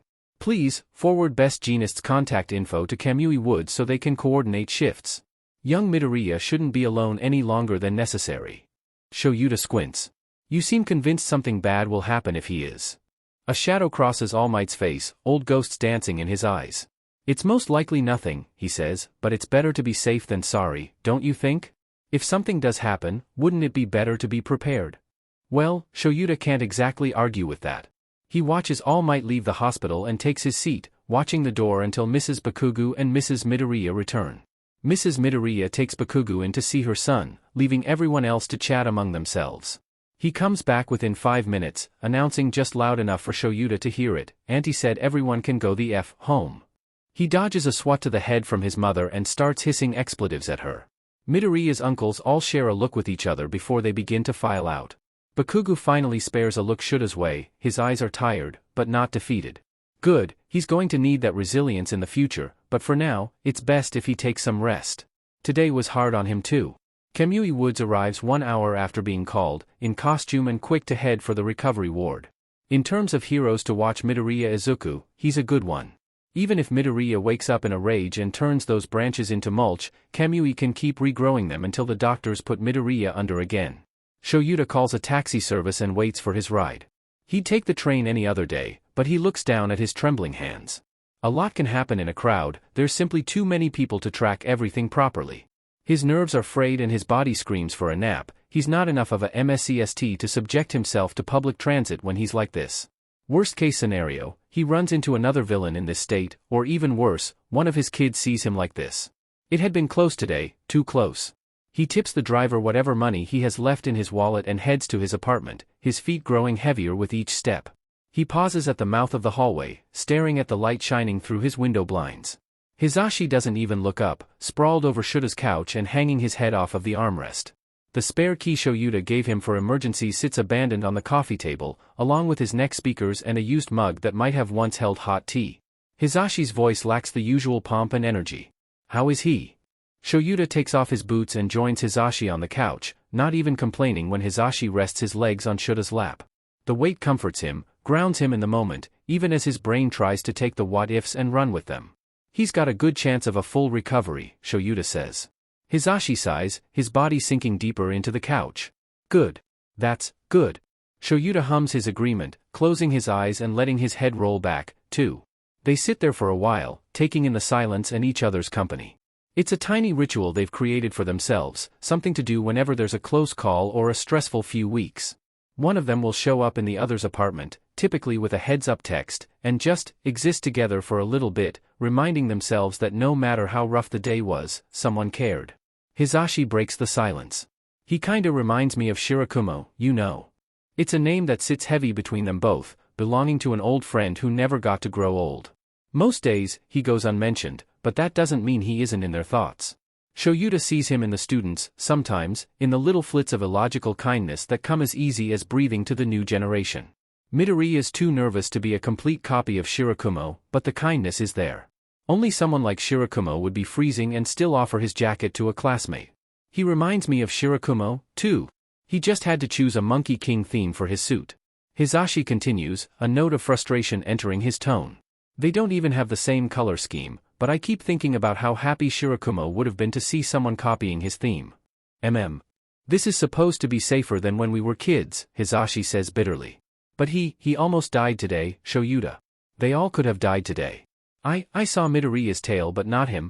And for a second I thought that Hisashi lifts an arm to rest over his eyes, letting out a shaky sigh. That sums all of this up pretty nicely.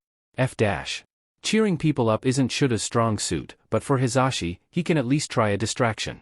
You know, Midoriya's father has the same name as you, just with an S instead of a Z. Hisashi finally cranes his head to look at Shoyuta. The angle makes it look like he has a double chin, and the sight lifts Shura's mood. No kidding?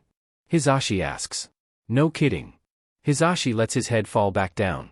That's cool, I guess. How'd you figure that out? He showed up at the hospital? Unlike you, I actually read their files, not just skim them. Shoyuta graciously ignores it when Hisashi kicks him. But, to answer your question, no. He didn't show up. He's been gone for a while. Since before Midoriya was born. Around the time Shoyuta and Hisashi were first years at Yui. He left too early in Shura's career to allow them to meet on the field. All Might has driven away the last of Shura's doubts about Mr. Midoriya being one of their colleagues. He must have been an underground hero, maybe he even worked at All Might's agency. If that's the case, then anything even marginally public would have exploded over the news. The media salivates over any details about All Might's life, personal or otherwise. A secret sidekick is exactly the kind of thing they would kill to report on. Shoyuta thinks about the Midoriya's anxious temperament and silently acknowledges the wisdom of keeping this quiet. Shoyuta and Hisashi have known each other for a long time, but there are things they still can't share with each other. With All Might's involvement and Midoriya Hisashi's status as an underground hero, erring on the side of caution is best. Shoyuta trusts Hisashi with his life, but this isn't his life to risk. Hisashi crosses his legs. Is he dead? Overseas. Shoyuta corrects. Kinda effed up to miss your kid being born. We don't know their situation. Hisashi isn't entirely convinced, but he lets the matter drop. I'm staying the night, he declares. You know where the blankets are. Shoyuta tells him. Shoyuta takes the shower first since he doesn't waste time sitting under the spray like Hisashi does. When Hisashi takes his turn, Shoyuta strains his ears to hear any kind of singing from the bathroom. No matter how bad things get, Hisashi never passes the chance to sing in the shower. Shoyuta used to hate that, but when the first few notes of a pop song hit his ears, he relaxes and goes to his bedroom. Tomorrow he'll have several meetings with Yui staff to discuss such a blatant breach of security. Then, after those, he'll be launching his own investigation into the villain attack. Resting his head against the pillow, Shoyuta comes to realize something. Back when he was talking to All Might about the Midoriyas, All Might tripped over Hisashi's name, as if he wanted to call him something else. The ti syllable isn't used in the Japanese language, so it must be something foreign. Nickname? Hero name? Surname he had before marriage? Or does Midoriya Hisashi have another name? With him being overseas for over 15 years and not visiting ever since. Is he hiding? Is he hiding his family from someone? Or is he just a deadbeat father? Shoyuta made a promise not to dig further into this, but here he is breaking it in the same evening. He turns to his other side and tries to go to sleep. Tomorrow will be a long day. Katsuki sits at his desk, poking his fish with his chopsticks as he rests his cheek in his free hand. The old hag didn't try to make him sit down for dinner with the family, instead letting him take his meal to his room.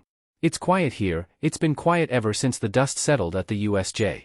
He still remembers the rush of blood in his ears, the boom of his own explosions, the taste of victory over those low-level extras, and the savage rage in Azaru's voice as he laid on the ground, bleeding out and tailless. Everything seems quiet compared to that. His mom hugged him tight the second she laid eyes on him, only letting go to scan him frantically for injuries.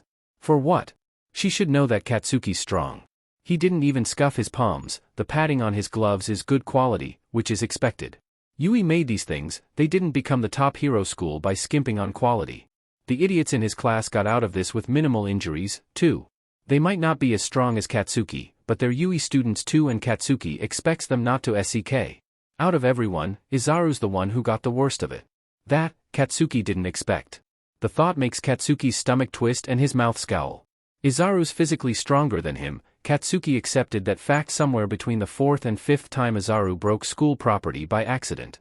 It didn't bother Katsuki all that much, because back then, he still thought Izaru had no interest in heroics. Out of all the idiots Katsuki's ever known, Izaru was the only one to pose a threat to Katsuki's future #1 spot, and with Izaru aiming for Gen Ed, why worry over something that was a non-issue? So imagine Katsuki's surprise when he saw Izaru's stupid head at Yui's heroics entrance exam. See, at first Katsuki thought Izaru got the dates wrong. It's happened before. Izaru got the wrong date for first day of school in their last year at Aldra 2, for FS sake. At Yui's entrance, Katsuki watched the realization and guilt hit Izaru's face when they ran into each other, and Katsuki's insides turned into magma.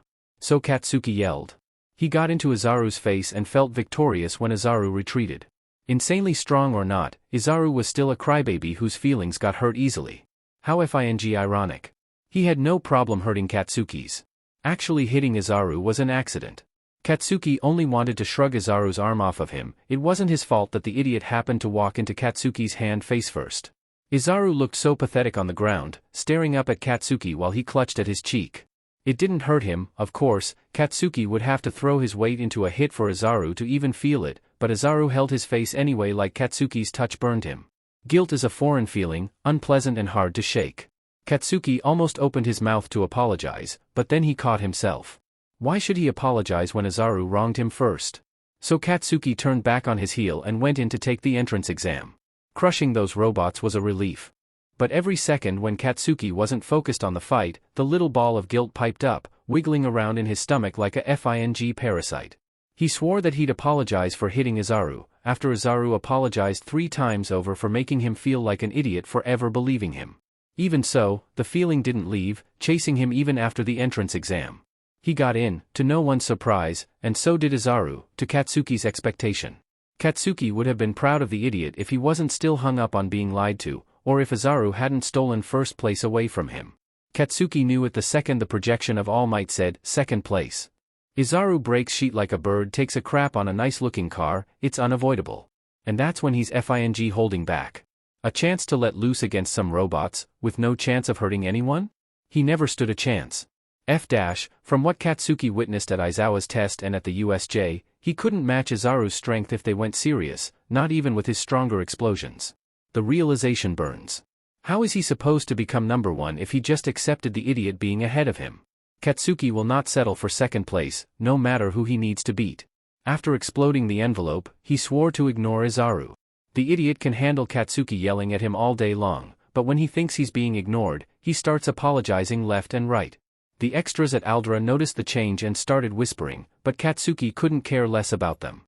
But no matter how hard Katsuki avoided Izaru, the fucker didn't come crawling back to him for forgiveness, so he decided that he'll double his efforts if they got into the same class at Yui. Lo and behold, they did. On their first day, Katsuki walked into class all prepared to make Izaru squirm under the pressure of avoidance. But the Izaru he saw on the first day of class was just pathetic. He looked at Katsuki and his eyes got this guilty look, his tail curling around his own leg like it does when he feels bad. Katsuki felt a nagging sense of guilt at that, but then he remembered why Izaru felt so bad and his sympathy evaporated. Katsuki was so angry with Izaru in Aizawa's quirk apprehension test that he forgot he was supposed to ignore him.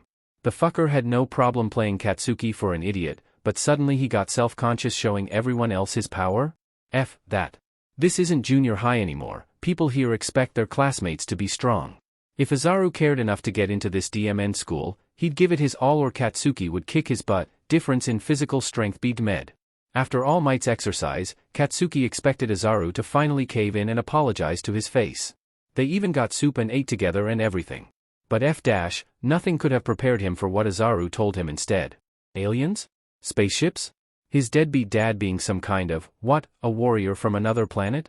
Katsuki had just been starting to forgive Izaru for the lying, but then he turns around and tries to pull this sheet? Katsuki knew better this time. He wanted none of that guilt bullshit anymore, so he moved to leave before he could have done anything he'd regret later. Their new tenant just had to butt in though, and it kept Katsuki in the apartment long enough for Auntie Inko to come home. Auntie's strong, in a different way than Katsuki or Izaru. She always asks for help opening jars and lets her idiot son carry her bags, but one look from her and Katsuki's guts freeze. Auntie has never told a lie to Katsuki a day in her life, and she doesn't stand for anyone lying under her roof, so it really threw him for a FING loop when she joined in on the madness. Izaru, Katsuki could kind of justify, he was having trouble dealing with his dad being absent or something, but Auntie? She's a grown but woman who knew DMN well what happened to her husband, and she's never lied to Katsuki before. Izaru's DMN lucky to have her, else Katsuki would have left him behind for good that day. Instead, he stayed for more food and they FING chatted like old days. So yeah, apparently Katsuki's childhood friend is half alien and extraterrestrials are real. In the grand scheme of things, it doesn't change anything in his day-to-day life. It didn't change his opinion of Izaru, either. Katsuki knew what kind of person Izaru was long before he found out what Izaru was. This changed nothing. Or so he thought. The memory of how Izaru acted at the USJ comes to Katsuki's mind. It makes him dig his chopstick into the meat of his fish, watching it flake apart and smear into the sauce the hag poured off to the side.